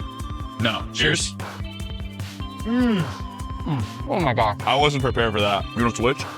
Yeah, you want a bite? Yeah. Bro. Yeah. Slightly better than Subway. 100% verified the best sandwich I've ever had. Let's go to our next sandwich place. It's time for a barbecue brisket sandwich at one of the most famous barbecue joints in all of Texas. I've also brought along my friend Q because Q, barbecue. You get it? The first thing I see is lots of giant crates of wood. Is that where the barbecue brisket sandwich basically starts? Yeah, post oak definitely gives the color and the flavor. What kind of flavor does the brisket get from this wood? Something like cinnamon, like you can smell it. It actually, the meat will absorb it, but you don't want to overdo it. You want to be able to taste the meat, but this type of wood is perfect for it. All of this wood that we're seeing right here is for just 1 week. 1 week. We got our wood, now what? This is the pit house. We got 3 here, there's 2 in the back. It's hot. It's getting hot. So now I'm gonna set up the fire. You make a nice little bed. So you stack 2 long ways and 2 cross. I always like to cook with the bark facing up. That cooks the whole entire pit. Each of these used to be 1,000-gallon propane tanks. They converted them into smokers. Ooh, brisket on brisket. No way, there's more. We also got some beef ribs here. That is nuts. Oh man, those beef ribs. I have never seen this much brisket in my life. Let's close them down. Oh, it's hard. They're heavy. Oh, we gotta build that muscle. Oh, yeah. Dang. Look at this. He's working out all day long. Look at Every this day, thing. man. Yeah. Bulletproof. The biggest thing that I notice here is that underneath the brisket, there's no fire. It's crazy. The fire's all the way over there. It's pushing smoke all the way through. Just airflow. Cooking these briskets. Right now, I'm gonna wrap this brisket and show you how we do it. That's a finished brisket. That's a finished brisket. Look at that jiggle. Woo! Look at that. It is time to wrap. You spread them pretty good. We add some tallow to make sure the bark stays kind of juicy too. Look at that. Nuts. Now we wrap this really good, nice and tight. So you can see. Like a baby. My brisket, baby. Gotta be gentle with it. So once we wrap them, we'll put them back. Okay. And we'll let it finish off. It takes another maybe 2 hours, depending on the sizes. So it's gonna get even more juicy. It's gonna get juicy. It's all gonna be tender. Yeah. The smell is just, Can't forget get it. over the smell. Now we're going into the restaurant. The doors just opened up. There was already a line out there this morning, and it's only 10:18 a.m. You've seen lines that take a whole day. Almost a whole day, yes. Wow. Yeah. So this is the moment of truth right here. This is a finished brisket, and he's gonna cut into it. So this is the perfect brisket. The layers of fat on the brisket, on the decal, you can actually see them. They're there. He's got to cut up the lean part of the brisket because the other side of it is just full of juice. It would soak the whole sandwich. I like that the bun is a potato bun. That's my favorite kind of bun for a burger or any kind of sandwich. First layer, sweet and tangy barbecue sauce. Pickles and then some sliced onions there. Brisket smacked on top. Nick, we sharing this? No, we'll get our own. We'll get our own. It's time to have what many call the best barbecue brisket sandwich in the world. It looks like it. The craziest part is not only did they give us our barbecue brisket sandwich, but they also said we couldn't come to Texas without having a giant meat platter with sides. It's insane. I'm gonna cover mine with some homemade barbecue sauce. I'm feeling like a real Texan right now, Q, I'll be honest. Bang. Cheers. Oh my gosh. You don't even have to say anything. I know. I mean, hit me over the head with this giant beef rib and wake me up. This is just not real. This is not real. If I was really going crazy, I'd open up my sandwich and add a little mac and cheese, creamed corn, a little more sauce, and maybe even some potato salad. And then I would have something even more supreme. What do you call this? I don't even know. If cooked right, brisket should almost work like an accordion. So when I can pull this brisket apart, just like this, wow, that's when you know you're dealing with the world's best brisket. Look at that. My gosh. It falls apart like butter. This is a 10 out of 10 sandwich. 100%. I might call you barbecue from now on. Call me barbecue. Let's move on for some banh mi, the most famous sandwich in all of Vietnam. And I've also brought along my friend Max because he loves banh mi. And I am starving. So this is stew pork belly. It's like a traditional dish in Vietnam. This is my mom recipe. We make it with fish sauce and coconut water, and then we cook overnight. So most people are eating this kind of pork with rice. Yes. Vietnamese culture. Yes. But you found out that it tastes even better on a banh mi sandwich. It looks so tender. Just going in with chopsticks here. Just look at that pork belly. Just the perfect proportion of fat to meat with the skin over the top. Wow. Impossibly tender. So much flavor to it. It smells amazing. I'm just gonna wait until I get the sandwich to try first. Nick, I don't know if you should wait. I have patience, Max. That makes one of us. The cool thing they do here is they don't serve the pork in the big pieces like Max just ate. Because it's so incredibly fall apart tender, they're mashing it up to break it up into those nice, smaller, bite-sized pieces and make it really, really soft when you eat the sandwich. It's not just the meat, they're incorporating all those flavorful braising liquids as well. It's got your approval, Max? I could eat this by the spoonful. You gotta tell us about that bread. It looks so good. This is like a homemade bread. In Vietnamese, we call banh mi. That texture. The first thing I notice here is that it's extremely light, and I feel like you're gonna get that crispy outside and then that soft, fluffy inside. Just look how delicate it is. In Vietnam, people used to eat this banh mi because it's very light, and also you can put a lot of meat inside. When you eat it, it doesn't feel like it's heavy. I think the main key is liver pate. We make it with the pork fat, pork liver, and chicken liver. So basically, this pate is part of the sauce for the sandwich. Is that right? Exactly. What else goes into it? We will put this homemade mayo. Look at the color, it's so vibrant. That does not look like store-bought mayo. I would eat a spoonful of that right now. And look at all those fresh toppings. I mean, the chives, hand-sliced cucumbers. Check out the pickled radishes. Those look so good. That is also some of the freshest looking cilantro, which also happens to be one of my favorite things of all time. This is juicy Vietnamese minced pork. You go one side, I'll go the other. Wow. It's a little sweet. It almost has like a tacky exterior. I told myself I wasn't gonna eat anything and wait for the sandwich, but that is... What's happening over here? This is grilled chicken. This is for another sandwich. It's for a different sandwich, so Max, we don't get to eat this one. The best part, besides eating it, is building the sandwich. So we cut the bread first. Using scissors? Never seen that before. And then the next step is we're going in with that pate that we saw earlier. Now going in with the homemade mayo, still can't get over that color. I already love the fact that there are sauces on either side of the sandwich. That's very, very important in a sandwich. I think what I love most is that they mixed up all that pork earlier to mix the juice and the meat together, because normally you actually lose so much juice off of that meat. If we remember that big piece that you held up, all that juice kind of falls off. But when you mix it into the meat, suddenly you got this really juicy bite. My mouth is watering. This is the most excited I've been for a sandwich, I think, in my entire life. So afterward, we put some fried salad. Fried shallots. And then chicken floss. Chicken floss. The best way I could describe chicken floss to all of you watching is chicken in cotton candy form. Crazy texture. This is Vietnamese herb. It's called lasa. And now we're adding the stewed pork belly. Oh, the main event. It looks so juicy. I think this is gonna change the way I think about a banh mi. Yep. And as if you thought there couldn't be more flavor, now we're putting on some spring onion oil. This is the crispy pork skin. Crispy pork on top for texture. Try how crunchy it is. After the banh mi bake, we will put some veggies. 14 or 15 things go into the one sandwich. That's mind-blowing. So after we toast it, we will put some chili. Are those chili spicy? For you, it's spicy, but for me, it's nothing. Now, cucumber, spring onion, pickled radishes, and last but not least, a ton of cilantro. I hope not too many of you watching this video taste soap when you taste cilantro, or you're gonna be very upset by what just happened there. I'm very curious to see what the cross-section of this thing looks like. Look at all the layers. This is one of the most colorful, beautiful sandwiches I've seen in a long time. It looks like a masterpiece. The texture when you crunch it, did you hear that? Yes, it's time for a bite. This is crazy. There is so much variety. This is my first bite of what I feel like is a true masterpiece of a banh mi. It's just a different level. I usually don't love pâtés, like livers or anything like that, but it really adds this creaminess and this depth of flavor that, combined with everything else, just takes it over the top. It is a little messy. I hate using the word best because I use it a lot around you. I'm like, that's the best barbecue I've had. That's the best this. It's because I always bring you to all the good places. Right now, in this moment, this is the best sandwich I've ever had. Next up is a shaved cheese sandwich, which are very popular in Paris. And this is my friend Charles, who says this is the best sandwich in all of France. I'm sure you're gonna love it. Ça va, je suis pas trop couvert. C'est bon. On voit moins mon bide comme ça. You will see it's very typical. You can pick different kind of cheese. You can try the cheese before. It's very special because they toast the sandwich. So I hope it's gonna be the best. Let's go, les beaux gosses. The first thing that happens when you walk in here is they have two different cheeses sitting out, and they're gonna let us taste both cheeses, and then you pick which one you want on your sandwich. I'm gonna ask him if I can mix the cheese, because that really upsets French people. They don't like that. Can I, maybe I'll mix the cheese, yeah? No.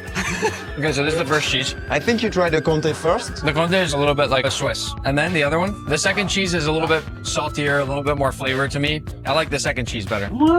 So this is Comté. Oh yeah, he's gotta get some too. Thanks. Even though he owns the place, he still needs to try it, make sure he likes it.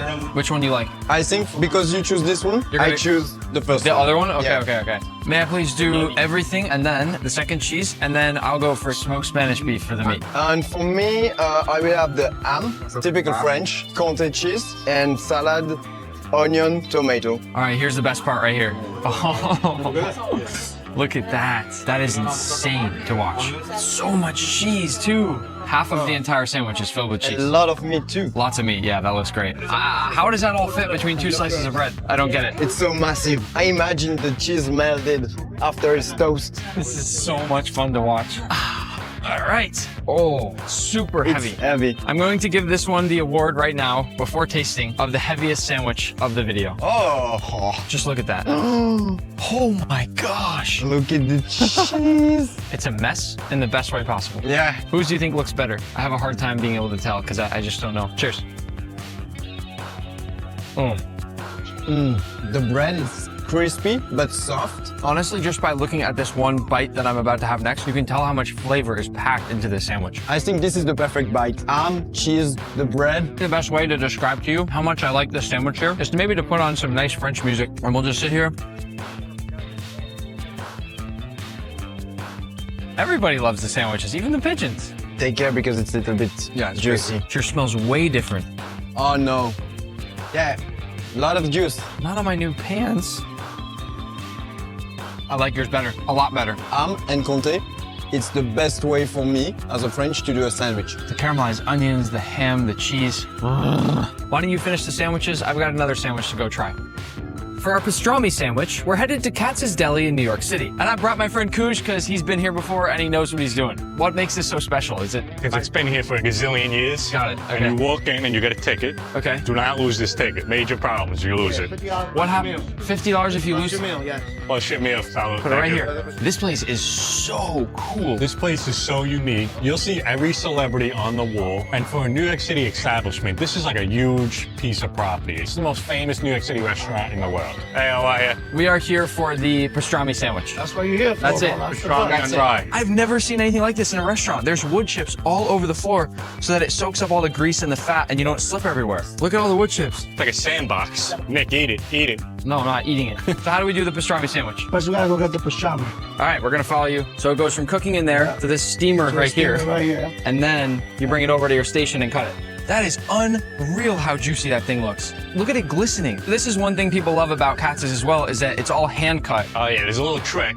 You come here, you give them a tip in the jar, and then they give you a nice little slice of pastrami as you wait. The bigger the tip, the bigger the pastrami. How big of a tip are you gonna give him, Kuj? $20, that's nice, huh? You really are like a Picasso with a knife, like. Yeah, but I've been doing this for 21 years. How many pounds of pastrami you think you cut up? Me by myself, I don't know, but we go through anywhere from 40 to 45,000 a week. 40 to 45,000 pounds of pastrami a week. This is the best pastrami on the planet.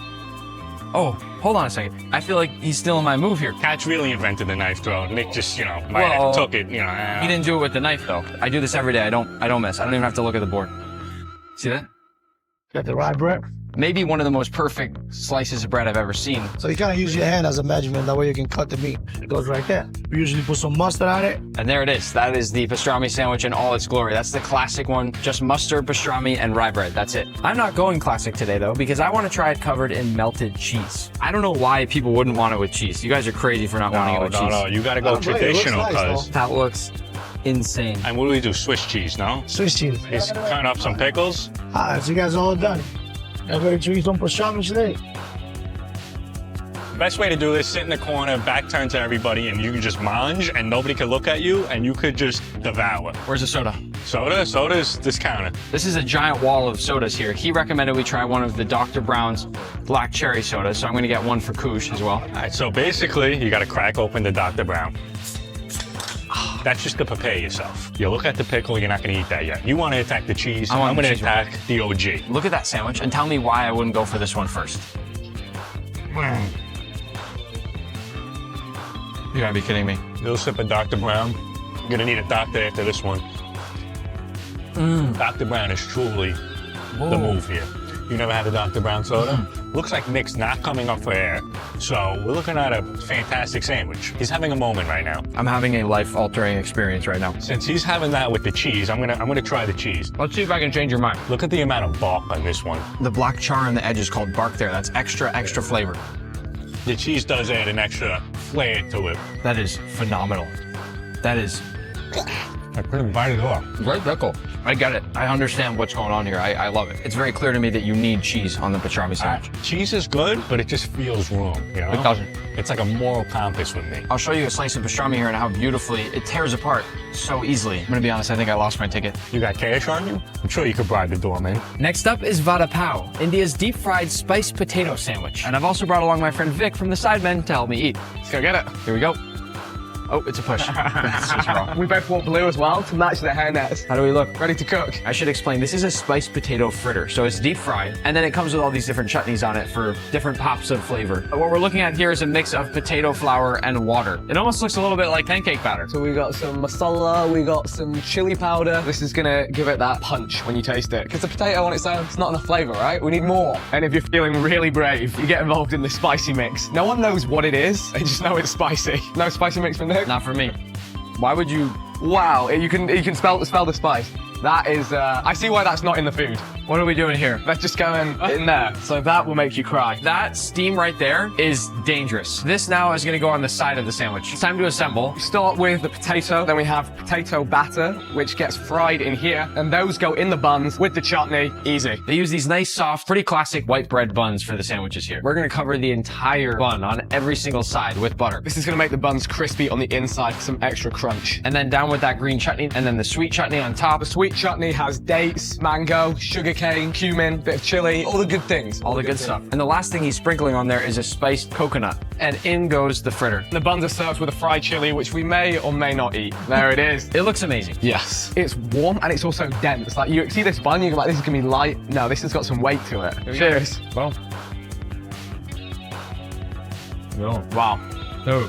That's seriously good. I'm a big fan of this. Think of mashed potatoes with some really nice spice in there, and then it's crispy fried on the outside, and then you've got a hot buttery bun with a few different sauces that all balance each other out really, really well. And sometimes fried food tastes really heavy, especially when it's fried twice. This is so light and like easy to bite through. I don't know how they've done that. I understand the hype. I do get it now. I really wish we could try these, but I think we are having some camera problems, some technical difficulties. Yeah, actually, like, you see the time. You have to go as well? I have to go. Okay, so yeah, we'll just fix the camera and go to our next sandwich place. Our next stop is for a burger that's been rated the #1 burger in the entire world. And this is my friend Patrick. He loves burgers. No, Yeah, you're right. So this is our homage to the classic tavern burger, but our version leans towards Japanese flavors. This burger specifically too, it's A5 Wagyu. It's not very traditional. How many burgers do you make a day? 12 a day. That's it? No more. It allows us to offer something unique and then pivot to the rest of the menu. They open at 4 o'clock and in 8 minutes, they've already sold out. And I've been told the record time is 1 minute. This is some beef tallow. We want a really crusty Maillard on the outside to complement the soft interior. This is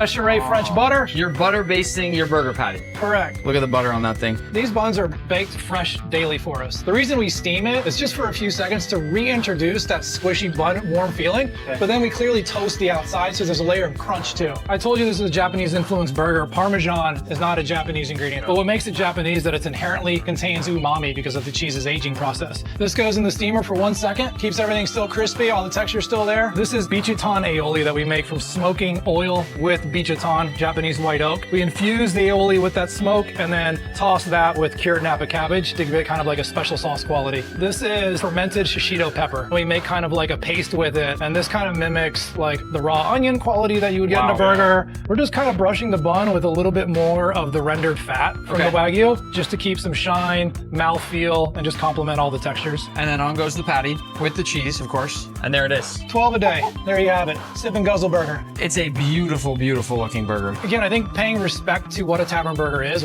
was the big responsibility. Right. So we wanted to stay true to what people enjoy about it, just getting the ratios right. There is absolutely no question in my mind that this is the most perfect burger I've ever seen. Just look at it. It's shining beautifully. This is the first time I've ever stared down a burger and felt bad that I was about to bite into it. I just want to frame this and put it on my wall. Oh my. Oh yeah. I can't say anything. It just melted in my mouth. The name burger isn't right for this. It's not. It's not right. It's not right. Even the sesame seed detail on here. I love it. They're perfectly all spaced out on the top bun so you get an even amount of sesame seeds. Everything is so well balanced. The cheese isn't too cheesy. The fermented shishito peppers work so well with all the other ingredients. This is honestly amazing. Wait, Nick! I'm leaving. Let's go to our next spot. We'll move on to a submarine sandwich, more commonly known as an Italian sub. And I've also brought along my friend Marquez to help me review the sandwich. Ready? They're famous for their homemade mozzarella. So they make all the mozzarella by hand in here. Have you ever seen homemade mozzarella? Never seen it. Perfect timing, because I have to make a batch right now, so come this way, all right? I've never been to a sandwich shop where anybody makes their own mozzarella. We're doing the right thing. This is the cheese curd. Correct. All right, so you're pressing it to separate all the cheese curd into like thin layers first. This is probably not how you thought cheese was made though. Honestly, I don't think I even had a preconceived notion. You could literally do anything with this and I'd believe you. Now we're gonna bring it together, so corral it, okay? Your Oh, job. you're all of it. She's naturally coming together. Yeah. They want to blend together. Oh, look at that. Starting to look cheesy now. I'm coming up with the stick, right? Yeah. I'm stretching it a little bit with my hand. Okay. All right. So now we're gonna stretch it one final time. Sweet. That's awesome. Look at that thing. Not only do you just make mozzarella, but you're actually going to braid the mozzarella. Correct. We always made braids. Why? I don't know. That was way before my time. It looks That's super cool. You're talking going back to the 1930s. And Whoa, you're quick with it, huh? And right into the cold water or what? Cold water, yes, because we want to stop the cooking. There it is, the finished mozzarella. Now this is the finished product that you would see in the window. You'd have it on the plate. You'd have it on the sandwich. This is it. That's the freshest you could possibly imagine. Oh yeah, it doesn't get fresher than that. Salty on the outside, milky, soft, chewy on the inside. It's delicious. This is gonna ruin all future sandwiches for me. Where does this go now? To make the Somebody's sandwich. gonna have Up to the front make a counter, sandwich. let's go make a sandwich. All right, the Italian combo is 2 meats. Brigantine, super side. They both go very well together. Is the other one super Bru- side? Super side. Super side. Like Superman, but super side. So it looks like you slice all the meat here to order every time you make a yes. sandwich. And this is the mozzarella we just made. Yes, fresh from Marcus and Nick's hands. And you put mozzarella on every single sandwich that you make here, correct? Pretty much so. But if you don't like the mozzarella, we have other cheeses. Yeah, it makes sense. But this is almost a given. So on this one, we'll do the roasted peppers here. Cool. Hot peppers. Hot peppers on the other side to mix it up. Then a Love little it. oil and vinegar. Oh, that looks so good. Gentlemen, cut it in half. This week you guys share. Ready? Mm-hmm. Diving in. Usually, when the food's really good, I find that most people are pretty quiet.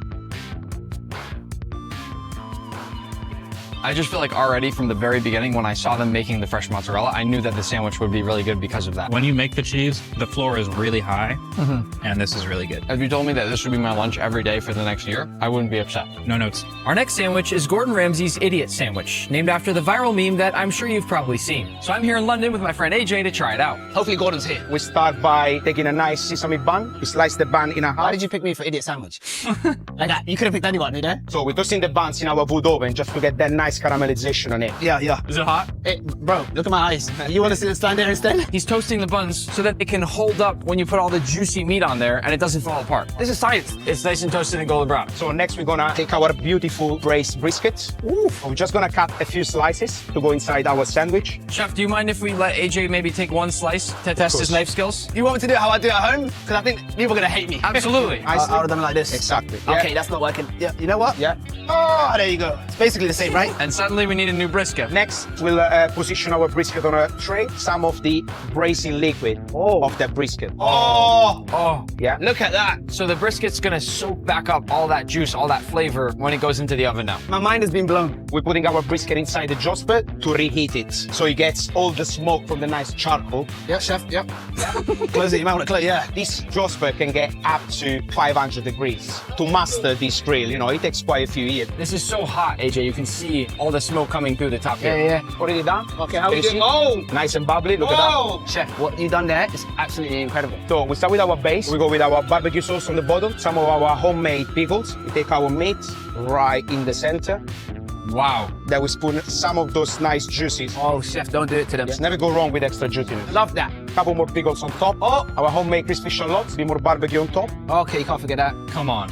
And then all we're gonna do is plate it and eat it. Let's go! Oh! That's a beautiful thing right there, Chef. You ready to eat? I'm ready. If I've ever seen a sandwich that looks like an idiot, it's this one right here. I like that they use a wood-fired pizza oven. There's flavor from that. And then they have this amazing charcoal grill, so there's more flavor there. And that's on top of all the other ingredients in this sandwich right here. How do we even attack this? We need these for sure. We definitely need that, you're right. A lot softer than I thought it would be. Wow. That's really good. Mix it in with the little fries. Oh, what happened? Wow. Oh. It just hit me. When I try something nice, it like, takes me away. Okay. Yeah. It took you right off I was the about chair. to run to the chef right now. Oh, really? Yeah. Oh, go for it. Chef, come closer, come closer. That was an excellent sandwich. Thank you so much. Glad you enjoy, man. No, Glad you enjoy.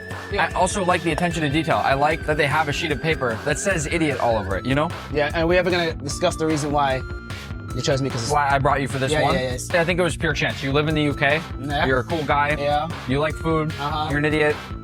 This is a great sandwich, and for anyone watching, I'm not an idiot.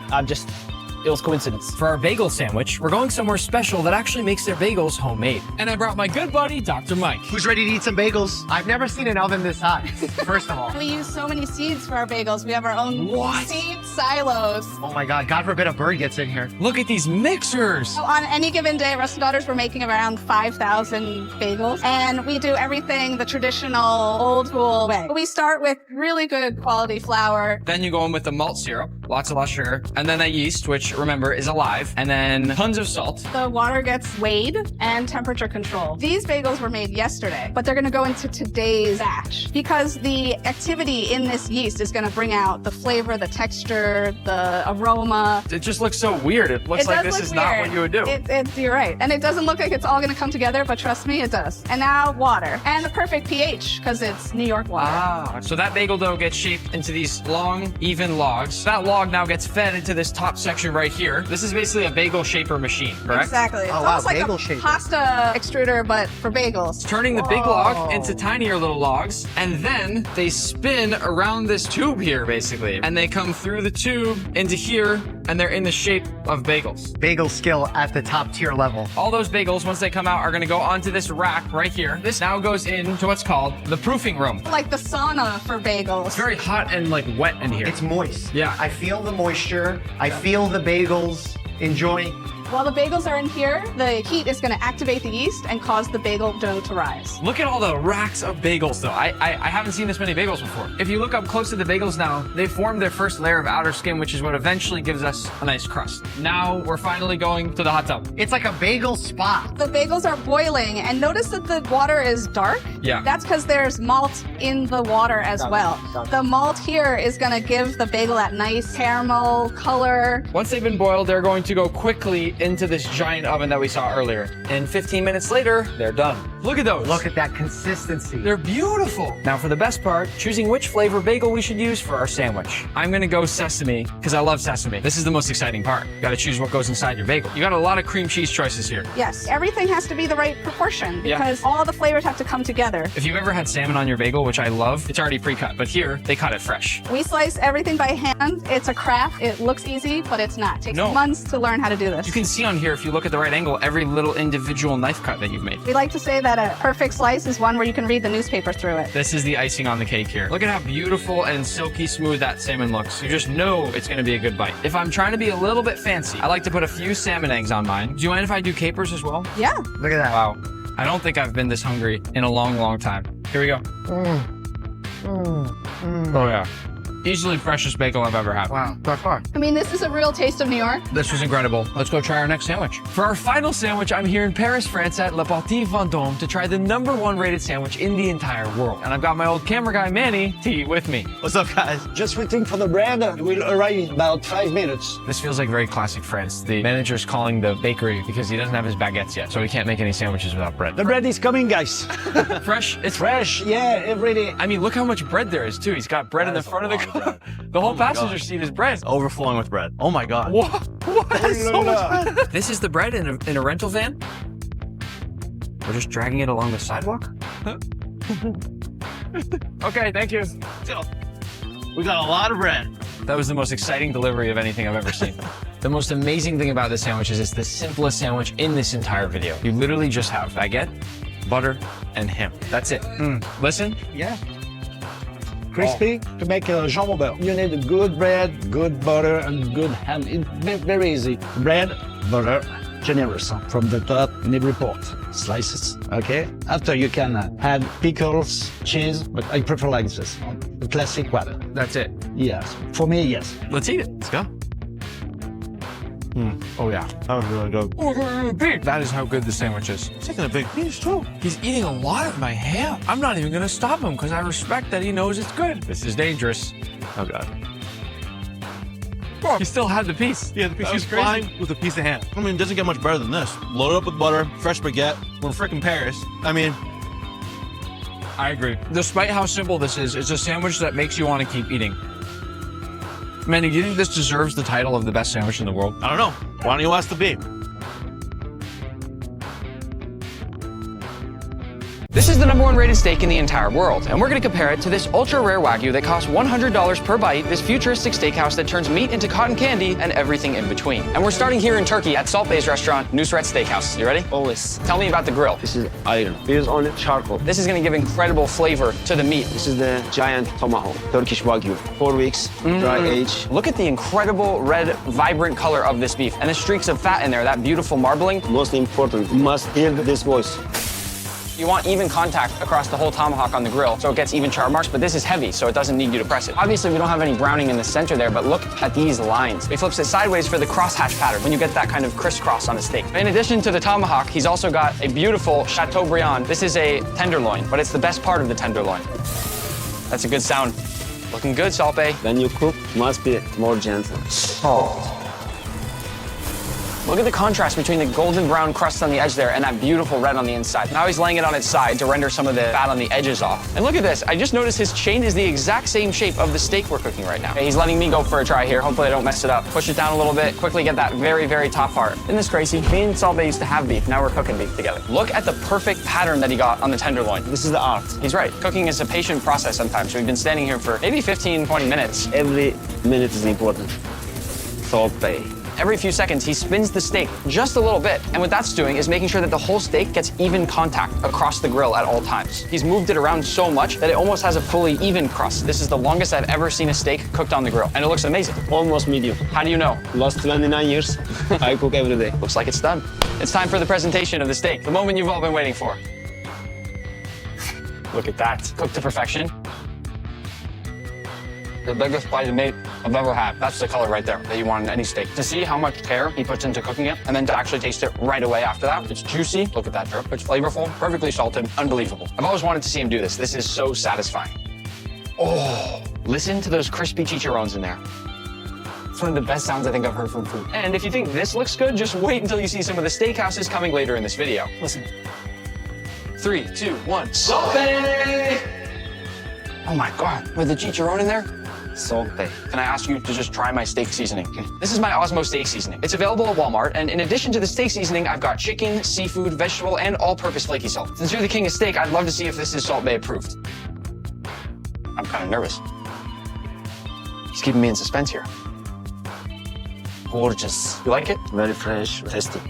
Salt Bae, one of the best bites of steak I've ever had. Our next stop is a Michelin-starred steakhouse called Cut, and here we're gonna try the rarest steak in the entire world, Japanese Kobe beef. It's so rare that each cow actually gets its own official birth certificate. Oh, and this is my friend Eric. He's gonna be eating with me. How's it going, guys? Why would you wear Crocs? I told you multiple times this was a fancy restaurant. You can take the man out of the Crocs, but you can't take the Crocs out of the man, am I right? I feel like I'll regret introducing you to the head chef, but I'm gonna do it anyways. Nick, nice to see you. How's it going? How are you? I am looking for the dollar menu. Not here. This is what we're going to be enjoying today. This is the real deal Kobe beef. All Kobe beef is Wagyu, but not all Wagyu is Kobe beef. So it has to meet a certain criteria. To be eligible to sell it, you have to have this certification. It's about $100 an ounce. I've had people cry after they've taken a bite of this. What are we about to experience? You know regular steak, right, Eric? Yeah. Well, if you jump a few levels above that, you get Wagyu. Very fancy Japanese beef. But then above that, there's this very small amount of absolutely perfect Wagyu that qualifies as Kobe beef. And this is considered the best steak on the planet. It's like Big Mac, but 10% better or something like that. No. What I love so much about Wagyu is every single cut is different, like a snowflake. One of the other things that makes it so expensive is you're trimming off so much of these different parts to get to the core of the Wagyu. This one little piece right here is about $25 worth of Kobe. Look at it compared to my head. What are you gonna do with this? The cool thing about Kobe beef, you can do whatever you want to it, and it's not going to suck. So are you thinking like chicken McNuggets? Dude, the whole space back here is hot. Like, it's not just this, it's like the entire kitchen is like scalding hot. It makes me angry back here. I just want to do a quick challenge and see which one of you can hold your hand over the grill longer. Eric versus Chef. 3, 2, 1, go. I'm gonna have burns from that. I can't feel anything. Dude, what are you talking about? Anything. All right, let's cook. Where do we start? This is a little bit of rendered Wagyu fat. Wow. So not to change the flavor of the beef at all. See how he's seasoning from high up, guys? This is how you're supposed to season. Kobe goes on. The smell is insane. Do you feel like a high level of responsibility cooking this meat? 100%. Yeah, I mean, this is something that you cannot mess up. You're saying that to me like I would mess this up. You absolutely would. What's so cool about how they cook this Kobe here at this restaurant is that they're getting the flavor and the grill marks from the charcoal and the wood over here, and then they're moving it over to a plancha to cook it the rest of the way through in a different way. I like it a little past medium rare. It looks so good. You might shed a tear or two. This is going to be the best steak you've ever had in your life. You guys are in for a treat. We're just going to serve it simply with a little bit of salt. The plating is awesome. Super simple. Let's do this. Cheers. I actually can't believe that. That's insane, dude. That was the best bite of food I've ever had in my life. This might be crazy, but I want to try with my new seasoning. Our slogan is that Osmo makes everything better. This might be one rare exception where I don't think it's going to be the case. That's insane, dude. It's fun. The only thing I feel like could make it better is some ketchup. Let's go to the next steakhouse before I get mad. Our next restaurant is a Brazilian steakhouse called Max and Guga's Meatery. Since my friend Guga is Brazilian and Max cooks meat almost every single day, I asked them to open a one-day restaurant just for this video. Nice to meet you. Nice to meet you. Heard so much about you. This is quite possibly the most exclusive steakhouse in the world. It is as exclusive as it gets. Max, fix it, please. Yeah, just slap it.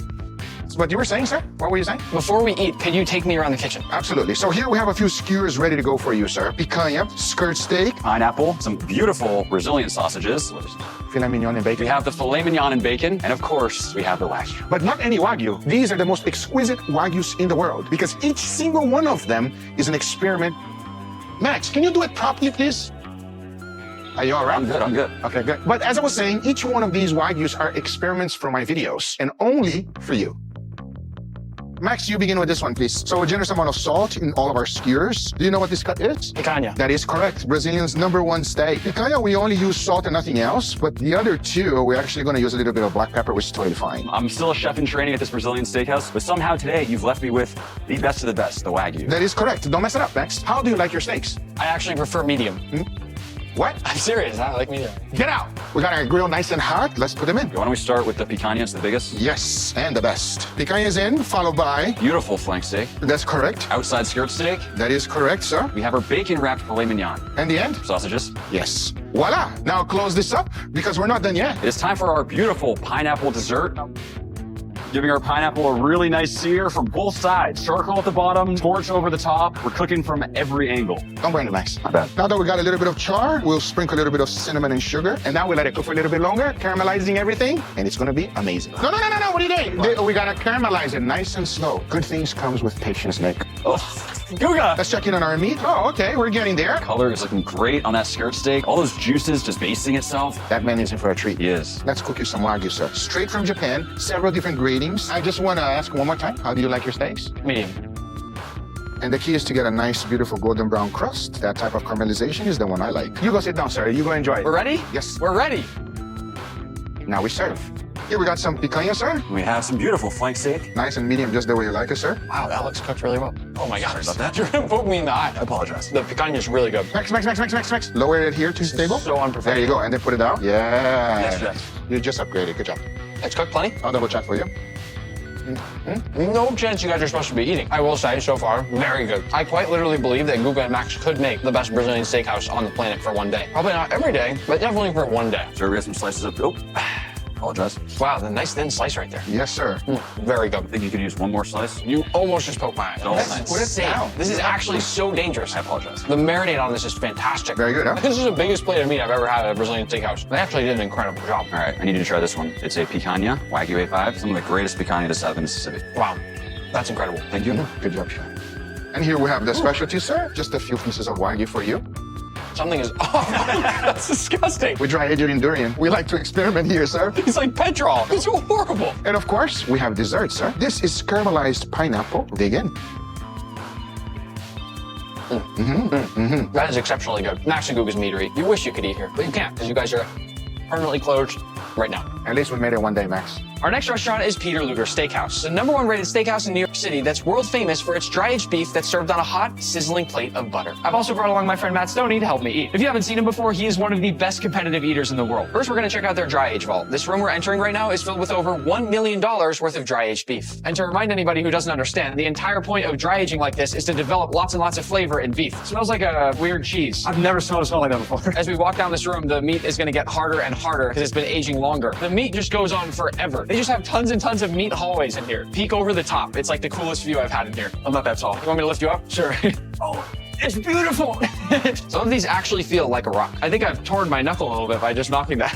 I can push this as hard as I can with my hands and fingers. Nothing. Now the hardest part, picking the meat that we're gonna eat. Dude, I eat hot dogs. I have no idea what I'm looking for here. Ooh, look at these guys. That one is huge. Matt, I think I found our meat. Frank is a master butcher. He's gonna help us break this thing down. And he's gonna start by trimming off that outer bark since we can't eat that part. And then that right there is the first full steak being cut. Of all the pieces we just got, this is the biggest, nicest one. This is a porterhouse. But there's just one more quick step before cooking, which is to trim off some of that excess fat. Here's a good before and after look of trimming off that that fat. Matt, be honest, in one sitting, how many of these do you think you could realistically eat? That stack looks doable right there. What? All right, time to cook this bad boy. They have these crazy ovens here. It's basically like a giant broiler. These are 1,000 degrees Celsius. 1,000? And as you can see, they put a lot of very fine salt on the top of the steaks. The reason there's so much salt is it's only going on that top side. And then later, when they add the butter, it's gonna melt down with all that salt and create almost a sauce. I've never seen steaks cooked like this before. Like the flame is right there above it. It's oddly calm. Oh, it's on fire. It's like making a s'more. Looks like it's time for a flip. Oh, nice. Oh, baby, there we go. Look at those bubbles on there. All of that really fine salt has dissolved across the steak. When it's almost done cooking, they're gonna slice the steak. And as a reminder, this is a porterhouse, so you get both that New York strip and the tenderloin here. But the very final step is to cook it a second time in some butter to give it some extra last-second flavor, and that way they can send the finished plate out to the dining room when it's still hot and sizzling. Matt, you wanna share or you want your own? Is that a question? This looks amazing. I think there's something about watching it be cooked that makes me hungry. It's like waiting in line at Disneyland or something, you know? It's like you see all the action, you get really excited. I'm gonna go for a piece of the tenderloin first. I'm going for a little butter dip as well. Dude, the butter's insane. That butter is really good. I can taste the dried flavor. The crust is crazy. I don't think I've ever had a steak like this before. Usually there's some sort of flavor. This is like the most pure salt, butter. Well, that's the thing. The coolest part about the steakhouse to me is that the flavoring is all done in that dryage room downstairs. They don't need seasoning, but maybe they don't know about Osmo. We're moving on to Born and Bred, the 15th best steakhouse in the world known for its Hanu beef, Korea's ultra-rare version of Wagyu that never leaves the country, which means I had to fly all the way here just to try it. And I've also brought along my friend Doobie to eat with me. Annyeong! Ready? I'm ready. They're letting us first take a quick peek in their butchery where they prepare all the beef for this experience. What differentiates Hanu versus other types of butchery is that the cuts are much more specified to really make sure you get that really nice texture and flavor all in one. What they're doing here with this beef is mostly letting the lines of fat guide where they cut so that they're not cutting through the actual meat. But what's really crazy to me about all this is that I'd never heard of Hanu before we started working on this video. It's such a well-kept secret in Korea, and that must be for good reason. This is amazing. Wow, so fancy. I know, I didn't know it would be this fancy. The first dish we'll get to try is this steak tartare made from Hanu top round. What a bite. Wow. I'm really excited for this second one. It uses the Hanu beef rump, and they're combining it with strawberry. I've never seen anything like this before. There's also some honey-infused vanilla oil going on top, as well as a little mint leaf there. Oh my gosh, it tastes like a dessert. Wow. First thing that came to my mind before I tasted the beef was strawberry shortcake. You're onto something. Next, we get to try this Hanu tenderloin topped with a bit of truffle. I really love the simplicity of this dish. Meat and truffle, how could it go wrong? That's a juicy fella. It tastes so pure, but the flavor is not very overpowering in a nice way. It's unlike any piece of beef that I've ever tried before. Before our next bite, it looks like we're getting a palate cleanser. Some mango with a little bit of black lime zest. Oh my gosh, I'm gonna start eating my mangoes with lime zest every time. This next course is really creative. It's a Hanu top blade that's cooked using both charcoal and snow. Why are you resting the meat on the snow? This is what our ancestors used to do. Put on the charcoal and cool the meat down, put on the charcoal, do this job. Back and forth? Yes. That's so cool. So it's like rapid resting. I'm curious to see if this works. It's one of the best bites I've ever gotten. I'm not totally sure what this next course is, but it's being very carefully grilled in some traditional Korean paper. And they're also constantly spraying it with water to keep it moist. He's untying it now, almost sort of like a Christmas present. Whoa, is it a perfect mix of beef and fish? I think it is. What's being smeared on top is a doenjang sauce. Doenjang is a Korean traditional bean paste that's been fermented for longer. And now he's using a torch to caramelize the sugars to really boost that flavor. It tastes like a hamburger patty with miso black cod. Nobu meets McDonald's. Getting close to the end of the meal now, we've got some hot pot using Hanu top sirloin. I love how they're using every cut of beef in a completely different way. It tastes like a fresh garden. For me, it's the textural component of the vegetables. It's almost like noodles. The fresh wasabi and the fat together are really good. The final dish is a Hanu bulgogi, the national dish of Korean royalty. This right here is the dish I flew all the way to Korea for. This is making my mouth water. He's plating this with the beef drippings and the broth. What is this? It's a pansang, the Korean classic table fare. This is the highlight. Where do we start? I think I'm gonna go for a leafy green. We put our beautifully seared kalbi on top. We do a little bit of the marinated raw crab, a little bit of rice. You wrap it up. Boom, here we go. There's so many flavors here, but what's so much fun is that you can build each little wrap each time however you want. This feels like a friend who, after summer break, just got a total transformation. It's like, girl, who is she? I have absolutely no idea what you're talking about. Our next stop is Kote, a Michelin-starred Korean barbecue restaurant that's the #1 ranked steakhouse in America. I don't have a guest for this one, so I'm sending one lucky subscriber here for dinner instead. But don't worry, there are plenty more guests joining us later in this video. Here comes the chef. He's gonna start by oiling up the grill with some beef fat trimmings. This first guy here is hanger steak. Ooh, and we're already cooking. Of all the restaurants out there, Korean barbecue is one of my favorite because you see the food from start to finish. Rotating it around a little bit. Yes, because it has different hot spots. Look at that. My first bite of beef here. The hanger is the most underrated cut of steak. That's my favorite cut, actually. Me too. Boom. I love how many sides there are, by the way. The sides here are actually part of the reason this is the only Michelin-starred Korean barbecue restaurant in the United States. I'm gonna use them to make a nice lettuce wrap.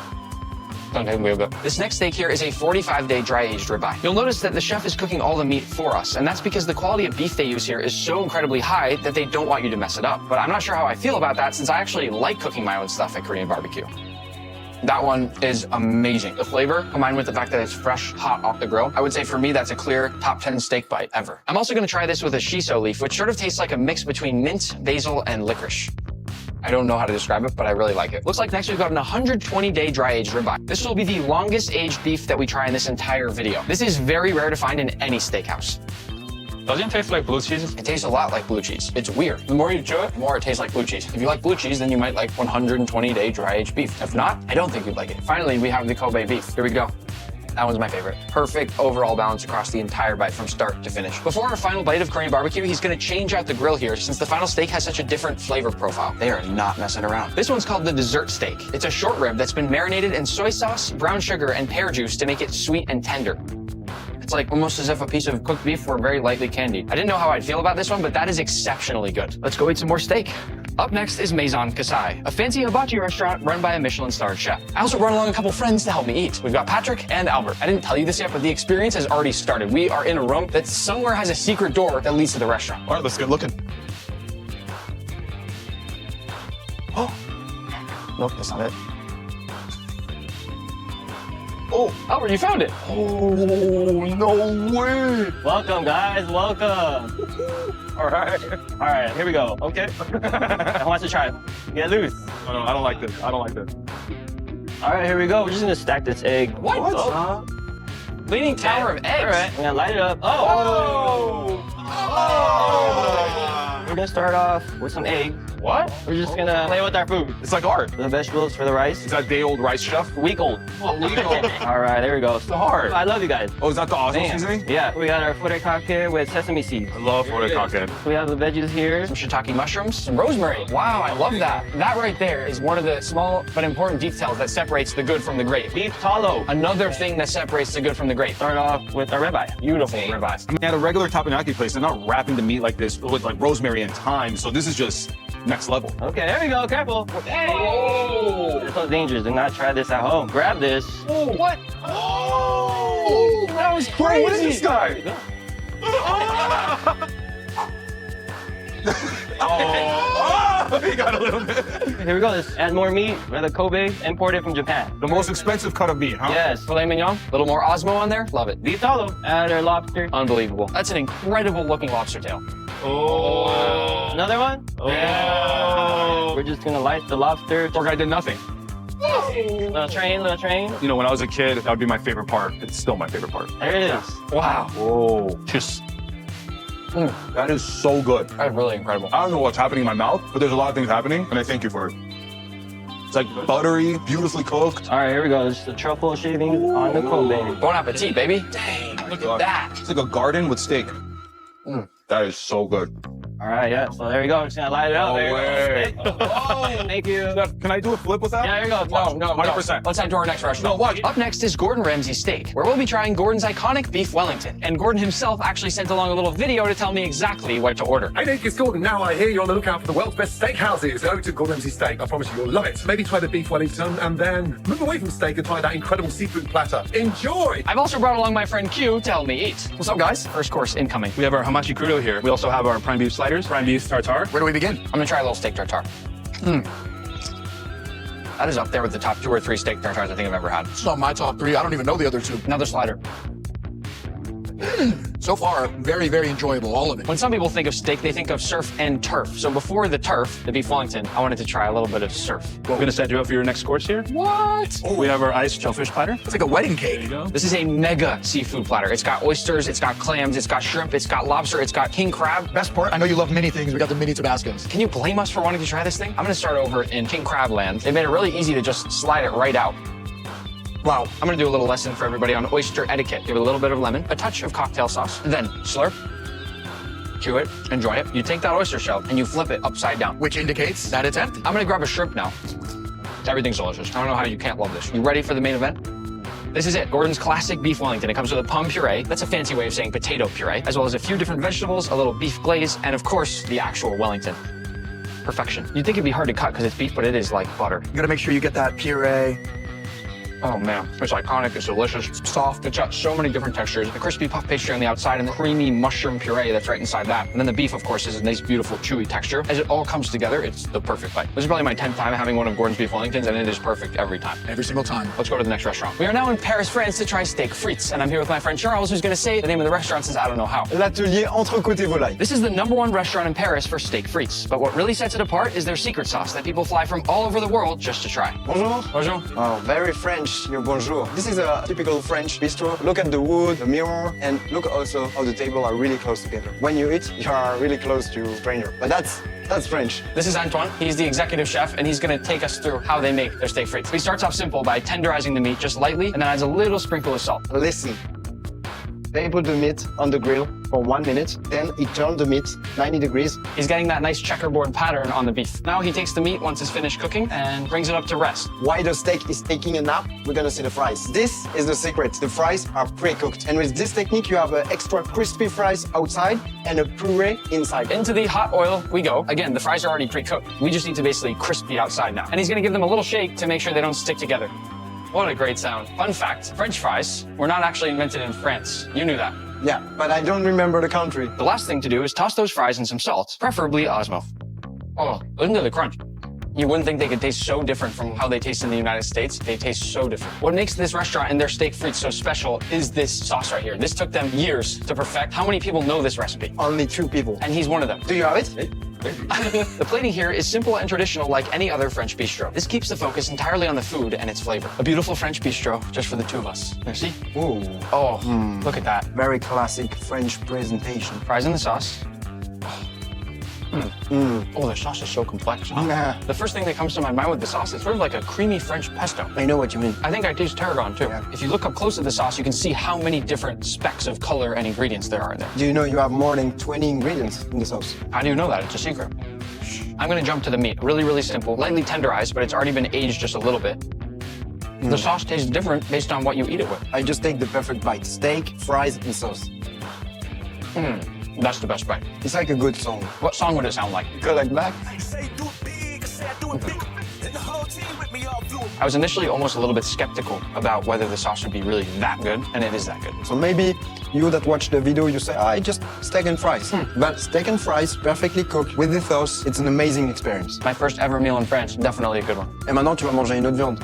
I have no idea what you're saying. Our final steakhouse is Bazaar Meat, which blends Argentinian-style open flame cooking with Spanish creativity to serve up some of the most futuristic steak dishes you'll ever see. I've also invited my friend Joe to eat with me. What up? He's a world-famous music artist, and he's got a concert in about an hour, so we gotta go. This is one of the craziest kitchens I've ever seen. This is our grill setup, and it's really, really high. This basically is our main pass. The main pass in a restaurant is the control center. The food comes through here for you to see it before it goes out. Wow. I love how everything's wood-fired. You know before tasting anything that the flavor is gonna be On point. Yeah. Another thing before you start eating, guys, I need you to pick your steak. We have Washugu, Rosewood, Akaushi, Stemple Creek. Joe's my guest. I'm gonna let him pick. That one. Perfect. The first dish is a foie gras cotton candy. This looks great. Cheers. Cheers. Oh, it's interesting. You have that pillowy, melt-in-your-mouth texture of cotton candy. Then you have the corn nuts, which are crunchy. And then they have the soft and creamy foie gras. Kind of tastes like cereal. Like a foie gras flavored corn flake. Yeah, kind of. Course number 2, Japanese A5 Wagyu air bread. I don't know if any of you ever watched the Netflix series Chef's Table, but this is the featured dish from that restaurant on that series, and it looks unbelievable. Oh, that's crazy. There's this very light, super flavor-packed cheese foam on the inside, and then the rest is just hollow. That's gonna be hard to beat. This one's called Neptune's Pillow. These are quite literally perfect pillows. You'll notice that it's tuna and not steak. Still think it's gonna be delicious. Oh, that's a 10 out of 10 crunch. That one went right off the charts. Dish number 4, classic steak tartare. It comes beautifully presented like this. With little movie magic, poof, the beef tartare is all mixed together. You first, please. Well, tartare sandwich. Who made a nicer sandwich, me or Joe? Cheers. It tastes like a really, really good soft hamburger. Very expensive slider. Course number 5, bison carpaccio. This one looks insane. Whoa, there's so much going on. You get hit with a little spice, you get a little bit of kind of blue cheese, you taste the celery, and the meat is so incredibly thin that it just kind of melts in your mouth. What's happening? We're going to Japan right now. Oh! We have omi beef, we have satsuma, and we have Wushugu. Wushugu basically translates to beef of the samurai. So this farm used to feed the samurai back in the day. Today we are samurai. We're gonna go ahead and cook a couple of table fat. Listen to that sound. Going for a flip? Nice. These only sear for literally just a couple seconds on each side. This type of beef is so incredibly delicate, so you cannot overcook it. We're diving in. That is the definition of melt in your mouth. There's so much fat between the actual meat in each of these bites that it makes it break apart really easily as you chew. I feel like I'm back in Japan. Our final course, course number 7, is an akaushi ribeye, which I'm gonna top with a little bit of truffle. Make it rain. Honestly, I like eating steak with my hands. You like eating steak with your hands? Yeah. Then I'll try the same thing. Incredible. The truffle too. For me, it's the exact level of dry aged flavor that I want. Not so much that I can't taste the actual flavor of the beef anymore, but not too little where it's just not there. Are you late for your show?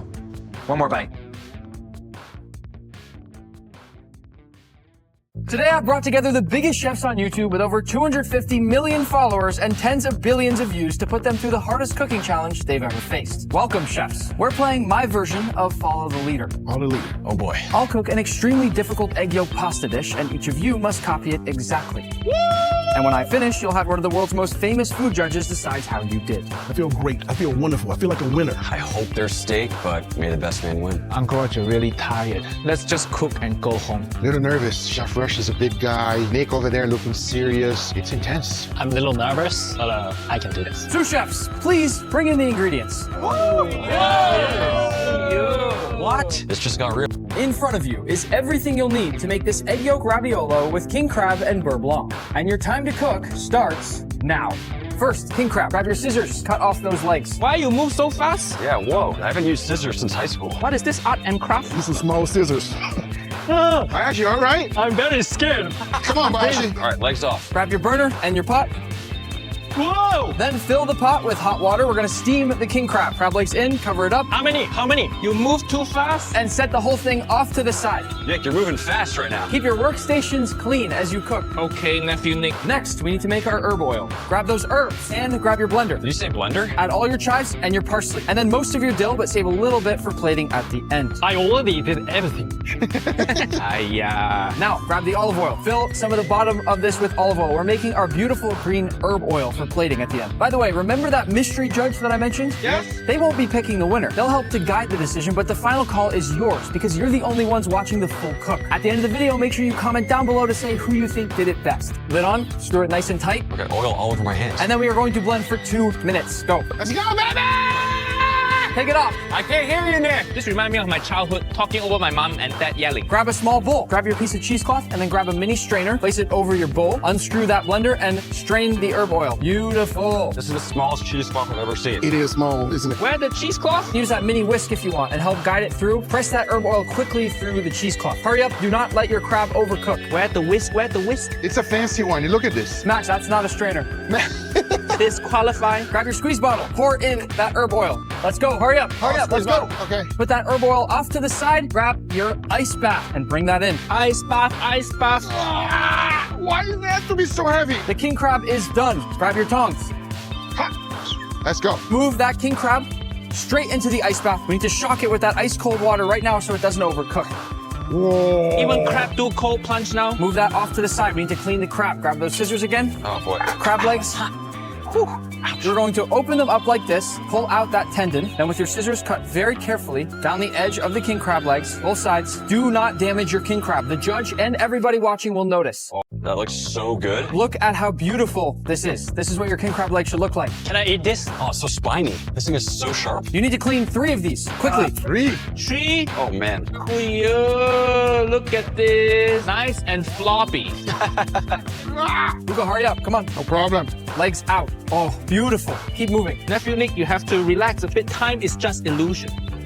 Okay, I thought you can go now. Don't need to wait for them.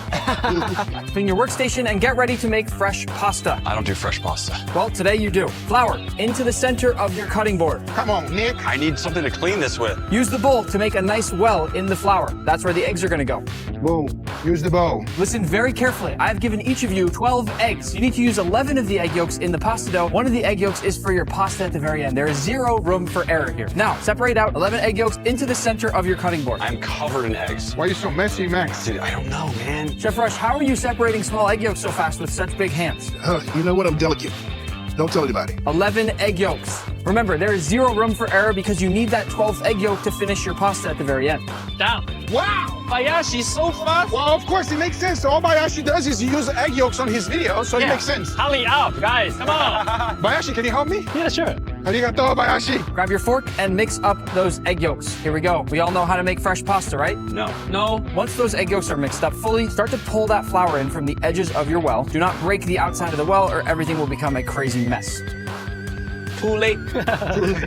Grab your bench scraper to help you keep things organized too. What is bench scraper? Once you've mixed enough, use the bench scraper and then fold everything together here. Bayashi, what are you doing? Is this No, it's not. That's your final plate. Oh no. Oh, That's not good. this is not fair to Bayashi. He need translate. No translator here. Get in there with your hands and start to knead. Quick. One thing about Nick is he moves fast. Can I get some regular man gloves? What's this, like extra small? Oh, Max, did you just lose a bunch of your pasta? yeah, it just flew off. Maybe I can steal some of Chef's. Can I get like a Yeah, little, of course you can. just a little bit? Yeah, of course. Go ahead. No, take more. Is Take this more. fine? Okay. Yeah. I thought he was gonna hurt me. That's later. You'll need to knead your pasta dough for about 5 to 7 minutes at least. Make sure it's nice and beautiful and smooth, okay? Because of these beautiful egg yolks, it should look nice and bright orange. Pasta is so exhausting. Chef Rush has a really unfair advantage at this part. You know what I was just thinking at? I just can't get mine to come together. I'm gonna try adding a little water. Little water. Oh, it's boiling water. Okay. Hurry up, guys, let's go. Uncle is so tired. When your dough is nice and smooth like this, cover it up with plastic wrap and set this off to the side to rest. Dude, I'm just going right through, man. Here we go. Now, we're gonna move on to make our filling. Dude. What? Cheese. Add in some ricotta cheese. How much? Grab a little bit of your dill and chop that up nice and fine. This is where we gotta do those knife skills, everybody. That goes in. Bada bing, bada boom. Then grab your lemon and a microplane, added some lemon zest. That'll give some nice acidity to the filling. Smells amazing. Oh, smells so good. Tiny sprinkle of seafood seasoning, not much. And then salt to taste. Uncle Roger bring my own special seasoning. MSG. Nobody else have this. We're gonna beat all competition with this. What is that, Uncle Roger? None of your business. Last thing, grab one of the crab legs and chop it up super fine. This is how we're gonna get that crab meat into that filling. If Chef Rush lose, he's gonna beat you up, so Uncle Roger's scared. That's a true statement. Everybody gonna get it. Add that crab filling in, then mix it all up and season to taste. Make sure this tastes delicious. It should taste a little on the salty side on purpose. That's one big mistake you can make if it's not salty enough. This is where my MSG gonna shine. Wait, what? What? Nothing. Now, under your station, grab your piping bag, then trim off the tip and add in that ricotta king crab filling. Should look something like this. Tie it up, get it off to the side. Wait. Bring back in that burner with your pan.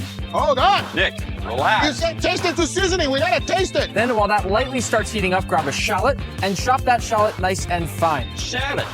Oh, come on, Nick. Chef Rush is so quick. Chef Rush, not talking. He's very scary when he stopped talking. If I don't win this, somebody's in trouble. Chop that shallot up nice and fine. Be very careful. Nobody cut their fingers here. You want people to not cut themselves, but you also want them to be quick. Add a little bit of olive oil. Crank up the heat. Grab your wooden spoon. Oh, that's hot. Once that oil is nice and hot, shallots in. You can hear that nice sizzle. Oh, yeah. Hit those shallots with a little more Osmo. And then watch carefully. Pour this in. Then pull your pan back and flambe. Yo! Oh, there we go. Yo! Oh my God! Oh, look at this wok. Hey, yo! Just like a dragon, baby.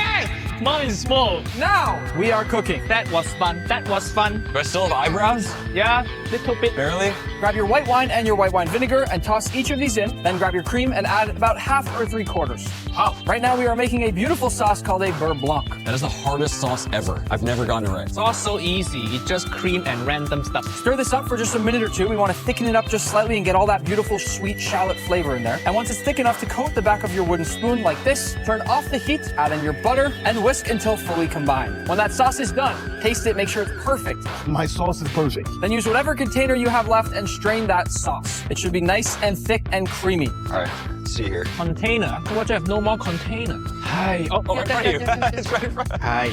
Now for the hard part, rolling out the pasta. Wait. Open up your pasta now. Cut your pasta dough in half. Cut in half. Then use that olive oil bottle to roll it out ever so slightly. Oh no, it's getting stuck to my olive oil bottle. Bring in your pasta roller. Oh, God. Go ahead and start rolling it out. We want to roll it out to the thinnest setting possible into a beautiful sheet. Mine can't even reach that far. Bayashi, what are you doing? That's too low. What? I can fix. Mine's just not coming out. Chef, what is going on? How? Dude, I'm putting it through the thing. What's wrong here? Whoa! I can fix. There you go. All right, up to setting number 3. Let's go. Wait, 1 jump straight to 3? Mine is not going in. Everybody else seems to know how to make pasta. I'm Max the meat guy, and I'm Max the pasta guy. We're the meat people. We don't make pasta. The pasta sheet is going to do most of the work for you if you do this correctly. No. Uncle Roger, what are you doing? The wheels are coming off right now, Nick. Finish with setting number 8. That looks like a silk scarf, Chef. I appreciate it, brother. How is Chef Rush beating all of you guys like this? He's a White House chef, Nick. What are you talking about? Yeah, Chef Rush cook for all all the Bushes and all the Obama. I am done. Let's go. Uncle Roger. It all getting stuck. Uncle Guga, I need your help. I got you, Uncle Roger. I got you. It okay. Yeah, it's coming. It's coming. This is like making ramen, but different. That's right. But don't push it. Done for you. Oh, look at that. There you go. Once you've got your beautiful pasta sheet, flour it up a little bit just to make sure nothing sticks. Take your pasta machine away. I'm not stopping for anybody. Let's go. Cut the pasta sheet in half. Here we go. Wow, yours looks so good, Chef. Thanks, brother. That is beautiful. Listen, you're only making one beautiful egg yolk raviolo. It's gonna cut open and spill out with that egg yolk like a chocolate lava cake. Wait, what? All this for one raviolo? Grab that bowl of water underneath your station. You're gonna take that piping bag with the crab ricotta filling. You're going to make a beautiful nest in a circle, just big enough for that egg yolk. Little nest? Oh boy. Take that egg, separate out a yolk. Make sure that yolk does not break, and place that egg yolk into the center of your nest. I broke the yolk. Guga. And I don't have any more eggs. Come on! Do you have more eggs? Anybody?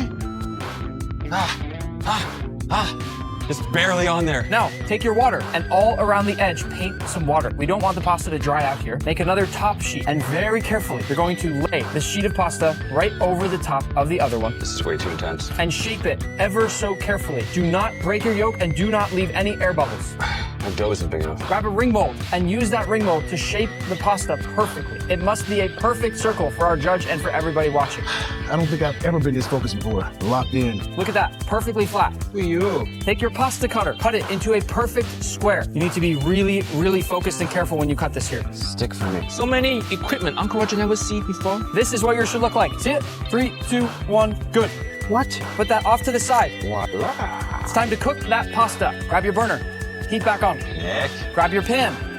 relax. A little bit of boiling water into the pan. We're going to cook it in some shallow boiling water. As I think we all know, you cannot forget to salt your pasta water. Oh, I messed up. You're behind, Bayashi. Let's go. Nephew Nick very bossy today. Pasta is going in. We're not going to cook it for long. Just enough that the outsides get nice and warm. The pasta cooks, but the egg yolk cannot overcook. Yes, sir. Each of you must decide how long to cook your pasta. It must be perfectly cooked for when the judge cuts into that egg yolk. If it doesn't spill out like a chocolate lava cake, you failed. Uh-oh. Clean off your cutting board, grab your plate. Now watch carefully. I'm only gonna do this once. And when I finish, you'll have just 60 more seconds before one of the world's most famous food judges decides how you did. While your pasta's cooking, take a king crab leg, cut it in a beautiful diagonal angle. We need 3 nice pieces like this to go on top of our king crab dish, and then cut some really nice, super thin pieces of that king crab. To plate, ring mold in the center of your plate, then take the small, thin pieces of king crab and place them all down like a little king crab carpaccio. Once that's in, trout roe into your sauce, beurre blanc all around the plate, herb oil around the plate like that, and then pasta. A little bit more lemon zest over the top. 3 pieces of king crab, place them around as you wish. Finishing touch, just a little bit of dill on top. Done. Your 60 seconds starts now. Let's go. 60 seconds, 60 seconds. Thin slices in. Dude, I'm not even close right now. 45 seconds. Let's go. In. All my trout's in. Come on, guys. Quick. I cannot open this trout container. 30 seconds. Get it on the plate. Why does mine look so floppy? Green thing, where's the green thing? Yes. 10 seconds. What? Can I get a little deal, man? Just looking for it. This way. Yes, sir. 5, 4, 3, 2, 1. Hands up. This is the best I can do. Look good. Give me 5. Nice job. How does everyone feel? Nervous. Scared. Chef, are you nervous? I don't get nervous. Chef Rush don't have feeling. So who's the judge? Your judge today is one of the most famous people in food television history. She's judged one of my favorite shows, Chopped, for over a decade. Wow. And maybe best of all, she's one of the few Iron Chefs anywhere in the world. And remember, she's not actually picking a winner. She'll help you make your decision on who did best in the comments down below. Please welcome our judge, Alex Guarnaschelli. Whoa! No way. Go! Start over with me. Let's see how I did. I'm gonna grade the teacher in front of the students. In case the egg doesn't break, may I say how stunning this dish looks? The egg will break. Okay, I'm going for it. Come on. Yep. We have a winner. There you go. I would give this 9.999 out of 10. Perfect. Well, I've started with the gold standard, and now let's see where everybody else ends up. Hi. Nice to meet you. First reaction, I know that you got all the flavors here. I can tell by the way it looks. Visually, I'd say I wish you had turned these pieces of crab on their side. I think the roe could have been spread out a little more. But the real test, is it gonna break? Yes. I'm nervous for you.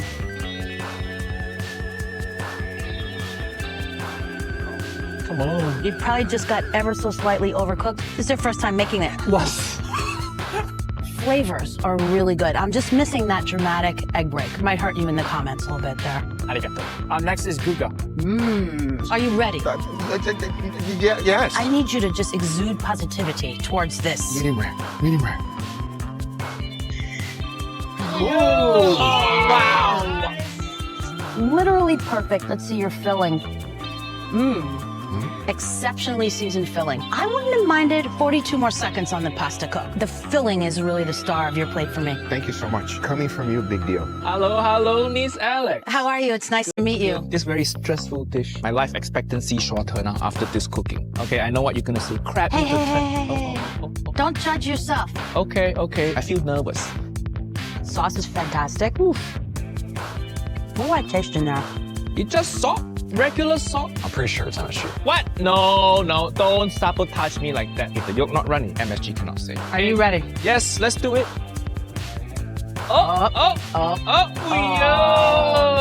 Beautiful. Nice. It's so sensual. The cook on your dough is perfect. What, really? Yeah, I'm surprised. You don't need the MSG. How's it going? Good. Oh, I like you lead with a smile. Good job. But you know it comes down to the food. Quaking in my boots. You shouldn't be. It's beautiful. Thank you. I wish these pieces of crab were thicker.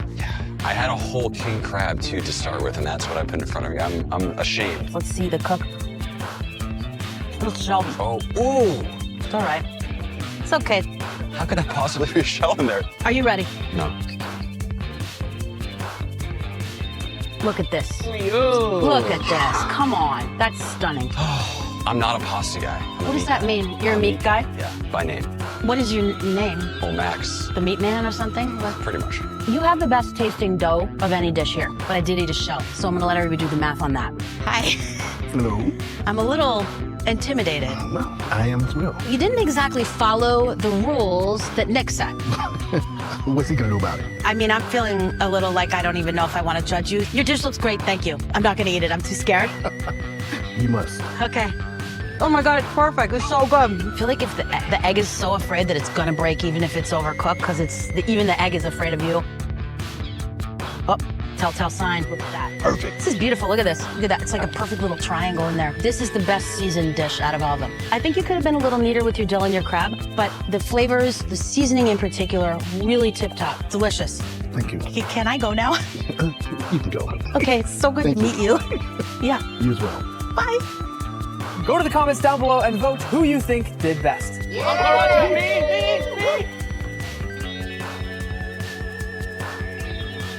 In this video, I'm cooking gourmet food for the most popular animals on the planet, and the longer you watch, the bigger and more dangerous the animals will get, all starting with this cute little rat. I spent 3 hours cutting and layering vegetables to make the perfect ratatouille, and if you think this meal's fancy, just wait until you see what I cooked for some of the other animals later in this video. Go ahead, buddy. Enjoy your 5-star meal. Oh, he's eating. Let's let him finish and go to our next animal. Next up, we're cooking for a squirrel, but not just any squirrel. Twiggy is a world-famous water skiing squirrel, and since my friend Mark is a huge fan of squirrels, I invited him to cook with me. It's wild the water skiing squirrel has a tour bus. To be clear though, we're cooking for the squirrel, not cooking the squirrel. I got all the stuff squirrels like. Beans, avocado, they love. Carrots. Wow, this is a meal. Their favorite is acorn squash. Really? It feels like a sous chef-y thing to do would be to empty that. You think Twiggy's gonna mind I use my hand? Not if we make it look nice. So what we've got here is an acorn squash with a bunch of stuff in it. Twiggy, right here. Here's a little ramp. He gets it and then comes for protection. I've peed. Mark, are you taking a selfie? Did you Sorry. ask first? No, I just did it. Which animal's next? Next up is a parrot named Einstein the Talking Parrot for obvious reasons. Morning. Now, Einstein, what do you want for lunch?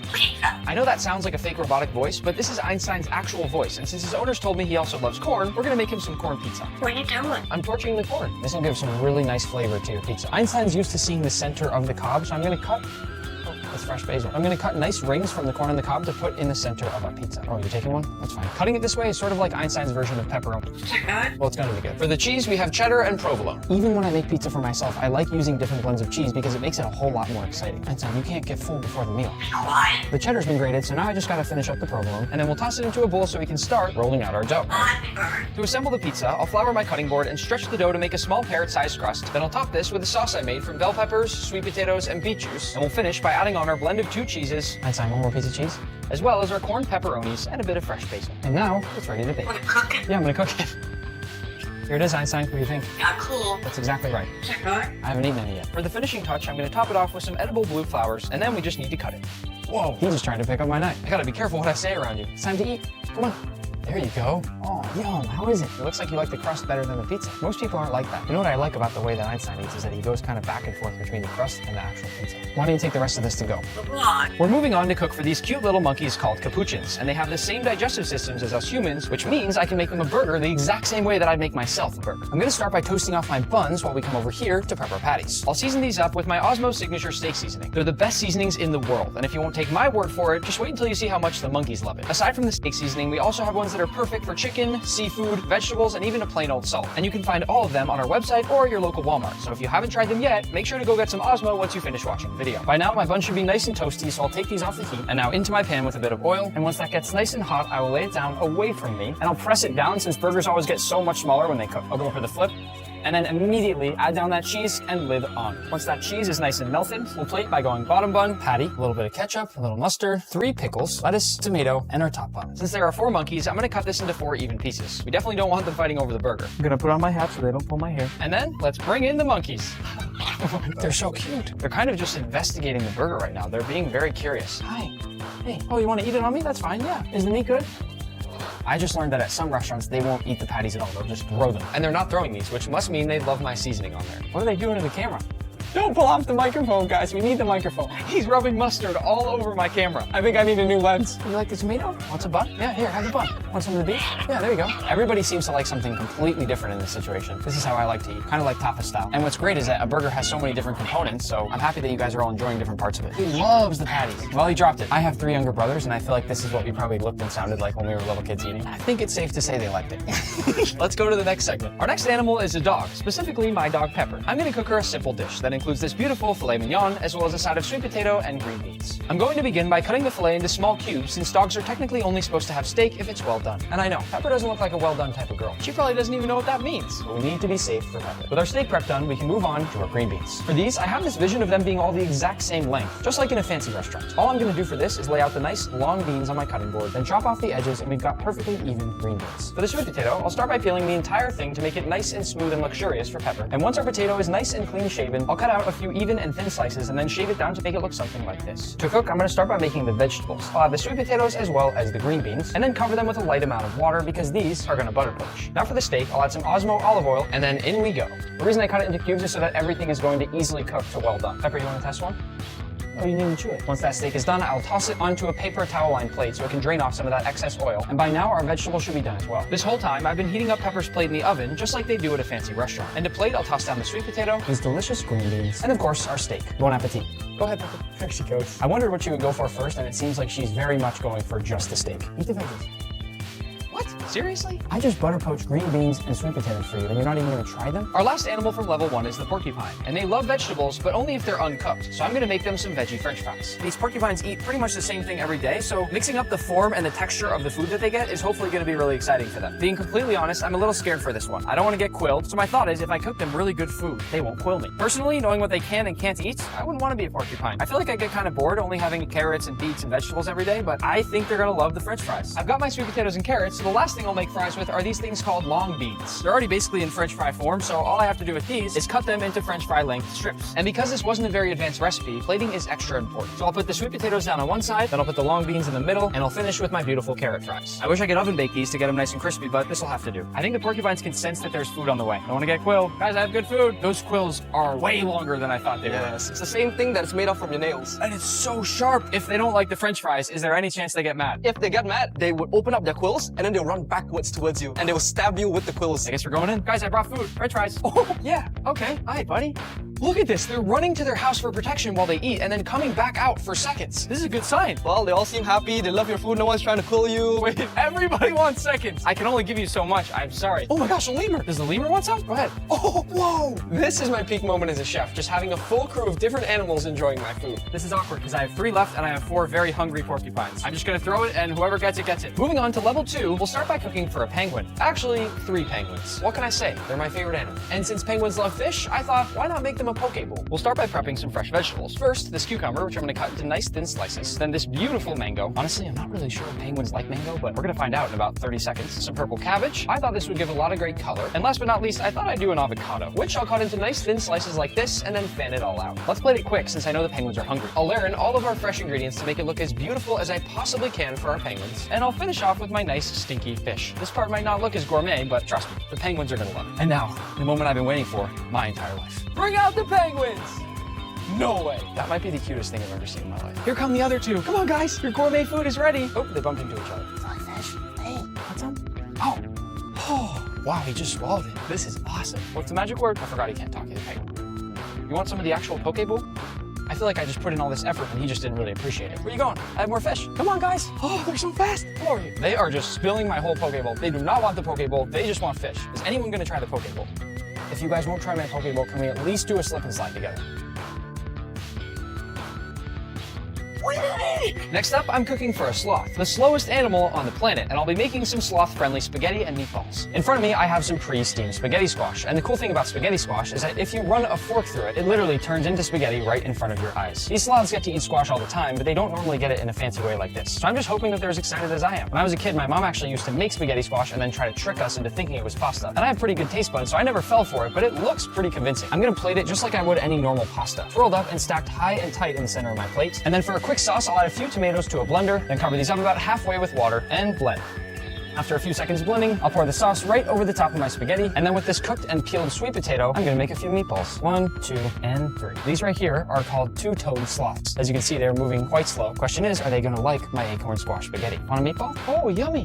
What's he doing? Hey, buddy, you gonna eat the meatball, or are you just waiting? Is he gonna keep eating it, or is he just gonna wait and decide if he likes it? He hasn't done anything with it for like 15, 20 seconds. Wow, they really are slow. Maybe 40 seconds now. He hasn't even moved his mouth, but he's holding the meatball, leaving me in suspense, I guess. I've never been more confused with somebody eating my food. You want tomato with the little spaghetti instead?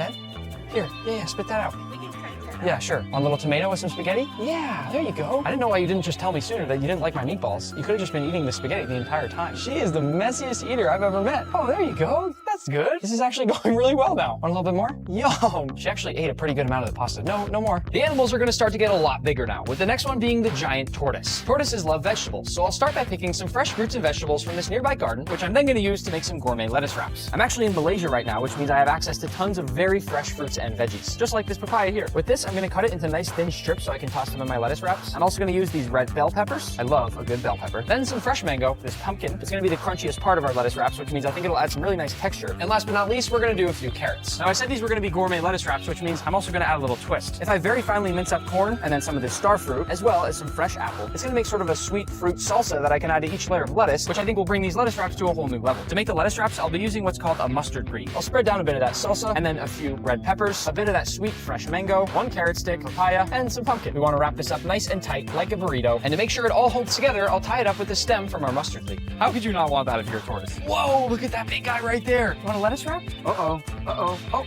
Oh, they're not just slow walkers, they're slow eaters. Oh, baby, that was a big bite. Oh, that's a huge tongue. It looks like he's trying to lick the plate clean, which is a really great sign. Oh, no, not the plate. I would call that a success. Next up, I'm cooking for a gorilla. I'm excited and nervous for this one at the same time. But since humans and gorillas share so much DNA, I have to put on gloves so I don't get any of them sick. I also have to put on this mask. That'll be extra safe. I'm not actually going to be cooking for the gorillas. Instead, I've got corn on the cob. And as you can see, I left the husks on. Why? Well, I recently saw this really cool video online of a gorilla eating corn on the cob, and it was peeling off the husks in the exact same way a human would do it. So I wanted to see it for myself. As you can see, there's a huge moat between us right now for safety, and I was told not to make any eye contact with the gorilla or he might see me as a threat and try to fight me. And yes, I know I'd probably win, but we don't want to risk it. There he is. Oh my gosh, he's scary. Corn on the cob?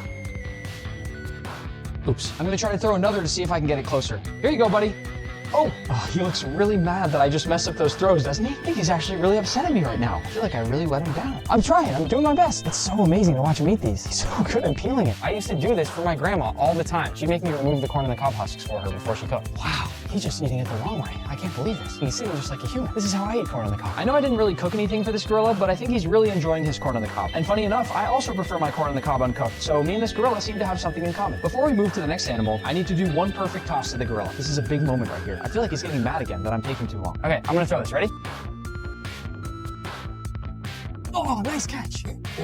Moving on to level 3, we're cooking for a bear. And the coolest thing about this bear is that he and I have the exact same favorite food, rotisserie chicken. I'm gonna keep this chicken nice and simple, and I'll tell you why. Sometimes you gotta just let the seasoning do all the work, especially when there's a hungry bear involved. I'll start by coating the entire bird in some nice olive oil, and that'll give the whole bird a nice massage, making sure to cover every nook and cranny with that oil. Once he's all oiled up, I'm gonna use some of my Osmo chicken seasoning. Look at me on there, look how happy I am. That's gonna be the bear in a few seconds. I hope the bear will appreciate the effort that I'm putting into making this chicken delicious right now, but at the same time, like I said, I'm gonna let the seasoning do basically all the work here. I didn't want to make just any boring chicken, so I actually bought an entire rotisserie oven because I want to make sure our bear has a good time. Now with a little movie magic, our rotisserie chicken is done. I wasn't gonna make you guys wait. Oh my gosh, he is huge. Look at it. This is Tag. He's an 1,000-pound Kodiak bear, and as you know, I've made him a rotisserie chicken, but first I'm gonna feed him this cookie right out of my mouth.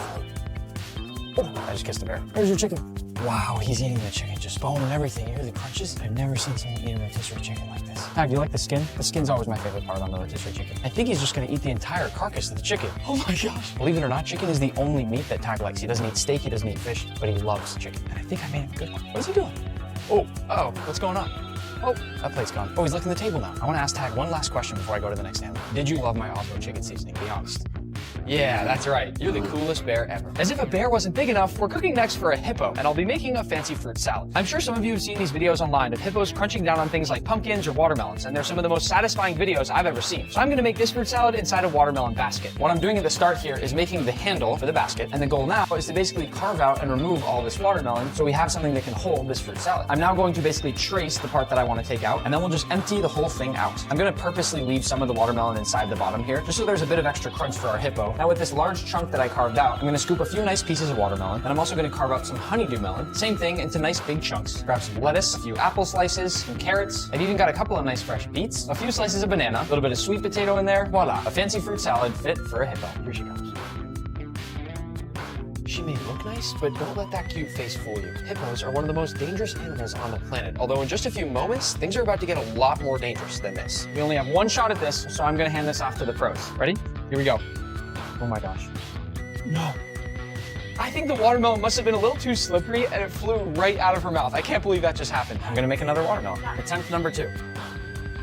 Oh, that was the craziest crunch sound I've ever heard. She should start an ASMR channel. I think she really likes it. If you listen carefully, she's doing this sort of slurping sound. She's literally slurping up the extra watermelon juice from the ground. Another piece? There you go. That was really fun.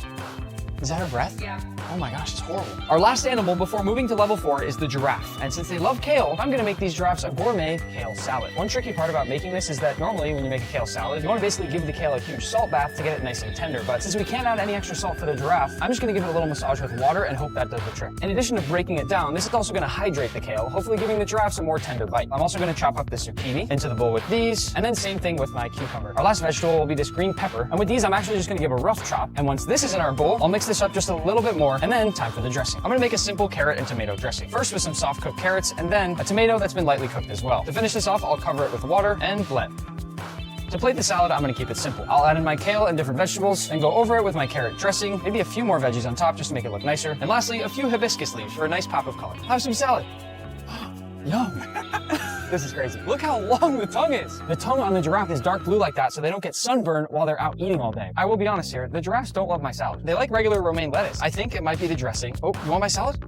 A little bit. Oh, he just spit it right out. That was so rude. I'm gonna try to hide some of my salad in one of the big lettuce leaves here. Hey, seriously? Wow, you guys are tough food critics. They're leaving. I think they're full. At least they ate something. Moving up to level 4, we'll cook now for a rhino, which I've always loved since they look exactly like modern day dinosaurs. Also, this rhino happens to be at Disney's Animal Kingdom, which means I have a great excuse to go do some rides after. Rhinos are basically lawnmowers. They don't eat anything too exciting. It's mostly things like hay and grass, so we're gonna have to get creative here. And that's why I've got a few different types of hay. This one here is called alfalfa hay. It's extremely sweet, and to the rhino, it's almost sort of like eating a chocolate cake. This other one here is called Timothy hay. This one's gonna be a bit more on the lighter side and give both some sweet and savory flavors to the dish. I've also got some dried beet pulp for texture. And if the hay is our salad, you can think of these as the croutons. It's filled with corn, molasses, and a few other things. To build the dish, I'm gonna go down with one layer of hay, and then what I'll do is grab some of the other hay and start to layer these two between each other. Really all I'm doing here is just building layers of flavor. And then I'll start to mix in some of these croutons. Last but not least, I'll go over with a nice even sprinkle of that beet pulp. And the dish is complete. Are the rhinos used to people plating their food like this? That's something that we do on a regular basis. Oh boy, here we go. Oh, that is a big rhino. I cannot believe this rhino can run at 35 miles per hour. How is that even possible? All right, let's see how quickly she finds the food. My guess here, based on how fast she's eating this, is it's gonna take about a minute and a half. And now part of me is wishing I made her more food, but she seems like she's happy. I can actually hear all the little crunches coming from those pellets. I'm hoping she's enjoying that texture that we added in there for her. I'm gonna feed her just a little bit more. Yeah, she's letting me pet her a little bit now, which I hope is a sign that she likes food. She feels exactly like a hairy basketball. Most people, when I feed them, don't let me pet them. Getting even bigger now, we're off to cook for an elephant in the jungle of Thailand. In front of me are some very fresh fruits and vegetables. We also have some beautiful rice, as well as this nice outdoor cook station where we're gonna make them some rice balls. We'll start by prepping the rice. This will cook in the background while I'm cutting my veggies. And while that cooks, I'm gonna begin by chopping up a few carrots. We're gonna wanna chop these up into nice rings. And all of this is gonna be boiled because I'm at what's called an elephant sanctuary. All the elephants here have been rescued and don't have great teeth, so their food needs to be nice and soft. Once my carrots are chopped, I'll move on to my pumpkin. The first step here will be to remove the core. Once they're hollowed out, I'm gonna slice them into nice wedges. To get some sweetness, I'm also gonna use a few bananas. Wait, is this a double banana? I've never seen a double banana my whole life. But I can't get distracted. The elephants are hungry. Once all our veggies are prepped, I'm gonna steam them. And once everything's ready, I'll dump in my rice, along with my steamed pumpkin, some steamed carrots, and my peeled bananas. And now we mash it all up. The goal being to get it into a nice smooth mixture to make our rice balls. It smells so good. Once the mixture is nice and even, the final step is simple. Shape it into nice big balls and then set it aside. I got the boots, I got the balls. Let's go feed an elephant. Look at the scale of how small I am next to this beautiful elephant. For reference, this elephant here weighs over 15,000 times the size of the rat you saw earlier in this video. Hi, buddy. Here you go. Here you go, buddy.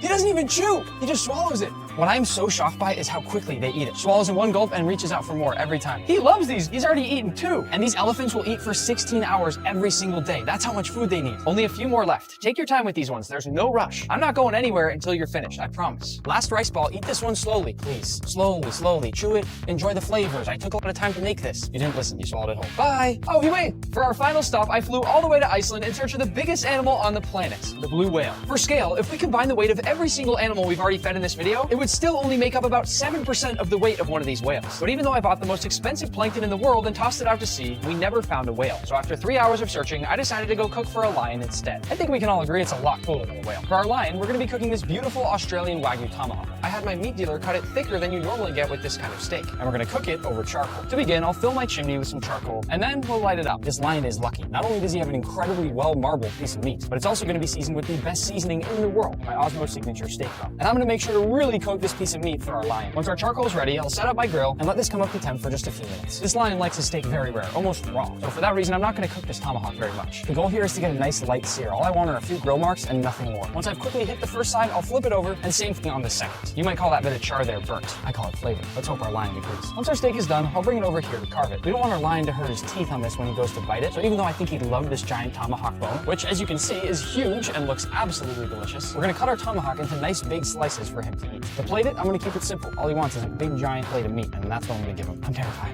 Let's go feed him. This might sound crazy, but I'm about 100 times more scared to feed this lion than I ever was cooking for Gordon Ramsay during my time at MasterChef. Nobody move. There is nothing between us and this lion right now.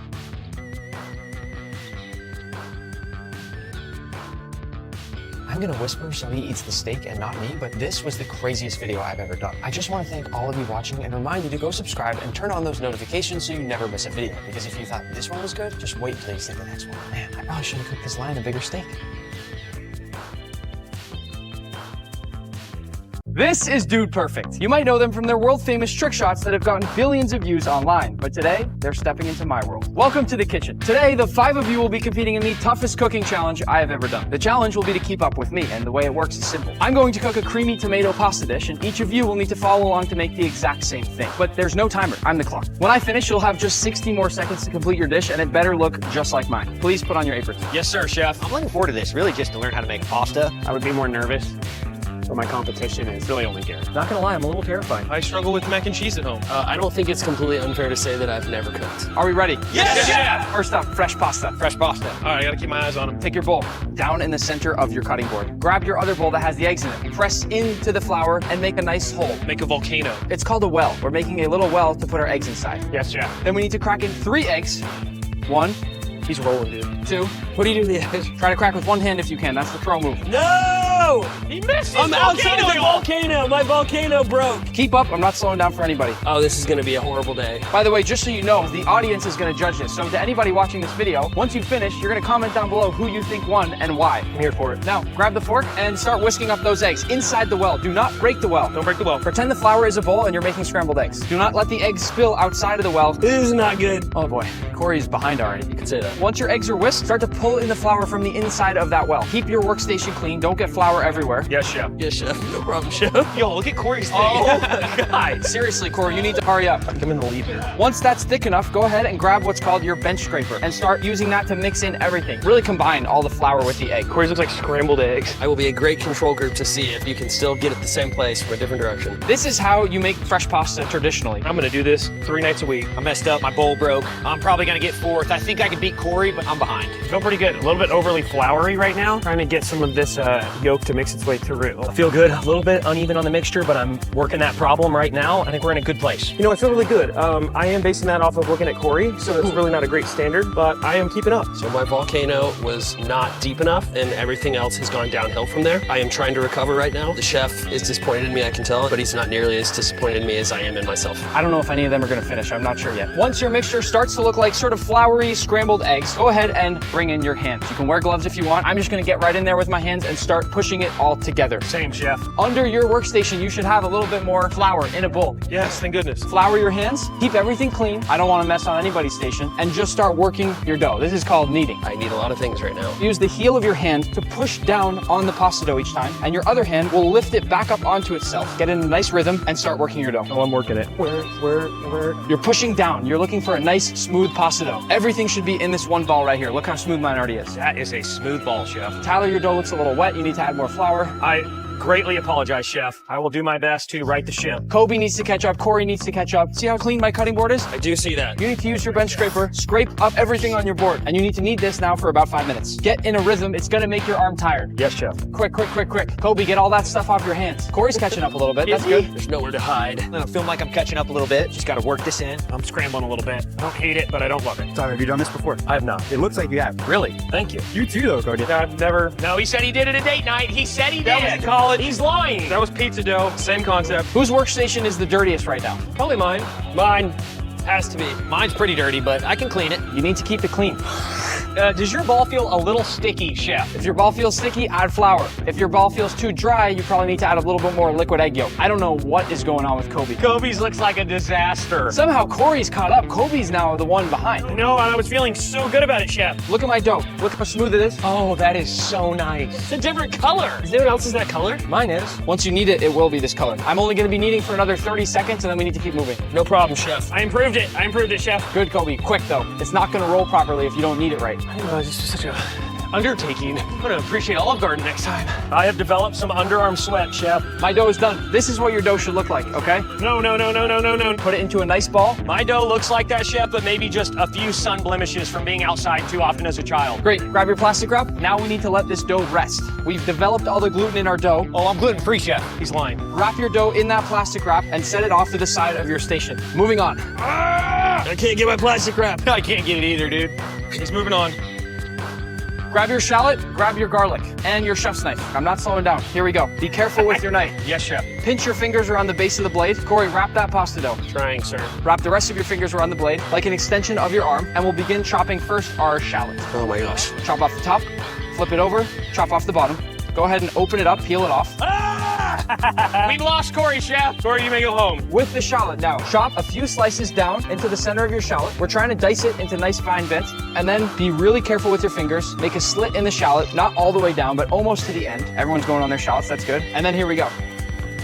Oh, wow. Chop it all up, okay? Watch your fingers. Ah! Now the other one, chef? Yep, go ahead. These are sharp knives, so seriously be careful. Yes, chef. Corey's still doing plastic wrap. No way. Look at my eyes. Oh my gosh. Chef, I'm crying. I haven't cried in 10 years. Holy moly, I mean, it hits you like a ton of brick. If you chop it properly, you're not gonna cry. If you chop it incorrectly, you're gonna cry. I must have done something wrong. Move that shallot off to the side now, grab the garlic. Yes, chef. Woo! Center of the cutting board, place your knife on top of the garlic, and with the palm of your hand, smash.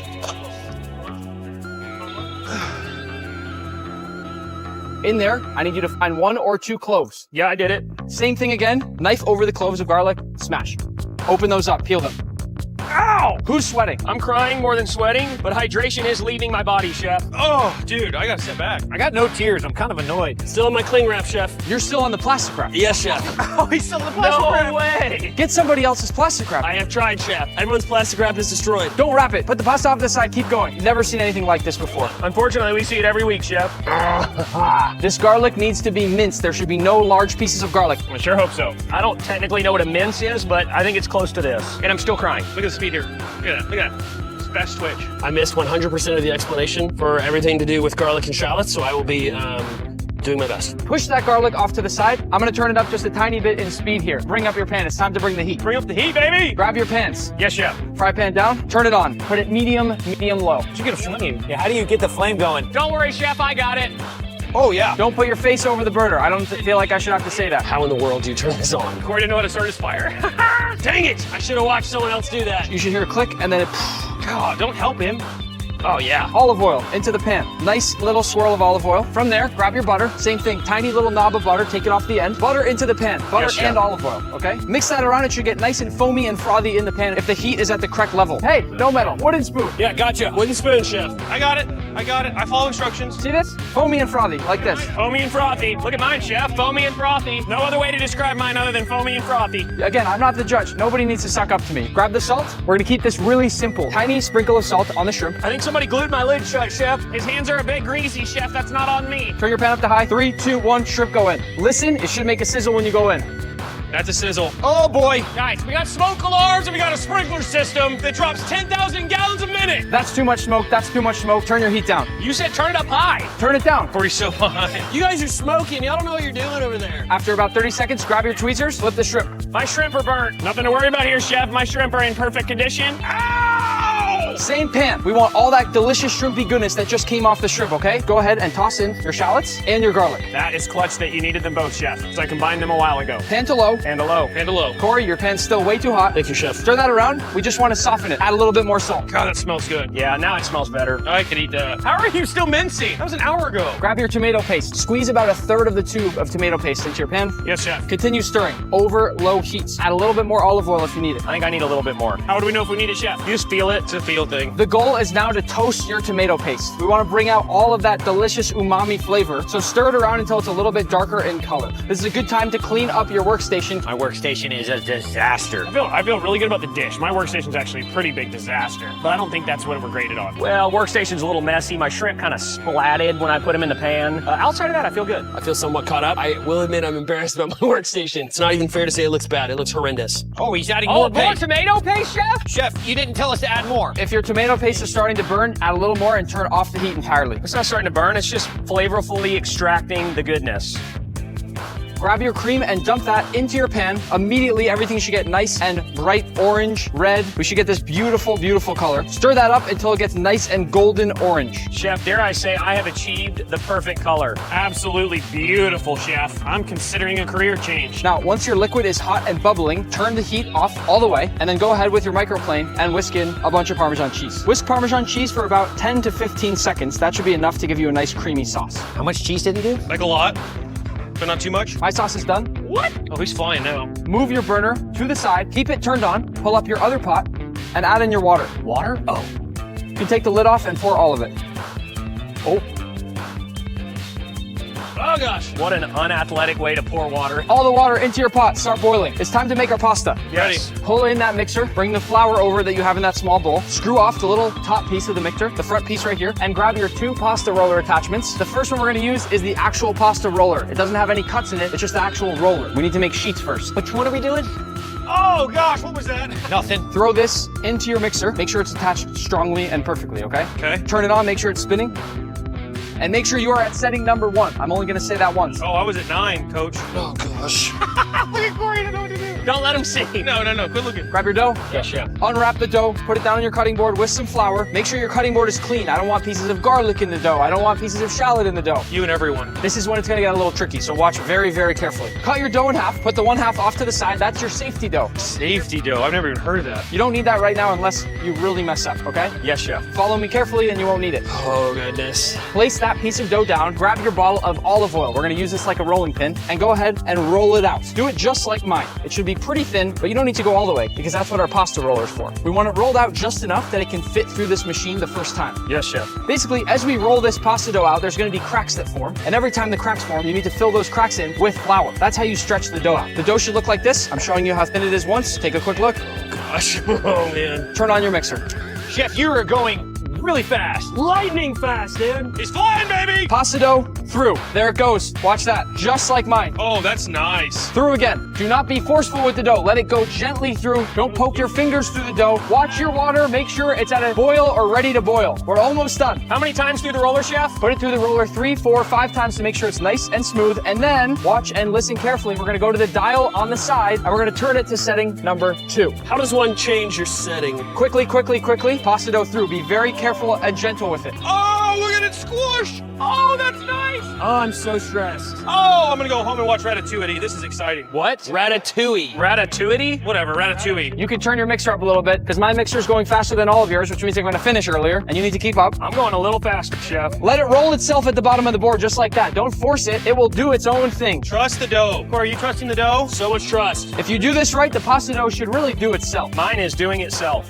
Oh, gosh. Oh! Everything's mine. I said to screw it in tightly. Tightly, sir. You did not screw it in tightly. I still don't actually know how to do that. All right, setting number 5. I'm already on setting Whoa, number 5. Me too, chef. I'm on 6. My water is ready to boil, so I'm going to finish up my pasta. Me too, chef. Keep going through, maybe twice on each setting, and keep going one number up every time. Did you go all the way to 8, chef? We do not want to go past 6. Oh, chef, you said keep going one at a time. I never said to go to 7 or 8. Chef, this is a race. Everybody show me your pasta sheets. Your pasta sheet should look something like this. Mine looks great, chef. Mine's not as flat as that, chef. Now what? You put it on like a scarf? What are you doing this? I'm going one more roll right now, and then we need to put it into actual spaghetti. Yeah, let's skip to that part. Be very gentle with your pasta. You do not want to break it. You want it to be perfect, smooth, beautiful.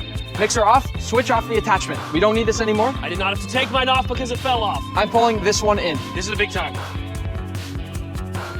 Watch carefully as I put my pasta through. Oh, wow, that's satisfying. It's gonna cut into spaghetti, okay? Oh, that is gorgeous. When we do this, we need to flour it very, very generously. You don't want anything sticking together. And I'm gonna carefully, super gently grab it and rub it through that flour and make sure that it's very fully coated. I'm telling you, if you do not rub it through the flour, it is going to stick. I should spaghetti. This is why you play the game, chef. Well, unfortunately, mine won't fit in it. Every so often, stop your mixer and gather up some of that spaghetti, rub it through the flour, and then cut it into portions. This is about how long your pasta should be, okay? Roll it up on your board, pull that attachment off. You are done making pasta. Congratulations if you made it. No way. It's okay now if your cutting board and your work surface are very floury. Tyler, you didn't put enough flour. You need way more flour or your pasta's gonna stick together. Well, I've got a decent amount already over here, chef. This is just some extra. He's never made a mistake in his whole life, sir. Bring the burner to the center of your cutting board. Oh, that's hot. And then lots of salt into your water. 3, 2, 1. Pasta goes in. This is gonna cook in about 60 seconds. Fresh pasta cooks very, very, very, very fast. This is when it's gonna come together quickly, so be ready. I'm not ready, sir. While that pasta's cooking, you have 60 seconds to go ahead and grab your chives. These are for the garnish at the end. Put the chives on the cutting board and cut them up nice and thin. Gotta be fast because you're gonna overcook your pasta if you don't chop those chives right away. Chop them into really nice fine rings. Move them off to the side of your cutting board and then your pasta should be done. Bring that back in. Turn off the heat, shift this off to the side, the pan only. Grab your other pan that has your sauce. You gotta get it nice and hot again. Pour some pasta water into your sauce. That's gonna liven it up a little bit and thin it out as much as you need. It's also gonna give some nice flavor. Oh, that's nice. High heat, mix that sauce up. We are almost done, so do not fall behind here. What would you add to it? Pasta water. You need some more pasta water, please? No, it's in your pasta. Makes more sense. What a goober. Now the key here is to heat it to a level where it's at the perfect consistency. It shouldn't be too thin, it shouldn't be too thick. It should be just perfect. Taste your sauce on your wooden spoon. Just straighten out the spoon, chef. Should be perfectly seasoned across the board. I'm gonna add a few crushed red pepper flakes in there for a little bit of heat. No problem. You're having problems? No problem. Have we had some setbacks? Yes. Are we absolutely cooking right now? Yes. Let the man cook. Make sure your sauce tastes perfect. Make sure it's the proper consistency for when you throw that pasta in. While that's continuing to reduce, grab that pasta out, that beautiful fresh pasta, and throw it in your bowl. Drain off any extra liquid. Wow. and then right away we'll hit it with some olive oil so it doesn't stick together. Taste that pasta, make sure it tastes perfect. It's gonna taste different than any pasta you've ever had because it's fresh. Wow. Wow! Wow! Oh my Levy! Dude, you're amazing! Yes! Into your sauce, add more of your cheese. That'll help to thicken it up even more one last time here. Can't have too much cheese. Can you have too much cheese? I don't know. And once you feel like that sauce is perfect, go ahead and pour it over your pasta. Oh, I would charge $100 for this bowl. As a final step, keep that heat on high. Leave a little bit of that nice sauce in there. Olive oil into the pan. Okay. Once the oil is sizzling and it's nice and hot, go ahead and add your shrimp back in. You put your shrimp in, chef? Put the shrimp in? Yeah, shrimp. Try and keep up, guys. And once it's sizzling, be very careful here. We will flambe. Oh. Whoa. Oh, how do you do that's that? cool. Be very careful. Pour it in first, then tilt your pan towards you and back. Whoa, flambe! Ah! Mine's not. Whoa, there it is. Now we're cooking. Reheat that shrimp. Let's put another shrimp on the barbie! That was wild! Let the flame die out. Now, grab the pasta and then begin to shake it out and twirl it up. We need to plate this very, very beautiful. Twirl it up, twirl it up. It needs to look nice. Place it down in the center of your dish and pull out those tweezers. And it should lay very nice and clean over this dish. Oh, that feels unattainable. Grab your microplane, hit it with a bunch of cheese, 3 of those shrimp around your pasta, then lemon, then chives. Come on, come on, come on. Oh, gosh. And done. 60 seconds starts now. Come on, quick, quick, quick. I'm in trouble, boys. This is nothing crazy, just get it down, get it down. Ah! Where's the lemon? Lemon? Oh, it's gotta look just like mine. What'd you say again, lemon? No more questions, you gotta figure it out. Where's 10, that cheese grater? 9, 8, 7, Hey, take it. 6, 5, 4, 3, 2, 1. Hands up. Done. Guys, give yourselves a round of applause. Wow. Wow. Wow. Whew. The presentation of mine is not what I hoped. He said 3 shrimp, you have 4. That's disqualification. Get him out of here. 3? He said No, 3, I get him out of didn't here. say 3. I have 4 too. 2 disqualifications. That's fine. Disqualify me. I don't care. Let's take a look at the final dishes. First up, Garrett's. Your shrimp do look a little burnt. Yep, they're definitely birds. Yeah. You also put 4 instead of 3, and you did not twirl your pasta, but the color of that sauce is dead on. Just one thing I'll take. Now on to Kobe. I panicked at the end and I didn't get any of the final plating done, chef. I love you, Kobe, but I'm not too sure what to say about this dish. I think your pasta was a little bit too wet and it stuck together. I have a feeling you're correct, chef. Hopefully the flavor's there. I'm telling you it is. Now on to Tyler's dish. Not quite enough pasta there, Tyler. You would have wanted more. I'm on a cut right now, chef. Excuses, chef. Excuses. I think if you'd had about double the pasta, this would have been near perfect. Wow, that hurts. Huge miss. Next up, Cody's dish. The shrimp should have been leaned up more against the side of the pasta, and your chives could have been cut a bit smaller, but this also looks pretty good. It's like choking on chives. And finally, Corey. You did put 4 shrimp instead of 3, and your sauce looks a little bit dark, but overall you twirled up the pasta really well, and it actually looks pretty good. Thank you. Thank Well you. done, sir. To all of you who just watched the video, go down in the comments below and vote who you think won. Pound it! Noggin! See ya! Tall guy! I think it was me. I think it was That me. was a good time. This is Mark Rober, one of the biggest YouTubers on the planet who's gotten billions of views on his science and engineering videos. But it turns out he has no idea how to cook.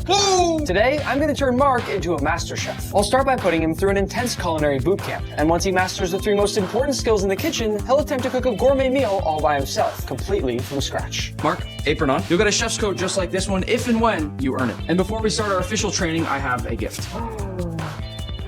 Whoa. That is your brand new chef's knife. Take good care of it. This is what's going to teach you to do anything in the kitchen. How do I judge if it's sharp? I'll give you a piece of paper. Okay, yeah. Look, that's sharp. Not how it's done. Oh. Whoa. Can we just cook with paper? One more thing before we start. If you succeed in this whole challenge, you get this cool trophy right here. I do have a trophy case at Crunch Labs, and this would look very good. If you fail, you have to wear this hamburger hat on your whole trip home. Come on. This is how I'd look. The first skill I'm going to teach Mark is knife skills. Before you can cut anything, you need to know how to hold a knife. How would you hold this knife? For sure like this. Wrong. Really? I at least have the right end. Give me that. The way that you actually hold the chef's knife is you pinch around the base of the blade with your thumb and pointer finger, and then wrap the rest of your fingers around the handle. That gives you full control, almost like an extension of your arm, and then you can slice nice even cuts. Because I don't trust you yet, you're gonna put this cut-proof glove on. No way. This is like chainmail. Mark can't cut his fingers now. With your other hand, you want to make a nice claw. And you want to cut using the claw as a guide and go down the edge there. Pick up this knife and just start showing me those slices on the cutting board. Try to get in the rhythm of it. Watch the motion. I understand. He's a quick learner. Can I do a no look, or I always need to be looking? You can do a no look. You sometimes do that? All right, let's bring in some ingredients. First up, tomatoes. Tomatoes? Isn't that like the hardest thing to cut? With the first tomato, I want you to make nice, even slices. Yes, chef. should be going forward the whole time. Oh, yeah. That's yeah. how you slice. Okay. Okay. Even slices. You said that like I'm not doing them evenly. Well, are you? You know, this was the first one. We're not counting this. This is the last one. I know as chefs, you never count the first and the last. I've seen worse. Looking at these initial knife cuts, we're starting back at square one, maybe square zero. There's room for improvement, I'll give you that. If we get to the challenge later in the video, I'm not going to be the one judging you. You're going to be the judges. So at the end of the video, comment down below if you think Mark did a good job and if you think he became a master chef. My fate is in your capable hands. Next tomato. Get me the thinnest slice you can possibly get. This is all about precision and knife control. Whoa, okay. You're not holding the knife correctly, are you? Ish.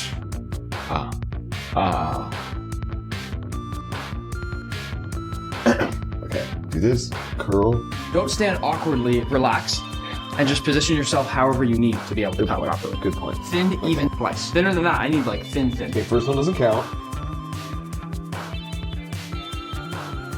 This is nice. Oh, I can see like the cells in that thing. Already you've gone from about a 1 on a scale of 100 to maybe a 7 or an 8. Dang. Okay, so precision you've got. That's my thing. In the kitchen, I'm more of a like precise guy. That's why I don't have like the feel in the art, but like give me the numbers. You crush this exercise. When do I graduate from the glove? I feel like such a newbie with this. You'll graduate when you're ready. One time I saw you perfectly take all the rind off a watermelon, but you used sponges and you kind of cheated. Yeah. Now I want you to do it like a real chef would with a knife. Clean it off in the fewest number of cuts that you can. Wow, that's a lot. Don't stand awkwardly. Grab the knife appropriately. Relax. Relax. Mm-hmm. Here we go. This is where you need to be a little bit more forceful. Okay, yeah, I'm getting that. 1, you're going at an angle right now. Be careful. Look at the shape of the watermelon. Look at the base. If I do that though, it's not gonna be parallel to the other side. That's like 12 degrees right there. Now I'm gonna put it like this. Oh boy. Follow the rind. Okay, just follow the rind. Mm-hmm. Oh boy. Holding the knife incorrectly. You're such a stickler. Sometimes a smaller knife helps. Try that out. That even says your name on it. I'm gonna speak to Mark in some science terms. Thank now. you. Apply lots of torque and twist down the edge of the watermelon. Understood. You're not holding the knife right. This is safer and better. Whoa, the Mark Rober knife, it's easier to apply that torque. You want me to show you one? Yeah.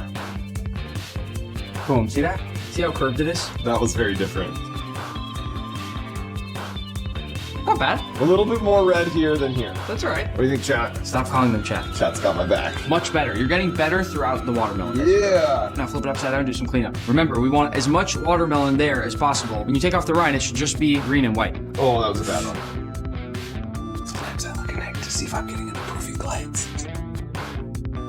What do you think, chef? Why don't you grade yourself with this? That's like a B minus. You need to be at an A. To get the knife skills badge, you must chop this whole onion in 60 seconds or less. Before you try to do that, I'm gonna show you how it's done. Thank you. I'm only gonna show you this once. I actually have a picture of myself cutting an onion when I was 6 years old because my mom asked me to help prepare for dinner, and I went upstairs and got the swim goggles. Goggles.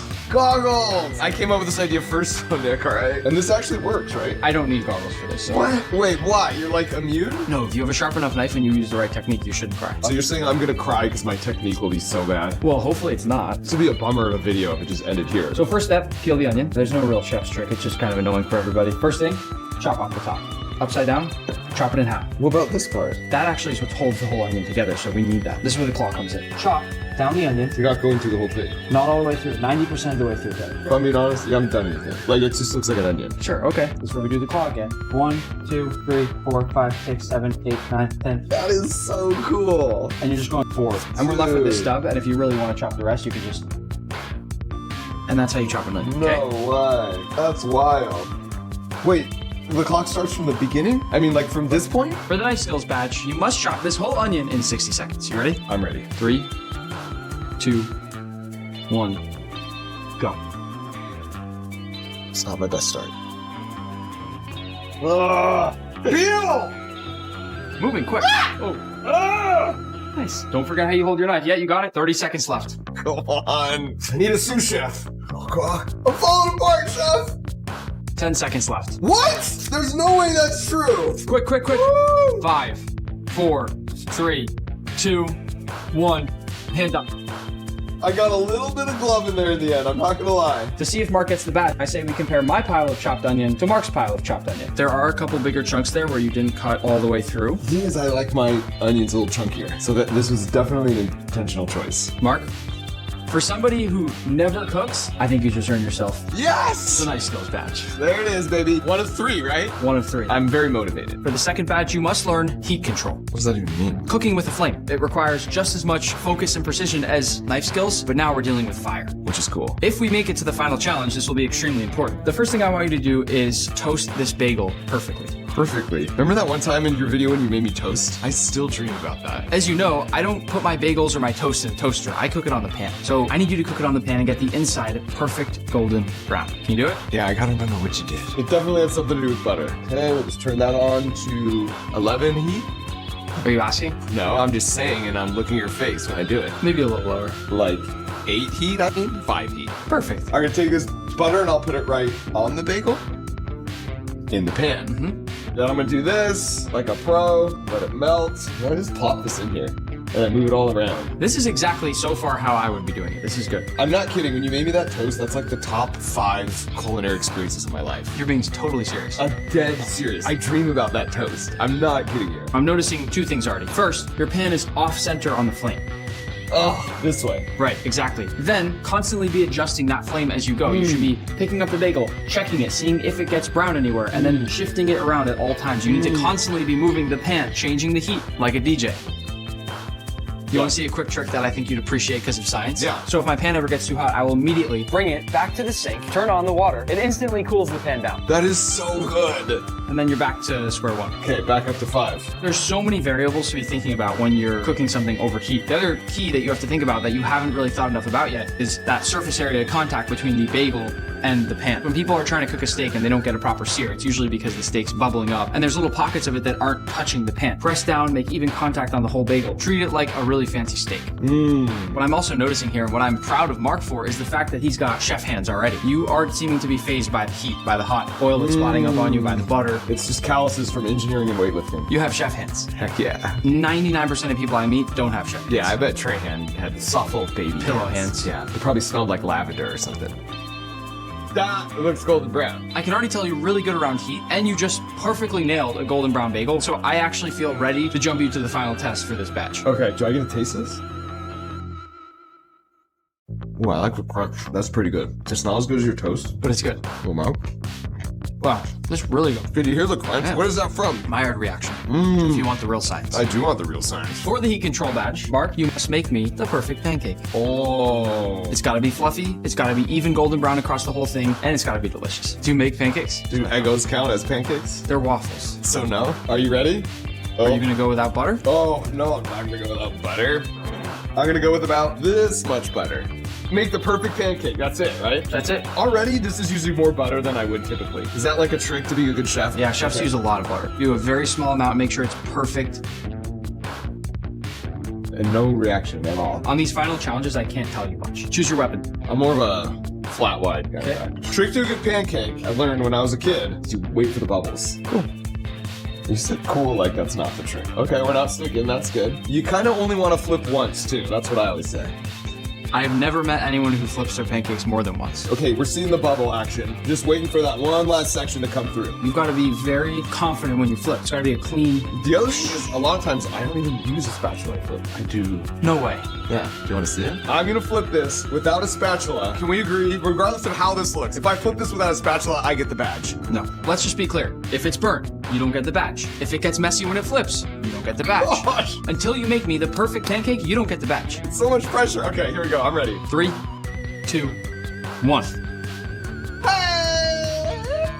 That doesn't look normal. How did you even get those patterns on there? I don't know. It's burnt. It kind of looks like an English muffin. That tasted disgusting. What was that? Try again. Cannot move forward until I get this right. This time, I'm gonna flip it earlier. I don't want to wait for full bubbles throughout. I'm not going to say anything. It's back to you. Okay, here we go. Okay, we're off to a great start already. I'm already turning it down to like a 4. I feel like slow and low is how you want to rock a pancake. Already, we've got great bubble formation. The pancake's a little off-center in the pan, and what I'm optimizing for is pancake placement. The pancake itself is right in the crosshair of the stove. Smart. I like how you're using your engineering skills to create the perfect pancake. You got to play to your strengths, right? Sure. The thing about cooking is that it's actually all science. So theoretically, Mark should be a really good cook. That's true. Theoretically. Theoretically, I should be able to do this. Now sometimes, and this is an advanced move, you can do a little bit of a peek. Smart, I like that. I saw some brown. I'm ready for the flip. You are? Yep. All right, let's see. Here it is. Boom. We're good. You were a little heavy-handed on the butter on this one. I still don't know that I'd call that the perfect pancake. Third time's the charm. What are you doing different this time? I want a nice thin layer of butter. I've been a little heavy-handed on the butter. What I'm gonna do now is wipe it around, and I'm just coating the whole entire pan. I've turned the heat down, a single pour right in the middle. That's your best pour so far. That is a perfectly circular pancake, and already those bubbles are starting to form. I'm also rotating the pan a bit more in case like parts of the flame are hotter than others. It's kind of like how on your microwave it spins around, so you can have like hot spots and cold spots. You cook with a microwave, Nick? No. Me neither. I mean, look at that. You could calibrate an instrument on the International Space Station with the circularity of this pancake. I don't even know what that means. I think it's ready to flip. This is the big moment. Come on. That's a nice slim pancake. I like the texture. Perfectly smooth across the whole thing. You do have an attention to detail with the food, I've noticed, Nick. That really takes it to the next level.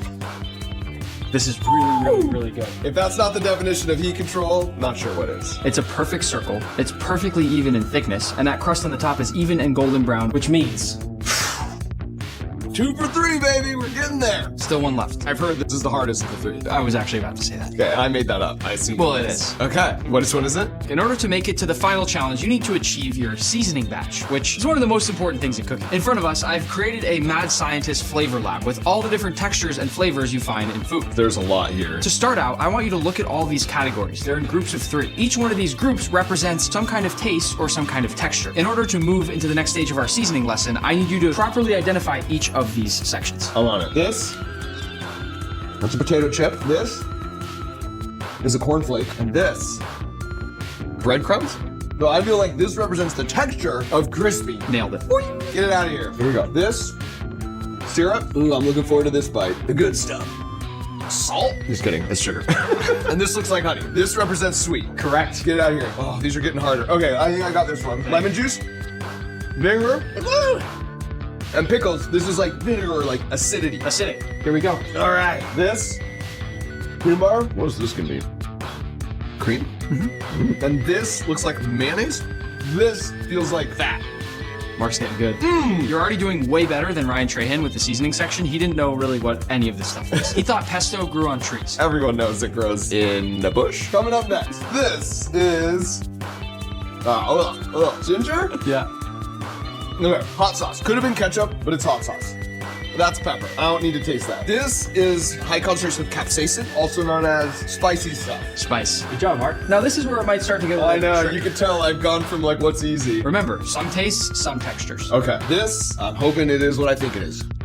I thought that was coconut. That was not coconut. It was not coconut. What is it? It's Parmesan cheese. There you go. This is a mushroom. I don't need to taste that. Well, I'm gonna do it anyways. This. Any guesses? Soy sauce? What is that? Worcestershire. Oh, Worcestershire. So this is umami? Wow, I didn't think you'd get that. I made that up. I don't know what umami is. I've heard people say it. That was a Hail Mary. What does umami mean? Sort of like a taste that makes you want to keep eating. I thought that was sugar. This I know what it is because I grow it in my yard. As suspected, it smells like toothpaste. This is mint. Mm-hmm. This, I have no idea what's about to happen. Sour cream. Nope. What? Okay. Yogurt. Yeah. Last one. Cucumber. What are all those doing to you? It's like refreshing. Close. Cooling. There you go. Okay, 2 more. This looks kind of delicious.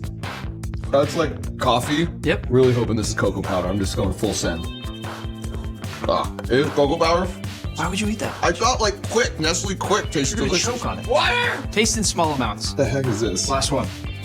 It tastes like gross Sprite. Tonic water? Yeah. What do they do to your palate? They make it bitter. Bitter! I pulled that out. This last one should be pretty easy. This looks like it's kind of like feta or blue cheese, which I love. That's feta.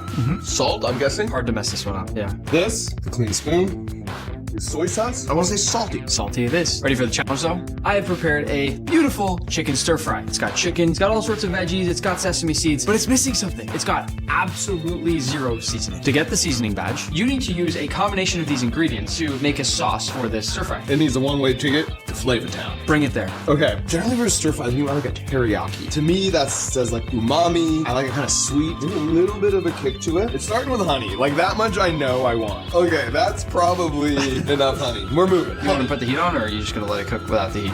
Oh, that's what happens when you flood the room with gas and then light a spark, kids. Now, this was the Worcestershire sauce. I just want a little bit of that. Soy sauce is like a given. I did a lot of soy sauce. Okay, I'm gonna mix this in. Next up, go with me on this. Little potato chip. You never saw that coming, did ya? I think a little peanut butter, to be honest. And it's gonna give you a little bit of that fat. Get those lipids in there. Mix that up. A little bit of the hey, how are ya?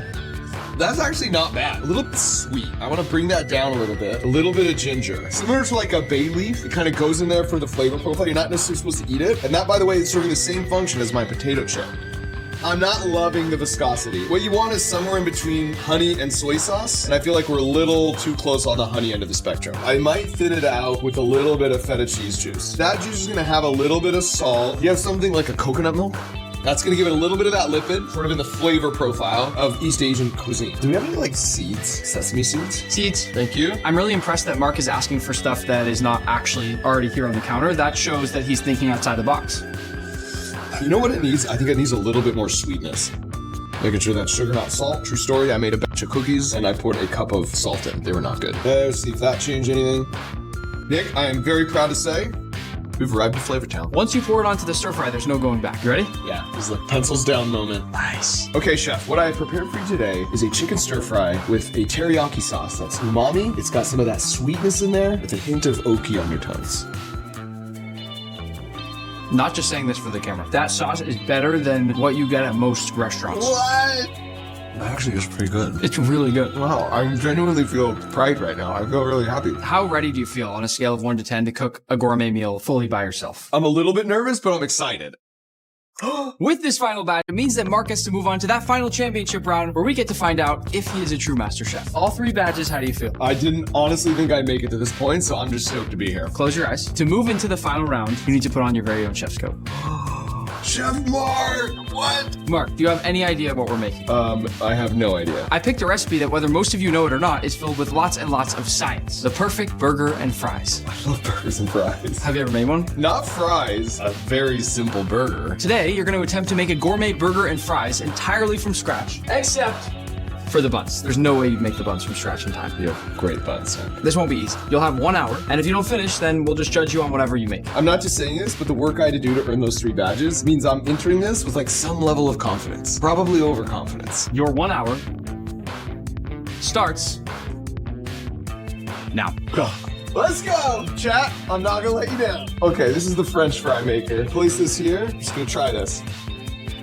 Ooh, smooth. Never cut potatoes like this for French fries. I love this little machine. Get those in cold water right away. Okay, ice. The cold water is gonna pull the surface starch off these fries, and that will make them more crispy. Scientifically, we're making crunchier fries, baby. What's next? I make my sauce. This is for the burger. You know what I like is a good fry sauce. In Utah, they have this stuff called fry sauce, which is basically just mayo and ketchup. I'm just gonna mix this. That's good. Ooh, my knife. Be careful. This is a big moment. Not bad knife skills for someone who's never cooked before today. So this is adding a little bit of texture, a little bit of saltiness. It's my bench scraper. Feed them in there. Time for a little taste.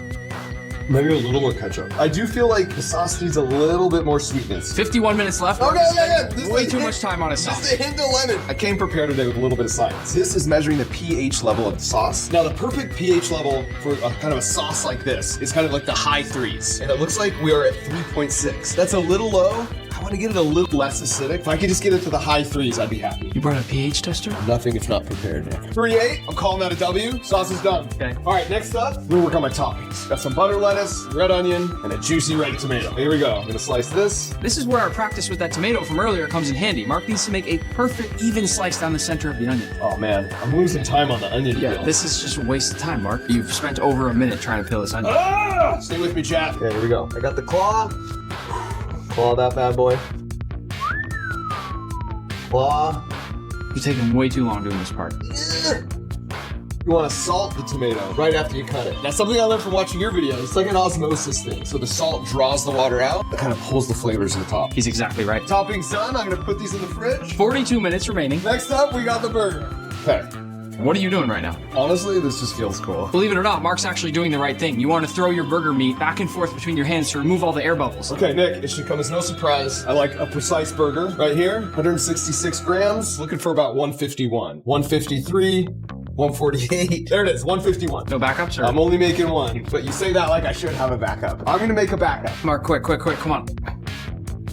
I feel like I shouldn't have to say this, but never pull out a ruler when you're making a hamburger. Just wasted a full 25 seconds doing that. When you see how perfectly these burgers fit on the buns, you're gonna regret that statement, Nick. Now, I'm seasoning high up because that gives you more of an even distribution. I really like to go high, Nick. Burgers are ready. 34 and a half minutes to go. You need to just... Gotta clean my workstation. I was about to say that. You don't need to say it, I'm a chef. I'm wearing the freaking white thing. Next up, fries. They've been chilling in that cold water to really draw out the starch. Now I'm just gonna like pick the best ones. Get out of here. Don't need that. Pull out those fries. Quick. Okay, I need oil. All right, I can help you with that. Oh, this is cooler than I was anticipating. You're gonna double fry these French fries. It makes them much crispier. Sounds delicious. And it's a little bit of a challenge I'm throwing in there for you because it's gonna take you longer. And you only have 29 minutes left. Woo. Okay, here I go. Watch your face. Ooh, that's starting to bubble up real nice. That is a nice, gentle boil. There we go, right on time. I realize there's an art to cooking. There's a science to it too. I mean, these are all physical properties that are happening that are affecting changes in the food. Admittedly, I don't have the art side as much, so that's why I brought all my instruments. Normally when you double fry French fries, you want to go ahead and put them in the freezer for a while until you fry them for the second time. But since Mark's here, I wanted to bring him a treat. I got you some food grade liquid nitrogen. Liquid nitrogen! This part is kind of dangerous. That goes on for safety? I'm not stopping the time for you, by the way. I don't need you to stop the time for me. We're just pouring the liquid nitrogen into this bowl here. So to be clear, we're doing this so you can freeze the fries faster and not run out of time for this challenge and then fry them again. All right, here we go. Liquid nitrogen. This one's for you, chat. Only the best. Here we go. The most scientifically proven way. You can see with the Leidenfrost effect. Nobody knows what the Leidenfrost effect is. Leidenfrost does. It's named after him. Look at these little balls. They're kind of evaporating and rolling along the surface. Let's go. This is how you freeze French fries. See if they pass the sound test? Oh, that sounds amazing. Mark, that was really cool, but guess what? What? You only have 21 minutes left. Oh, no. Oil. Time to put it back in? Clean your workstation. I won't let him proceed until he keeps his workstation clean. It's not part of the deal. Oil. Our oil is up to 375. This is a little hotter the second time through. Fries in. Let's go. Very frozen fries in. We just kind of let them cook for the second time. All right, Nick, I brought another tool. This is a decibel meter. The thought here is I can measure the crunchiness of the fry. We look up, what's the ideal crunch for a fry? About 60 to 70 decibels. There it is. I'm gonna take one out right now, and then we'll measure the crunchiness using the pressure waves of the sound. Okay, here we go. Moment of truth.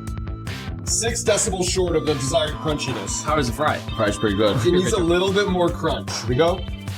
Got it! We're like low 60s. These look amazing. Now we need to salt these from a high elevation.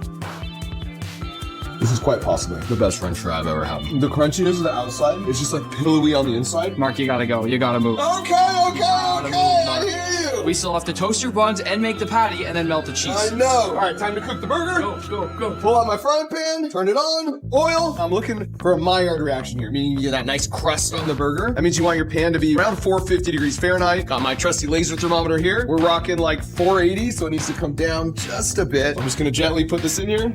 Laid it away from him, that's good. Making sure we have full surface contact so that Maillard reaction can take place. Come on, baby, chef hands. We got one more tool here. This is an infrared camera, but it's not just a thermometer, like it visually gives you that indication. Oh yeah, that's an even cook. Just the right temperature. 11 and a half minutes to go. You're kind of gotta get close to that. I feel like I gotta make up some time here. So go ahead and flip away from me.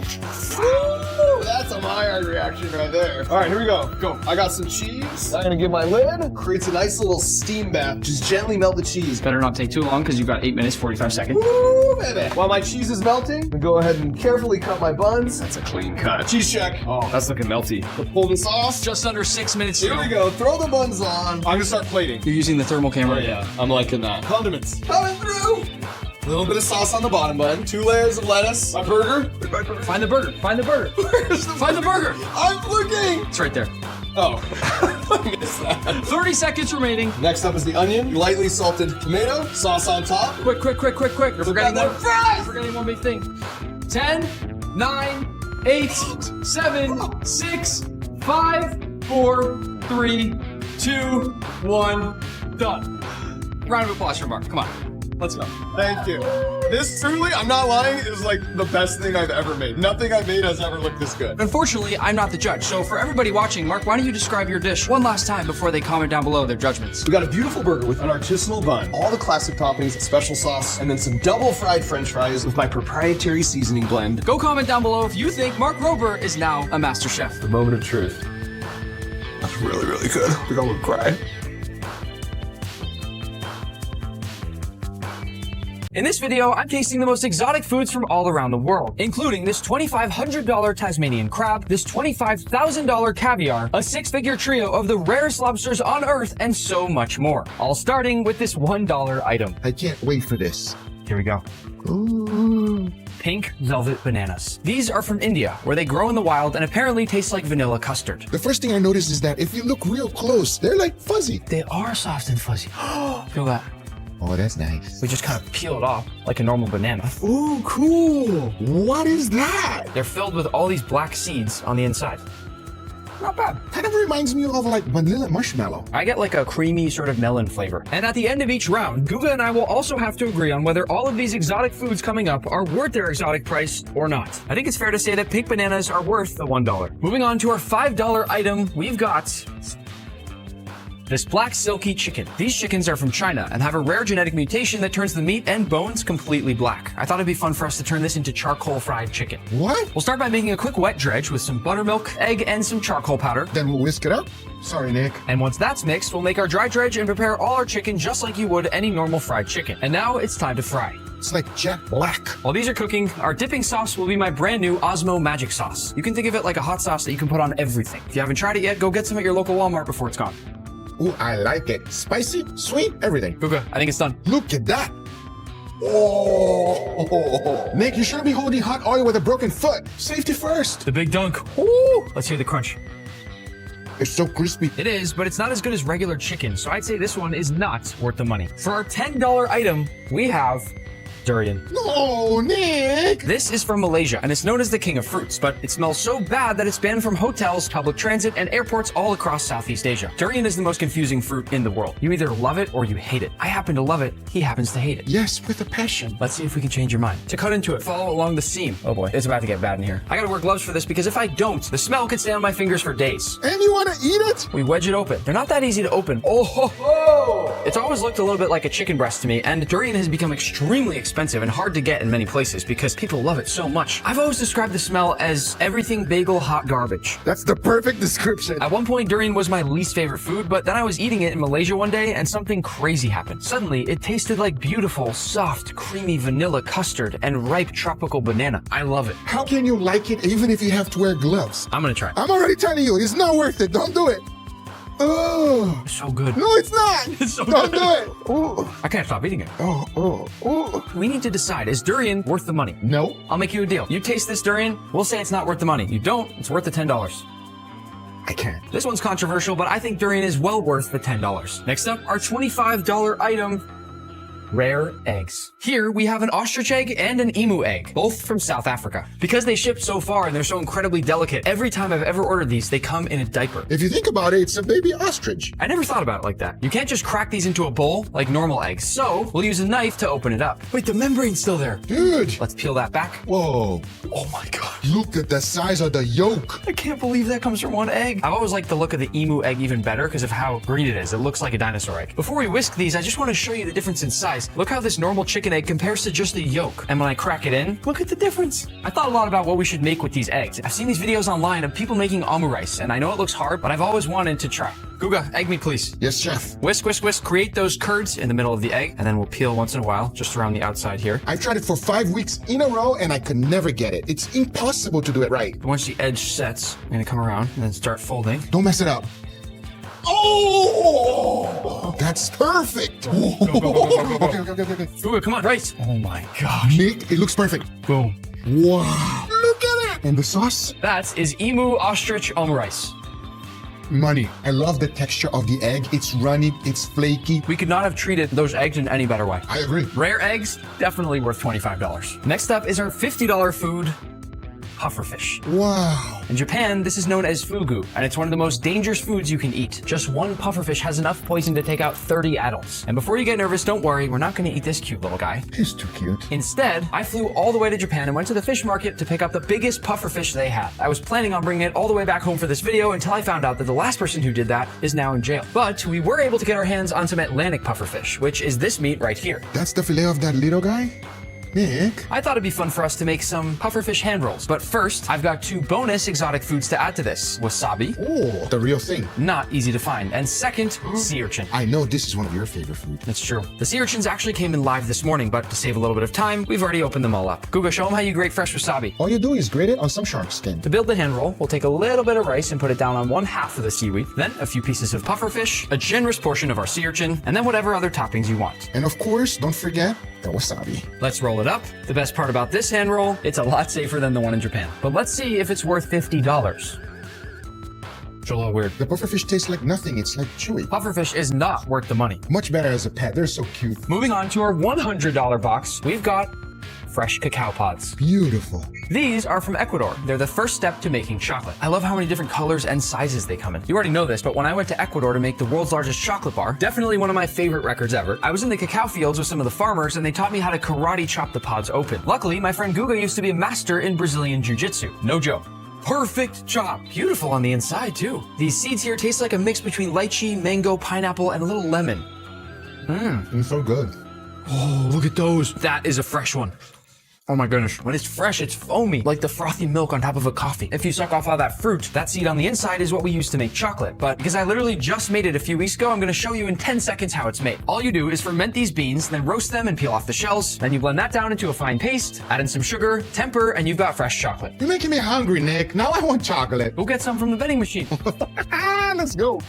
In addition to that vending machine, Mr. Beast also sent this briefcase which has a surprise for some of you. It's filled with signed Feastables peanut butter cups, which are quite rare and exotic because they don't exist anywhere else on Earth. I'm going to send these off to some of you who are subscribed, and you'll have to decide for yourself whether or not you want to keep them sealed or eat them. I will say they're the best peanut butter cups I've ever had. They're made with real chocolate and simple high-quality ingredients, and the peanut butter is also creamy, just like you'd find in a jar. They also happen to be my grandma's favorite food. I secretly filmed her the other day, and you gotta watch this. That's quite a good combination, almost too good. If you didn't know, Feastables ethically sources their cocoa, pays their farmers fairly, and only partners with farms that protect children. Go try some. $100 for those cacao pods. Was it worth it? I'd rather just buy chocolate. I agree. Cacao pods are not worth the money. Moving on to our $250 item, we've got Queijo Figueira. Oh, wow. This cheese you're about to see is from Brazil and has won gold at the World Cheese Awards. It's also gone extremely viral online for its unique look. And I got the whole wheel. Come on in, Beatrice. This cheese is so incredibly hard to find. We had a subscriber very kindly fly all the way from Brazil with the wheel. Mas como que você conseguiu isso daqui? Porque lá no Brasil mesmo é impossível de conseguir. I don't know what they're saying. Muito obrigado. Wow. You don't understand what is in front of you. There's the label. Fully legitimate wheel of cheese here. I still can't believe it. This is so rare. It's hard to get it even in Brazil. Woo! You smell it? It smells horrible. It smells like stinky feet. It's very moldy, huh? Yes, it is. Look at it. And listen. We get one cut. Oh. Coca. Is it as good as we thought? It's better. No. I can't believe you got it. Smell it. Oh my gosh, it smells so good. Yes, the inside is good. The outside is like stinky feet. It smells nutty. It smells buttery. It's like this perfect combination between cheddar cheese and Gruyere. I think it's the best smelling cheese I've ever smelled. Let's first take a little taste. Look how holy it is. A little bit more like Swiss cheese than I thought it would be. A little Swiss, a little Gruyere, smells like cheddar. Super buttery. Incredibly nutty. And you can feel the funkiness. Yeah, it's a little weird. What are you gonna do with it? I've got a pretty good idea in mind. Of course, what else could I expect? Should we dive in? Yes, let's go. Let's dip. Oh. Look how beautiful that looks. That cheese is amazing. I gotta get a baguette up in here. Is that too much? I don't think so. Oh, I'm gonna melt. Look at that. I really truly think this is the first time anyone's ever used this cheese to make a cheese fondue. Brazil will be proud. Is Queijo Figueira worth $250? Yes, 100%, even more. I will pay even more. Confirmed, this cheese is absolutely worth the money. Now for our $500 item, get ready. A plastic swordfish? Wait, no. We got a whole swordfish. Of course we did. You may be thinking to yourself, swordfish isn't that exotic, but with the sword on, it is. Fishermen always cut these off at sea because they're extremely dangerous when you leave them on. In fact, this is the first time I've ever seen a swordfish with the sword on. Not for me. One almost took me out. It's a shame it didn't. We're gonna cook this in the coolest way possible by cutting out a perfect ring. Look at that! Then we just need to make the second cut. Wow. Now we salt bake. This might make me love swordfish again. All you do is combine a bunch of salt in a bowl with a couple of egg whites, a small splash of water, and then mix it all together. Most restaurants charge hundreds of dollars to do this to fish, but you can do this all by yourself at home with just a few simple ingredients. You know your salt is ready when you can grab some and it holds together like this, but then crumbles back easily like wet sand. To put it together, add salt to the bowl, and then spread up the sides like this, and in goes our fish. we cover the fish in the bowl. It's gonna get a little messy now. You'll see what's gonna happen in just a moment. Just trust the process here. And this next part's gonna be a team effort. I'm gonna push this down and then Guga, ready? Flip.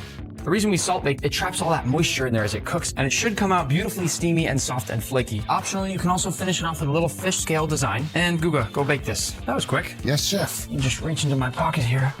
Whoa! Is that the swordfish sword? A little sharpened. It's not gonna cut it, eh? It's cutting. I'll be honest, I didn't think it was gonna cut it either. Ow! What? Oh, I'm just kidding. Oh, can't believe this is working. Do the honors. Whoa! That worked extremely well. Open that up. Can we take a bite? Yeah, but first let's take this out. Oh, it's falling apart. That's how you know that is tender. That does not happen normally. Let me just get a slice for both of us. Are you cutting the swordfish with the swordfish? Just to show how fall apart flaky it is. Wow. Look at that. See that? Cheers. Cheers, brother. Whoa, that is delicious. It's so juicy. I can't believe how juicy it is. There is water dripping off my hands. It's the best swordfish I've ever had, by far. Me too. Keep in mind, we only took out one piece, and we have an entire swordfish back there. Was it worth the $500? Yes. Swordfish, worth the money. Next up is our $1,000 item.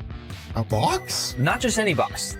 This is Elvish honey. This honey comes from a single cave in Turkey that's 2,000 meters deep. And I also got some full honeycomb frames to show you what it looks like before it's placed into the fancy bottle. That looks expensive. They only harvest from the cave once a year, so we got bottle 131 out of only 200. That's a real cool bottle. I say we try a little bit all by itself. Open up like a baby bird. Doesn't taste like normal honey at all. Not very sweet. It tastes a little bit like honey-flavored medicine in the most beautiful way, though. And it's very smooth, too. It's not a thick honey. It's a little bitter. Towards the end. Quickly, I want to turn it into one of my favorite sweets of all time, honeycomb candy. I love honeycomb candy. This is going to be the most special honeycomb candy you ever have. Makes it real good. If we're only at 1,000, I cannot wait to see what's coming up next. Keep watching because we still have almost $200,000 worth of exotic foods, including one that is so rare it should be considered priceless. Get ready for this because this part's fast. Pour the baking soda, we stir, watch it puff up like this. That is awesome. And then quickly, we go on to our baking sheet. Wow. Oh, and just wait to see how it looks after we crack it open. Let's let it cool. How good does that look? It smells incredible. Here we go. Oh! That could not have broken any better. Let's taste it. Oh, it's so good. I can't believe how light and airy it is. Sweet, but not too sweet. The snap, the crunch, definitely worth the money. Moving on to our $2,500 item.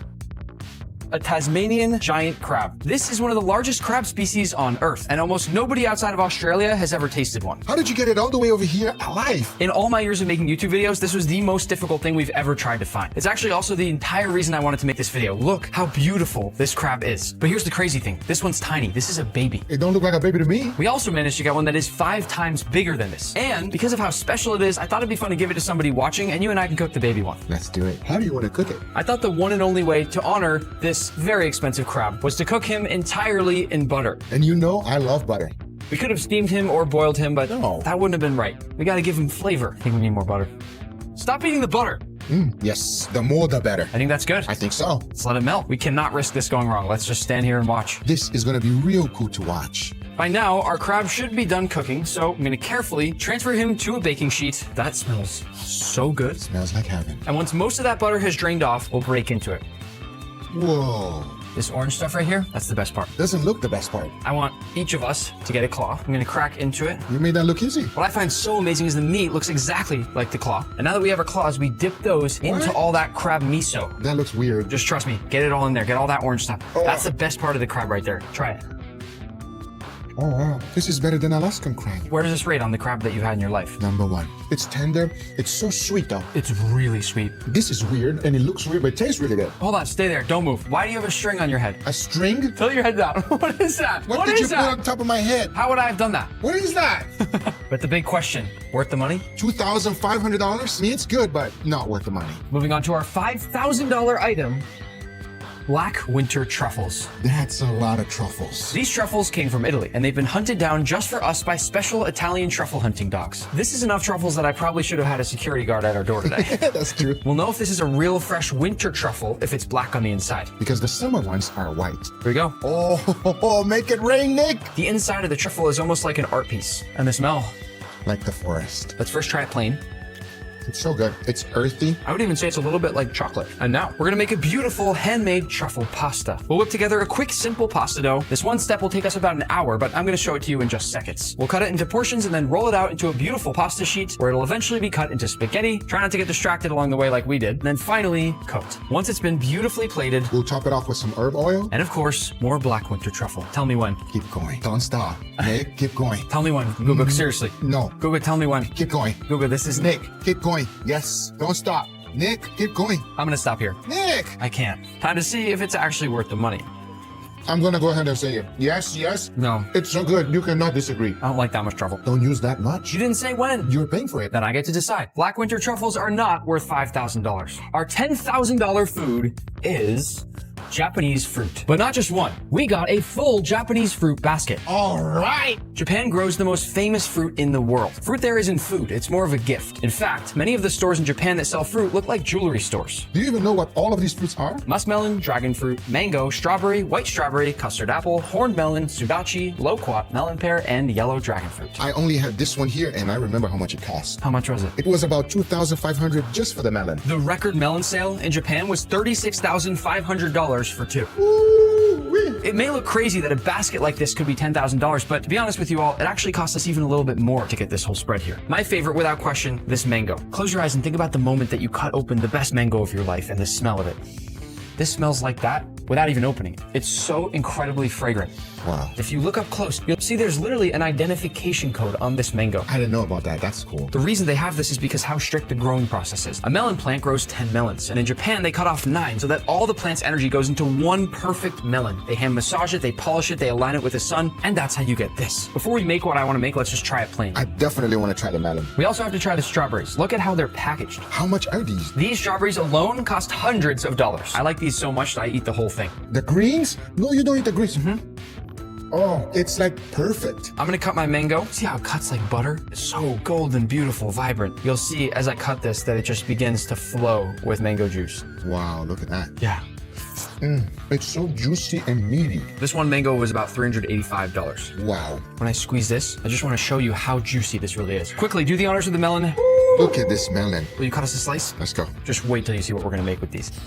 It's juicier than the mango. Here's what I want to do with the rest of our fruit. Have you ever seen those Japanese fruit jelly cakes? That looks really cool, but I've never had it. Let's not make them wait and watch us cut all this fruit. Let's just bring them on in.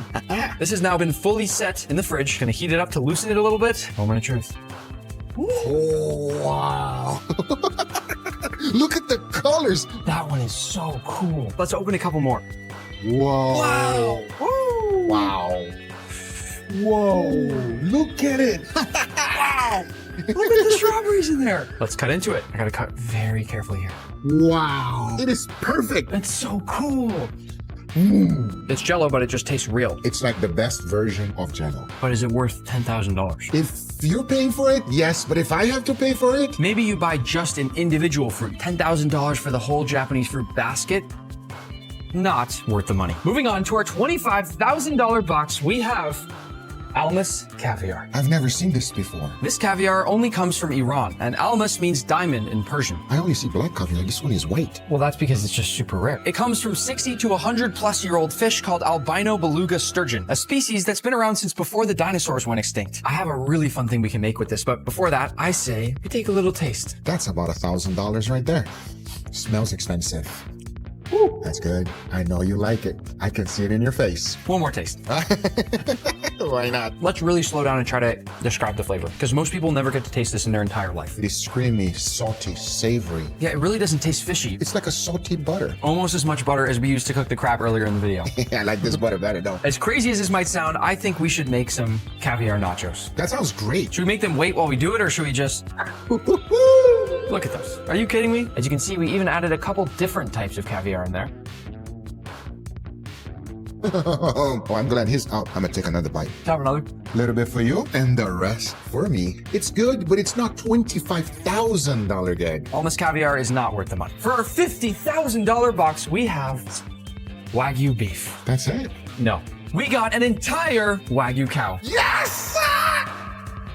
I knew he'd be happy. Yes, you're doing it right. In front of you is an entire Wagyu cow straight from Australia, the second best Wagyu in the world behind Japan. You got the ribeye, the tenderloin, the shank. I can't believe it. We even got the tail. The head looks kind of different though. It's not a real head. I didn't want to scare them. So what do we do with it? Let's cook the best part, which is the picanha. But wait, I want to give you 5 seconds to see if you can identify where the picanha is. 5, 4, 3, 2, 1. Tell them where it is. Number 7. Be honest in the comments if you got it right. Picanha is possibly the most famous food from all of Brazil. Picanha is very rare to get at Wagyu. I don't know how you got it. Oh, I got it from my friend Tom. Hey guys, let me just clean off the board real quick.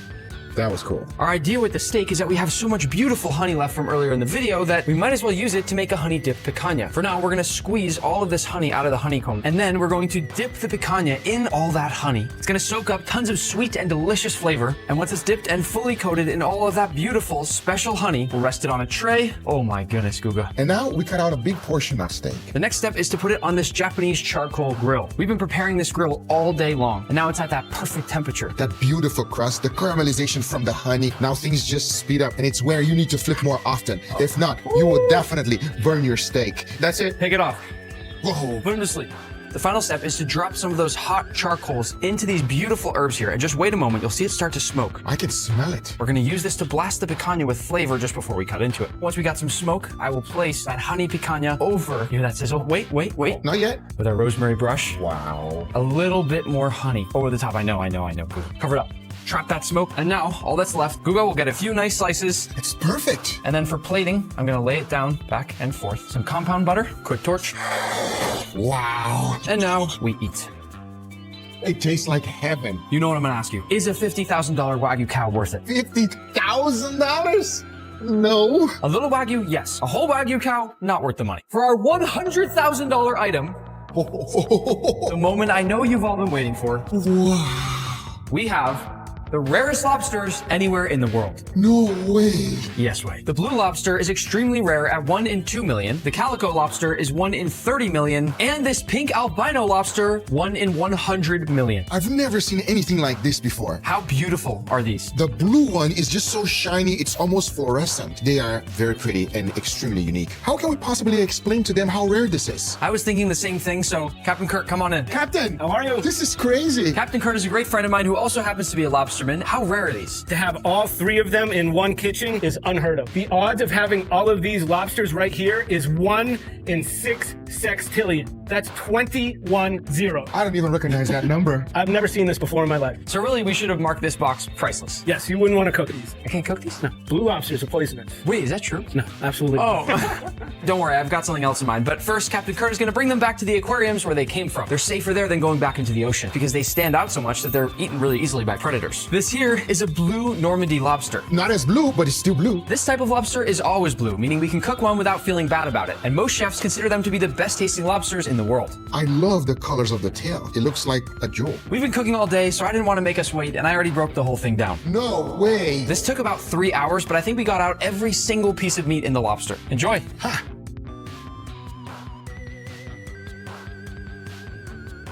This is Remy, and for the past year, I've been teaching him how to cook. I know, it sounds crazy, but what if it's not? In the movie Ratatouille, a food-loving rat dreams of becoming a chef, and that dream becomes a reality when he unexpectedly becomes friends with a young kitchen worker at a fancy restaurant in Paris. The two of them team up and eventually impress the most feared food critic in all of France, and together, they prove that anyone can cook, even a rat. It's one of the best movies ever, but that's all it is, just a movie. But it got me thinking, what if I could actually teach a rat to cook? Rats are one of the smartest species on the planet, with great problem-solving skills, an incredible memory, and even high emotional intelligence. And most importantly, they're very trainable. So I did what any YouTuber would do. I got a smart-looking rat and built a full custom kitchen with every piece of specialized equipment a rat would need to cook the perfect dish. Then I brought in a food critic who's never seen the movie Ratatouille, dressed him up as Anton Ego, and tricked him into eating food that had been prepared by my rat. And I'm gonna show you how I did it. Before cooking anything, the first step is to wash our hands. So go over to the sink and just wash your little paws. I don't know if you remember from the movie, but Remy washes his hands with 1 single drop of water. Remy, wait right there a sec. Gotta wash my hands too. Once we both washed our hands, it's time for Remy to choose the proper ingredients. This custom shelving will allow the rat to start right here, then go all the way up to the top, and then starting from the top row all the way down, hit all these levers that'll choose the correct ingredients along the way. There are 6 ingredients here that are correct. The rest are wrong, so we better hope he doesn't choose any of those. Okay, Remy. 3, 2, 1, Go. 2 ingredients on the top row. First, basil. Great job. Hit the oregano. Oh, you got it. Second row has nothing that you should hit. Good job. Third row, yellow squash. Great job. Hit the zucchini. Come on. We just need 2 more. Eggplant, you got it. Uh-oh, what are you doing? We don't need broccoli. I'm not mad about you having a little snack, though. That's okay. You deserve it. We need the tomatoes to make ratatouille, though. Come on. Good job. Come on out. You're done. Come on. Here we go. Now that Remy has properly selected all the ingredients, it's time to chop. This part is very important. You ready? Let's start first with the zucchini. Because knives are dangerous, I'm gonna help with this part, and using Remy's weight, we're gonna carefully go ahead and just start chopping. These have to be very nice thin slices, and I have to make sure that Remy doesn't actually eat them as we go. Let's go now with the yellow squash. Remy, you are doing a fantastic job, and these slices look amazing. The third of our 4 vegetables is this eggplant. Probably my least favorite, if I'm being honest, Remy, but it's important in a ratatouille, and we just can't skip it. Don't eat the eggplant, that's for later. The last one is this Roma tomato. People will often choose Roma tomatoes for a ratatouille because they're a little bit firmer than most tomatoes. And now that all our veggies are cut, I need some help carrying them over to the next step. So next important step in cooking is putting all of the ingredients onto the plate. Hey, Remy, help me out. One of the most important things about being in a kitchen is having everything neatly organized, and the fact that Remy's helping me this much right now is amazing. Oh, don't eat the vegetables, that's for later. We've cut our veggies, but ratatouille is not complete without that base sauce. But first, we need a saucepan. What a cool looking red Vespa you got there. Good job. Next up is making the sauce. You tell me, where do we start? Remy is trying to turn on the flame, which A, I don't think is a good idea, and B, does not seem to be working. I'm going to place you carefully over here and then turn on the fire for us. And if you can start spinning that wheel, it'll put the olive oil straight into the pot for you. There comes the olive oil, and keep it going, Remy. Keep going, and that's perfect. So we will go in first with our garlic and then in with our onion. That will be the base of a delicious sauce. As you know, Remy, the key to cooking off onion and garlic is making sure that it doesn't burn and making sure that you're stirring it constantly. And because you have just tiny little arms that can't really stir, we have this automatic stir set up, but somebody needs to turn it on. And because I'm not cooking any of this, you are. You ready? Let's go. Go up the step stool, hit the button, and here we go. It is on. What I like right now is that Remy's smelling to make sure everything is cooking properly, and that is the mark of a great chef. And it really smells amazing. To get our canned tomatoes that'll finish out the sauce, we've created this massive pulley system that'll allow Remy to climb up these stairs, then get in this pot and go down the pulley, and this will then bring the can of tomato sauce up to us where we can then open it together. Remy, ready? Go. You got this. Go, go, go, go, go. All the way up to the pot. The pulley should start to go. Whee! Boom. We got the tomato sauce. Remy, great job. Now to open the canned tomatoes, this is an automatic can opener, and I need you to hit the button. Here you go. It's going to be a little bit of a ride. That looks like fun. And now hit it one more time to finish it. Our sauce, as I'm sure you can smell, Remy, is smelling incredible. So now it's time to throw in those crushed tomatoes that you opened up. Ow! When you're finished eating my ear, focus on the sauce. We just need to let this simmer for a little bit. And once you tell me it's ready, I'll help you blend it up. Remy, you've gotten really good at cooking because that right there is a perfect sauce. Stirring up this sauce is another one of those things that Remy wouldn't have done a great job with, and I think it's a little bit too dangerous. But remember, Remy still basically made this entire sauce all by himself. I just have to help with a bit of presentation to make sure it looks perfect for our food critic. Also, if you remember from the movie, Linguini helped Remy all the time. For now though, we gotta taste this sauce. Let's get up nice and close. First, just smell. It smells good, right? I know you want to taste it. Let's go. What do you think? I'm gonna taste some while you're tasting it too. That's actually really good. Before we start to assemble the ratatouille, we need to preheat the oven, so you tell me where to stop. Okay, down, down. Is 310 good, or do you want it a little bit lower? Remy seems to be losing interest. Maybe a tiny bit lower, like 300. Is that good? We have preheated the oven, and now it is time to start ladling that sauce right into our pan. You just tell me how many scoops you want. More? Okay. Okay. This just made me remember one of my favorite scenes in the movie where Remy spreads out the sauce for the base of his ratatouille. It looks so good, and we have to try to make it just as smooth as that. Now it's time to plate, and that means Remy's gonna crawl all the way up around me and right onto my head. We need to do this together. To layer the perfect ratatouille, we already have this beautifully cut plate of vegetables. Remy, your tail is right in front of my line of sight. We'll grab 1 slice of eggplant, 1 slice of tomato, 1 slice of zucchini, and 1 slice of yellow squash. Does that work? Yeah? I'll go right down into my pan, and then we'll just continue with those same layers, going all the way around until we have a beautiful pattern. Remy, anytime you think of something or see anything out of place, you just have to tell me. With the top-down view that you have here, you probably have a better line of sight than I do. Also, while you're up there, just make sure you're keeping an eye on the oven, because the second that is preheated and ready to go, we should have our ratatouille assembled and done so that we can get cooking, because that food critic is hungry. We've added in our final layer, and our ratatouille is ready to cook. Remy, why don't you just take a closer look to make sure you're happy with all this? The last step before putting it in the oven is to do a light covering with parchment paper, and we are good to go. While the ratatouille is baking, I'm gonna do a few fun tricks with Remy while I remind you to go hit that subscribe button. I need your help to become the biggest food and cooking channel in the world, and also, if you're already subscribed, please make sure you go turn on notifications so you don't miss more videos like this. If Remy hits the bell, that means the ratatouille is done. And the last step before we serve it to our food critic is to actually plate our ratatouille. This has to look perfect so that our food critic suspects nothing. Now, plating a ratatouille can be very tricky. We'll start collecting up small amounts of all of our vegetables. And again, we need to make sure the colors look really nice. As you can see, I'm sort of picking through all the ones available to make sure that they're evenly sized throughout. And because this has to look perfect, I'm going to be a little bit picky. Once we put together a nice stack of vegetables here, I'm going to go ahead and place that into the center of our plate. As you know, Remy, we need to build some height for this thing to really pop. And then together, we're going to press down really hard to make sure that that's in there. Now, Remy, there's sort of a moment of truth as I pull the ring mold off our ratatouille, and that should hold high and tight just like that. And then to finish, I'll place a few more veggies right over the top. We'll add just a light touch of olive oil to give them that nice glisten. And then this part is really important because we worked so much on the sauce. We need to carefully go right around the ratatouille, and we'll grab a few leaves of parsley all around the edge just to make it look nice. Everything looks done except for the grand finale, which is all up to you, my friend. In one of the final scenes of the movie Ratatouille, Remy places a single chive over the top of the dish. And even though I could easily help my Remy do this, I felt it'd only be right if Remy did the final step himself. We have our finished plate of ratatouille right here, and Remy will start by jumping up this platform and onto the end of this diving board here where there awaits this chive. Remy's goal will be to drop this chive onto the top of our ratatouille to finish the dish once and for all. Here we go. Come on, come on, come on. Think about everything we've been through together. You know where to put that chive. That right there, Remy, is a perfect, beautiful ratatouille that you just made. In fact, I think you just made history as the first ever rat to successfully cook a ratatouille in real life. Now that your dish is complete, we will face our toughest challenge yet. Serving this to the food critic, and I'm gonna leave you off to the side because he can't know that you actually made it. And now that all the cooking is done, it's time to see if we can fool our food critic into eating ratatouille that was made by a rat. But first, we'll dress him up as Anton Ego, the food critic from the movie. This is Dennis. He's actually a health inspector whose full-time job is literally going into restaurants and making sure there aren't any rats in the kitchen. So because of that, and because he also hasn't seen the movie Ratatouille, I thought he'd be the perfect person to eat food cooked by a rat. The question is, can we actually fool him? We done? Not yet. Now are we done? Yes, not yet. Please take a seat. Go ahead. Before we begin, I just want to be clear. You have no idea what's going on, is that correct? That's correct. You don't know why you're dressed up, you don't know what you're going to do, you just trusted me to come and taste some food. I don't even know what it looks like. That is true, you have not looked in a mirror, you have no idea what you look like. One more touch before we get started.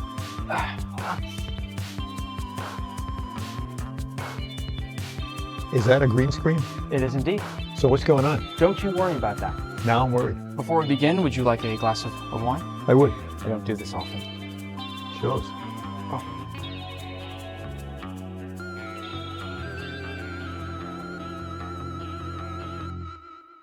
Well, that's good. Tell me when. When? I'll be right back with your food. What I've placed before you is called ratatouille. It's actually a famous French dish. It's quite simple. It's just vegetables, there's a nice sauce that's been placed on the outside, finished off with a touch of olive oil, and very important, a single chive. I have transformed everything around us into a scene from this movie called Ratatouille. You've never seen it. No. It's my favorite movie, and this is one of my favorite dishes because of that. All I want is your honest feedback. Let me try the sauce. Very good. It's kind of a simple dish, but it was executed pretty well. So if you're giving it a ranking out of 10 on the visuals and on the taste, where are you putting it? I would have to go with a 9. Would you order this at a restaurant?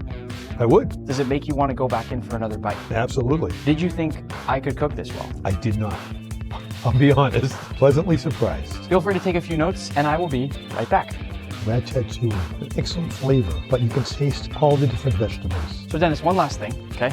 I realized I forgot to introduce you to the chef. Aren't you the chef? So surprisingly, I'm not, actually. Would you like to meet him? Of course. Oh. What? That's the chef. We spent a year training this rat to be able to cook. He actually prepared this ratatouille for you. He did. Do you believe me? No. Can I have the iPad? What's going through your head right now?